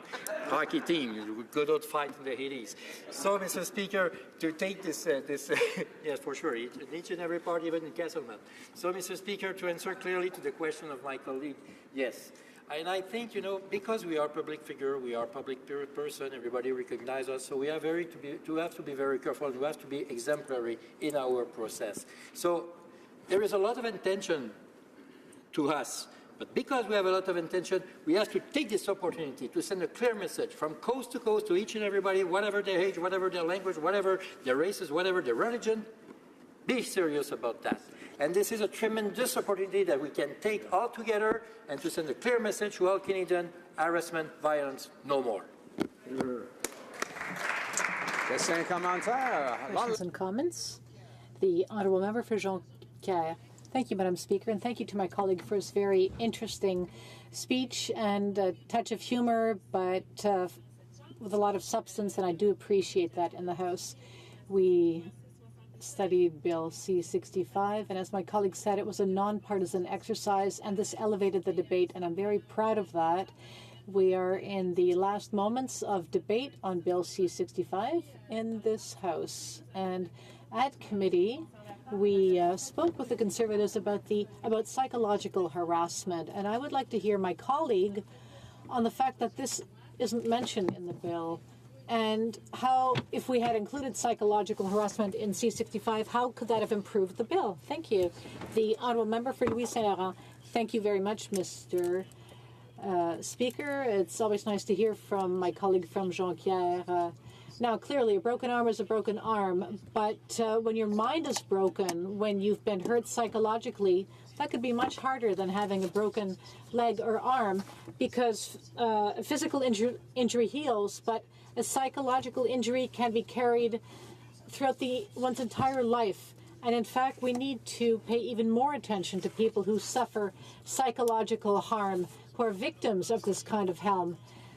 Sometimes people have grown up with a psychological injury. Mr. Speaker, in the specific case of harassment and violence, psychological harassment is manifested when you look at someone the wrong way, when you use words against people who are nevertheless doing their best. No one is perfect in this world, but it's horrible when a person verbally attacks another human being. Resuming debate.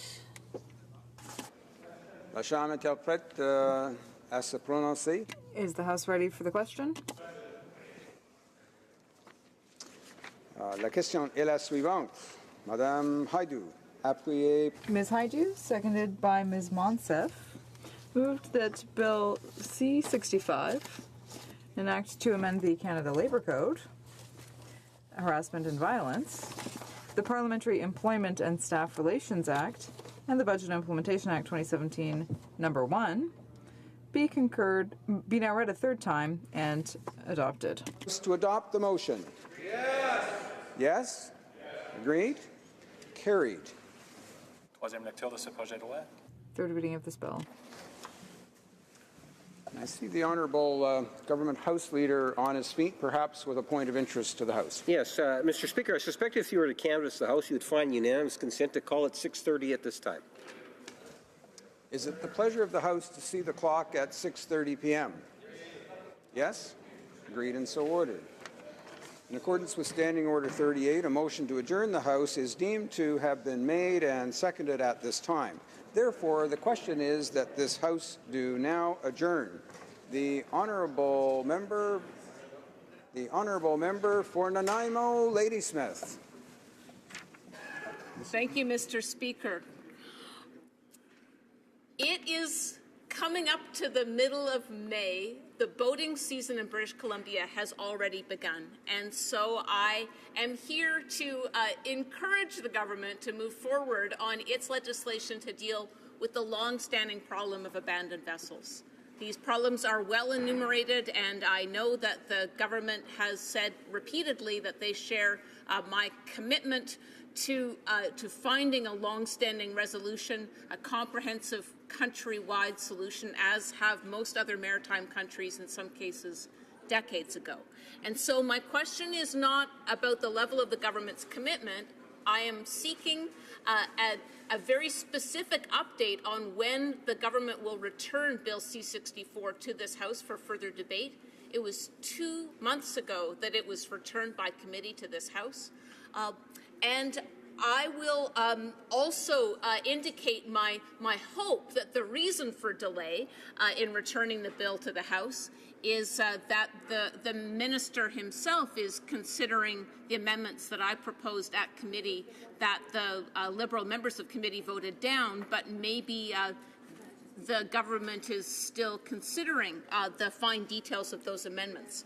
So that's the only reason I can imagine why the government would not already have this back at the House and already be moving forward with the next stages of debate and reading, so that we can actually finally see some resolution, and especially boaters this summer can be out there saying, isn't it great that we have an abandoned vessel solution legislated by our federal government? It would build some faith and some trust. You'll remember that the bill was fast-tracked by the NDP. It was quite rare to get the House's unanimous consent to move it to committee so quickly, but I was very glad to have been able to initiate that. I'm glad that the House agreed, and glad that Transport Committee switched itself away from its other business and focused on this study, and glad that we got so many witnesses who spoke so clearly about the solutions that coastal communities had been advocating. They were in my legislation. You'll recall, Mr. Speaker, Bill C-352, which was blocked by the Liberal-dominated PROC committee and then voted down by, again, Liberal members. It was not even heard in the House. But nevertheless, I tried to transport the elements of that legislation into the minister's Bill C-64. So as a reminder, some of those pieces that I hope maybe the minister is now considering now, it being the only explanation for why C-64 would be so delayed, is the government now considering bringing into its bill a vessel turn-in program modeled on the Cash for Clunkers program? Is it considering creating a dedicated fee to put a fund aside to deal with the backlog of abandoned vessels, since C-64 does not address the backlog of abandoned vessels? Is the government planning to legislate to formalize Coast Guard's role in dealing with abandoned vessels? When that was in former MP Jean Crowder's legislation 3 years ago in the previous Parliament, all of the Liberal Party voted in support of it, including the now Transport Minister, Fisheries Minister, and Prime Minister. Is the government delaying C-64 so that it can incorporate those coastal solutions into the abandoned vessel legislation? Parliamentary Secretary to the Minister of Transport. Thank you, Mr. Speaker, and I'd like to thank my honourable colleague for her question. Mr. Speaker, our government is very proud to be implementing a comprehensive national strategy to address the issue of abandoned and wrecked vessels. This strategy, which goes well beyond the proposed Wrecked, Abandoned or Hazarded Vessel Act, or Bill C-64, was developed after discussions with a broad cross-section of stakeholders, interest groups, and Indigenous communities. These include local communities such as Saanich Inlet and industry associations such as the National Marine Manufacturers Association. It is also based on lessons learned and best practices observed in jurisdictions in the United States, such as Washington State. Bill C-64 is a critical element of the strategy, and we remain committed to bringing it into force as soon as possible. All parties have expressed their support for this legislation, as have numerous witnesses before the Standing Committee that reviewed this draft bill. It is past due that a framework be put in place that ensures owners are responsible and liable for their vessels at the end of life. We are working in partnership with provinces and territories, given their extensive experience and expertise, to explore ways we could enhance the existing pleasure craft licensing system. At the same time, we are studying options to enhance the vessel registry system to increase our ability to hold commercial vessel owners accountable. Our government has also heard calls from the local communities about the need to address the backlog of abandoned and wrecked vessels. This is why in 2017, we fast-tracked the introduction of new programs designed to assist communities across the country in removing and disposing of these problem vessels impacting our communities today. Member for Nanaimo, Ladysmith. Thank you, Mr. Speaker. With respect, the member didn't answer my question, so I'll say it in a different way. If you're so pleased with C-64 and if it's so ready to go, why is it stalled again? It's been 2 months. The communities are demanding a much broader solution than what's in C-64, but nevertheless, let's bring it back to the House and get it done. What could possibly be the explanation? If the bill is in such perfect shape, why not bring it back now? And if their government is going to continue to delay, can the member please assure me that the Transport Ministry is using this long delay for good purpose and actually inserting the solutions that coastal communities asked for into C-64? So far, they were all voted down at committee, and I'm hoping that the Transport Minister himself has got a different view. The Honourable Parliament Secretary. Thank you, Mr. Speaker. I want to assure you, Mr. Speaker, and my honourable colleague that we are committed to moving Bill C-64 forward. In fact, we have heard from some of the communities that we've been engaging with that more has been done in 2 years than in the past 20. It took the state of Washington over 10 years to establish their regime. We are striving to establish ours in a much shorter period. When it comes to abandoned and derelict ship, this government is moving full speed ahead. And I want to assure my honourable colleague that we remain committed to moving Bill C-64 through the parliamentary process and have it come into force as soon as practical. While this is happening, we have and continue to take concrete actions to address the problem of abandoned and wrecked vessels. Thank you, Mr. Speaker. The Honourable Member for Saint-Hyacinthe-Pagot. Mr. Speaker, on January 29th, I rose in the House to ask a question about the employment insurance black hole, which continues to affect thousands of our fellow citizens. Now, this black hole affects nearly 16,000 workers who often don't have enough income for a period of up to 4 months because they don't have work during the off-peak periods, and this is due to the bad reforms of the Stephen Harper government. During the last election campaign, the Prime Minister had promised to reverse the Conservative reform, which penalizes seasonal workers and their families. Unfortunately, today it's very clear that nothing has been done. Mr. Speaker, for several weeks, Liberals have been bragging that they have solved this problem for seasonal workers. But the reality on the ground is very different. This government should have set up urgent measures to help these workers.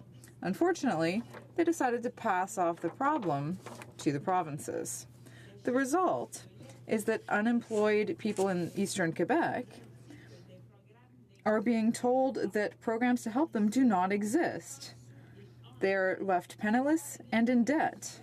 Does that mean solving the problem? The Liberals were elected on a promise of solving the problem of the black hole. So when will they really take action? People want to know. On the ground, unemployed people are concerned, and with good reason. Last week, Gaëtan Cousineau, spokesperson of Mouvement Action Chômage PABOC, said that unemployed people in the Magdalen Islands went to their local job center to have access to these measures, and they learned that no measure was actually available because there weren't enough people signed up for it. The Minister of National Revenue, who is also the member for Gaspésie-les-Îles-de-la-Madeleine, had said that her government had solved this problem. As far as the Lower St. Lawrence is concerned, there's currently no program that is actually set up, and victims of the black hole are being directed to welfare. People don't need welfare. What they need is financial assistance for the period before they restart their jobs.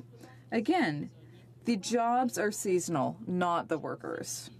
I'd like to quote the coordinator of Action Chômage Kamouraska.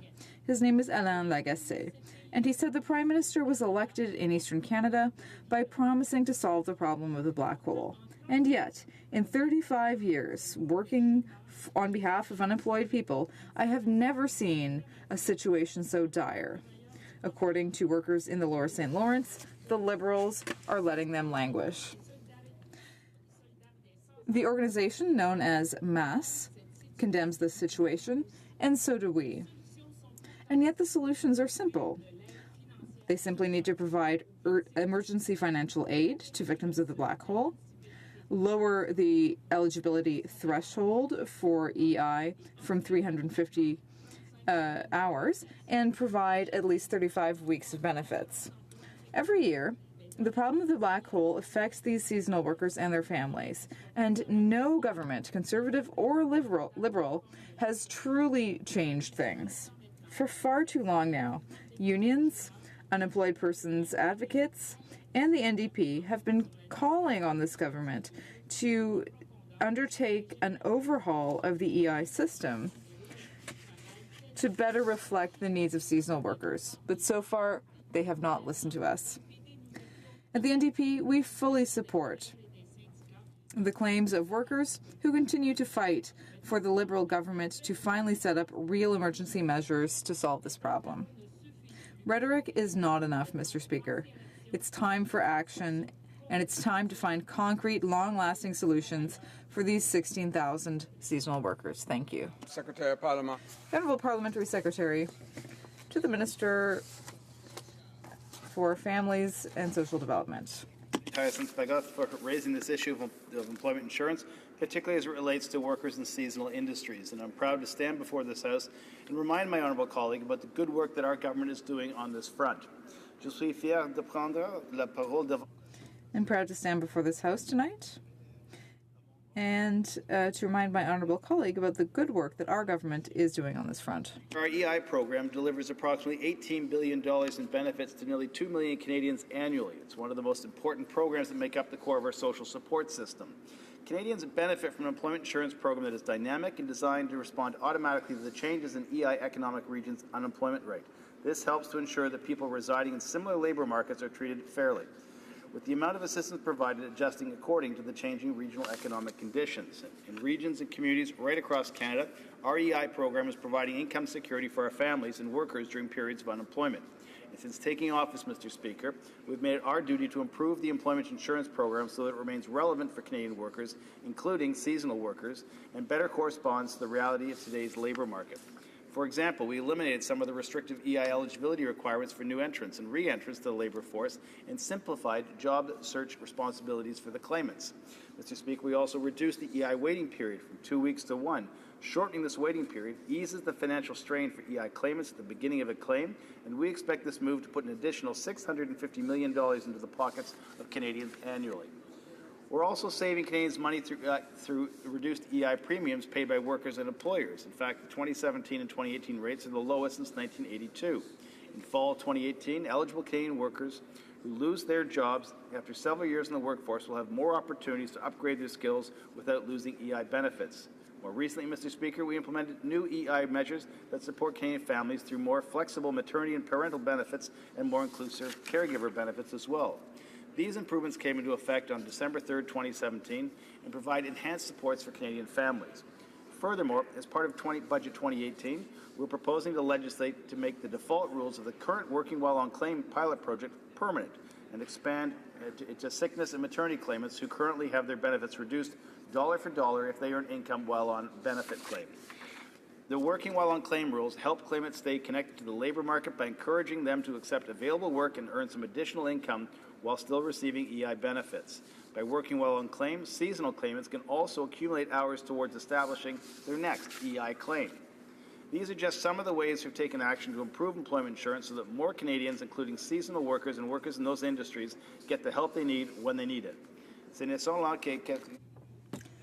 These are just some of the ways that we have taken action to improve employment insurance so that more Canadians, including seasonal workers, get the help they need when they need it.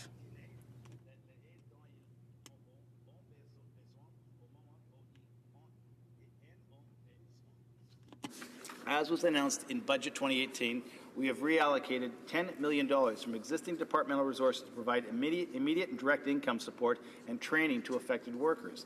The government has signed agreements with the governments of the most affected provinces to deliver this funding directly to people, and provinces will have flexibility to deliver a wide range of supports, including career counseling, workplace essential skills training, and associated income supports while on training. Budget 2018 also proposes to invest $80 million in 2018-19 and $150 million in 2019-20 through labour market development agreements with key provinces to co-develop local solutions that can be tested to support workforce development.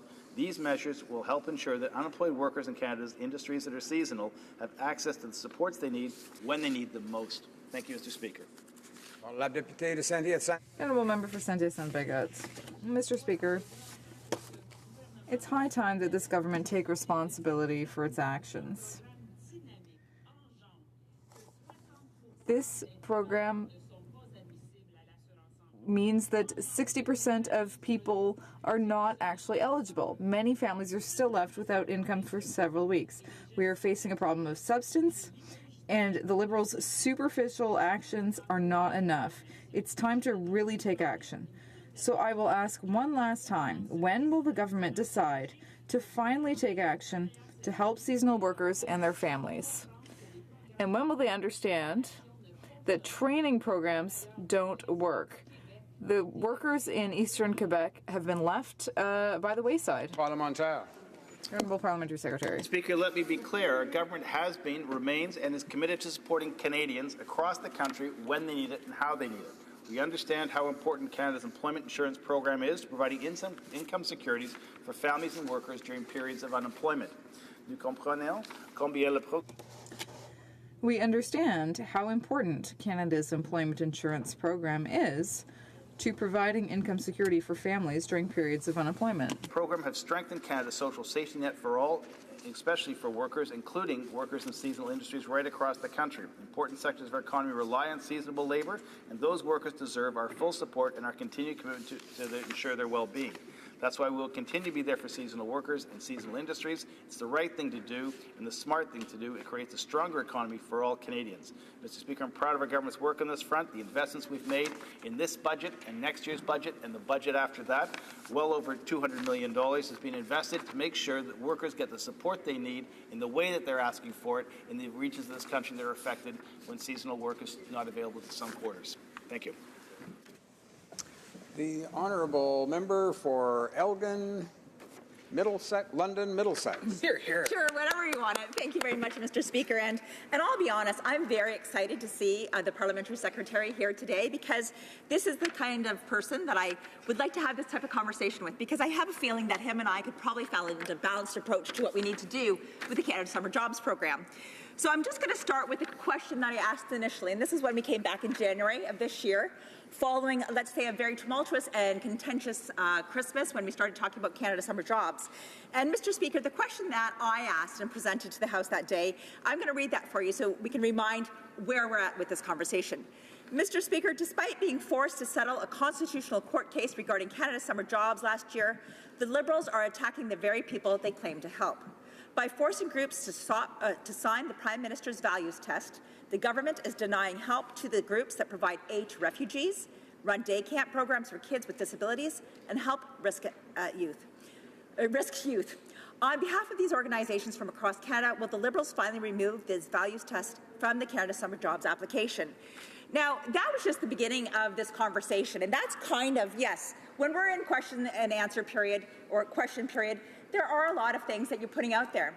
But instead of having a reply indicating, well, you know, we don't think it's the best option giving to advocacy groups, instead I had this idea that I would not support the rights of women. And it was absolutely ludicrous. So the fact that the parliamentary secretary that is here today, I know that we'll have a much better conversation, and I really expect that. But the issue that we have here is the discussion that carried on. On March the 1st, I had the pleasure of putting forward a motion to the House of Commons asking them to fund the Canada Summer Jobs programs for the daycares and for a lot of these groups that are actually doing advocacy for their hometowns, for their communities. We talk about the day camps. We talk about helping seniors prepare meals or coaching that kids' soccer team. I know I've had a lot of different Canada Summer Job students who have participated in a lot of activities like that. And this is really a great program. For years, the prior member of Parliament for Elgin Middlesex London, I worked with him on these programs. So I could tell you the type of results that we had. We actually had great jobs and great kids coming out of these programs. But this year, the government decided to put this attestation in. And the problem with this, and the problem that I see is, we have one day they're saying no to our faith groups, and the next day saying yes to our pipeline protesters. And it makes no sense. I'm saying pick a side and go with it. You can't have it both. But part of the problem is that they were talking about these attestations, and then they said, well, you know, we've put in an explanation. You can sign the attestation because we have this explanation of what we're doing, as long as they're not doing something that's anti-abortion or anti-LGBTQ. Well, Mr. Speaker, the fact is, you're never signing one of those summary of what you can and cannot do. You're signing an attestation, which for many people, they look at that like a legal document, and that they're signing that their beliefs, that they cannot attest to that. Now, within my own community, and it's because of all of this, I went back and looked at the community funding for the last 13 years and 14 years in Elgin Middlesex London, and not one time did these organizations fund anti-abortion, pro-life, any of these organizations, anti-LGBTQ, not one single one. But this year alone, in Elgin Middlesex London, 35 different organizations did not apply. And the majority of those were because they would not sign this attestation. And that's because it was going against what they thought the government was doing. And so I would like to ask the honourable colleague, do you believe the Canada Summer Jobs should have backtracked to the old ways, or do you think this became a huge boondoggle because of the attestation? Honourable Parliamentary Secretary to the Minister of Employment. Thank you very much, Mr. Speaker, and it's great to be here with the member from Elgin, London, Middlesex, and she had mentioned her former boss, who was a great friend, Joe Preston, and I now have his office, and I know that he and I had solved a lot of the world's problems in that office in the last Parliament. Mr. Speaker, one thing, before I get to my remarks, you know, when you go back and you check on those grant positions, those summer student positions, you should also notice that probably back in 2015, she would have had about 97 of them. And last year, she would have had 209 of them. So that was because our Liberal government had doubled the investment in summer students, and I think she'll probably get the math on that. Mr. Speaker, our government knows that a strong middle class and a growing economy depend on young Canadians getting skills and work experience they need to succeed. We have doubled the Canada Summer Jobs program compared to previous Conservative governments, creating meaningful paid work experience for almost 70,000 students per year. But I must say, it's a little disappointing that the members opposite are spending so much time maybe not giving all the information out on the program. I'll be happy to set the record straight here today. First of all, the attestation, as outlined in the application guidelines, concerns both the job and the core mandate of the organization. What do we mean by the core mandate? We mean the primary activities undertaken by the organization that reflect the organization's ongoing services provided to that community. It is not the beliefs of the organization. It is not the values of the organization. I'd like to point out that applicants have always been required to outline their organization's mandate and the roles and responsibilities of the job to be funded. This is not a new requirement. What is new this year is that applicants had to attest that both the job and the organization's core mandate respect individual human rights here in Canada. What do I mean by respect those rights? We mean the respect of individual human rights, including the rights of women and the LGBTQ2 Canadians. That is to say that these rights are respected when an organization's primary activities and the job responsibilities do not seek to remove or actively undermine these existing rights. By including this requirement, we are preventing federal funding from flowing to organizations whose mandates or projects do not respect individual human rights, the values underlying the Canadian Charter of Freedoms and Rights and Freedoms. It is as simple as that. Mr. Speaker, our government has a responsibility to ensure that its policies, programs, and budgets respect and protect human rights. I want to make it clear that, as in previous years, churches, religious groups, faith-based organizations were encouraged and welcomed and eligible for Canada's summer jobs. They add tremendous value to our communities. I know on this side we've helped thousands of groups, faith-based, not-for-profits, businesses alike, creating over $70,000 or just under $70,000. It does not require an individual employee in any organization to change their beliefs. Mr. Speaker, we believe that the investment in youth is a wise investment, not just for now, but for the future, and that's why we doubled this investment. And, Mr. Speaker, I'll stand with the government on their actions on this file. The honourable member for Elgin, Middlesex, London. Well, and thank you very much. I think the bottom line is the communication here. At the very, very beginning, it was not the Conservatives that came out and said, look at this attestation. It was people in our communities calling us. So what happened is this Liberal government then had to come back and start backpedaling because the information that they had put out there, talking and actually putting into their attestation about the women's rights, was that the right move? And maybe that's something that this parliamentary secretary can address, because when you know that Canadians don't understand, is your job not to make sure you accept those phone calls and things like that? I was in Cobourg, Ontario. I had a variety of people that came to me who said, our member of parliament will not answer our calls, she will not rewrite us, and she will not take our visits. So part of the problem is that is nine faith-based organizations in that community did not have the respect of their own member of parliament to discuss that. We see the same things in London, where the members of parliament representing one of the London ridings came to us because they stopped answering the calls. And I will stop, Mr. Speaker. So if you could help me there, Parliamentary Secretary, that'd be fantastic. The honourable Parliamentary Secretary. Mr. Speaker, the member from Cobourg is an outstanding member of this chamber, and she serves the people of her riding so well, and I know she has done a tremendous job with the parliamentary secretary duties as well. But one thing that she knows as well is that this government will stand up for the rights of all Canadians, rights that were hard fought for and won by many sectors in this country. Mr. Speaker, you know, what I know is that when the additional information did come forward, that took a great deal of anxiety that was away. There was anxiety initially. I don't disagree with the member opposite, but with the clarification, I found that certainly, you know, last year I had 20 faith-based groups receive funding. This year I'm really up to 22. There are a couple of that have changed for various reasons. But, Mr. Speaker, again, I think the actions taken by this government both provide opportunity for young Canadians as well as protect the rights of all Canadians. La motion portant que la Chambre s'adjourne est maintenant répétée. The motion to adjourn the House is now deemed to have been adopted. Accordingly, this House stands adjourned until tomorrow, pursuant to Standing Order 24-1.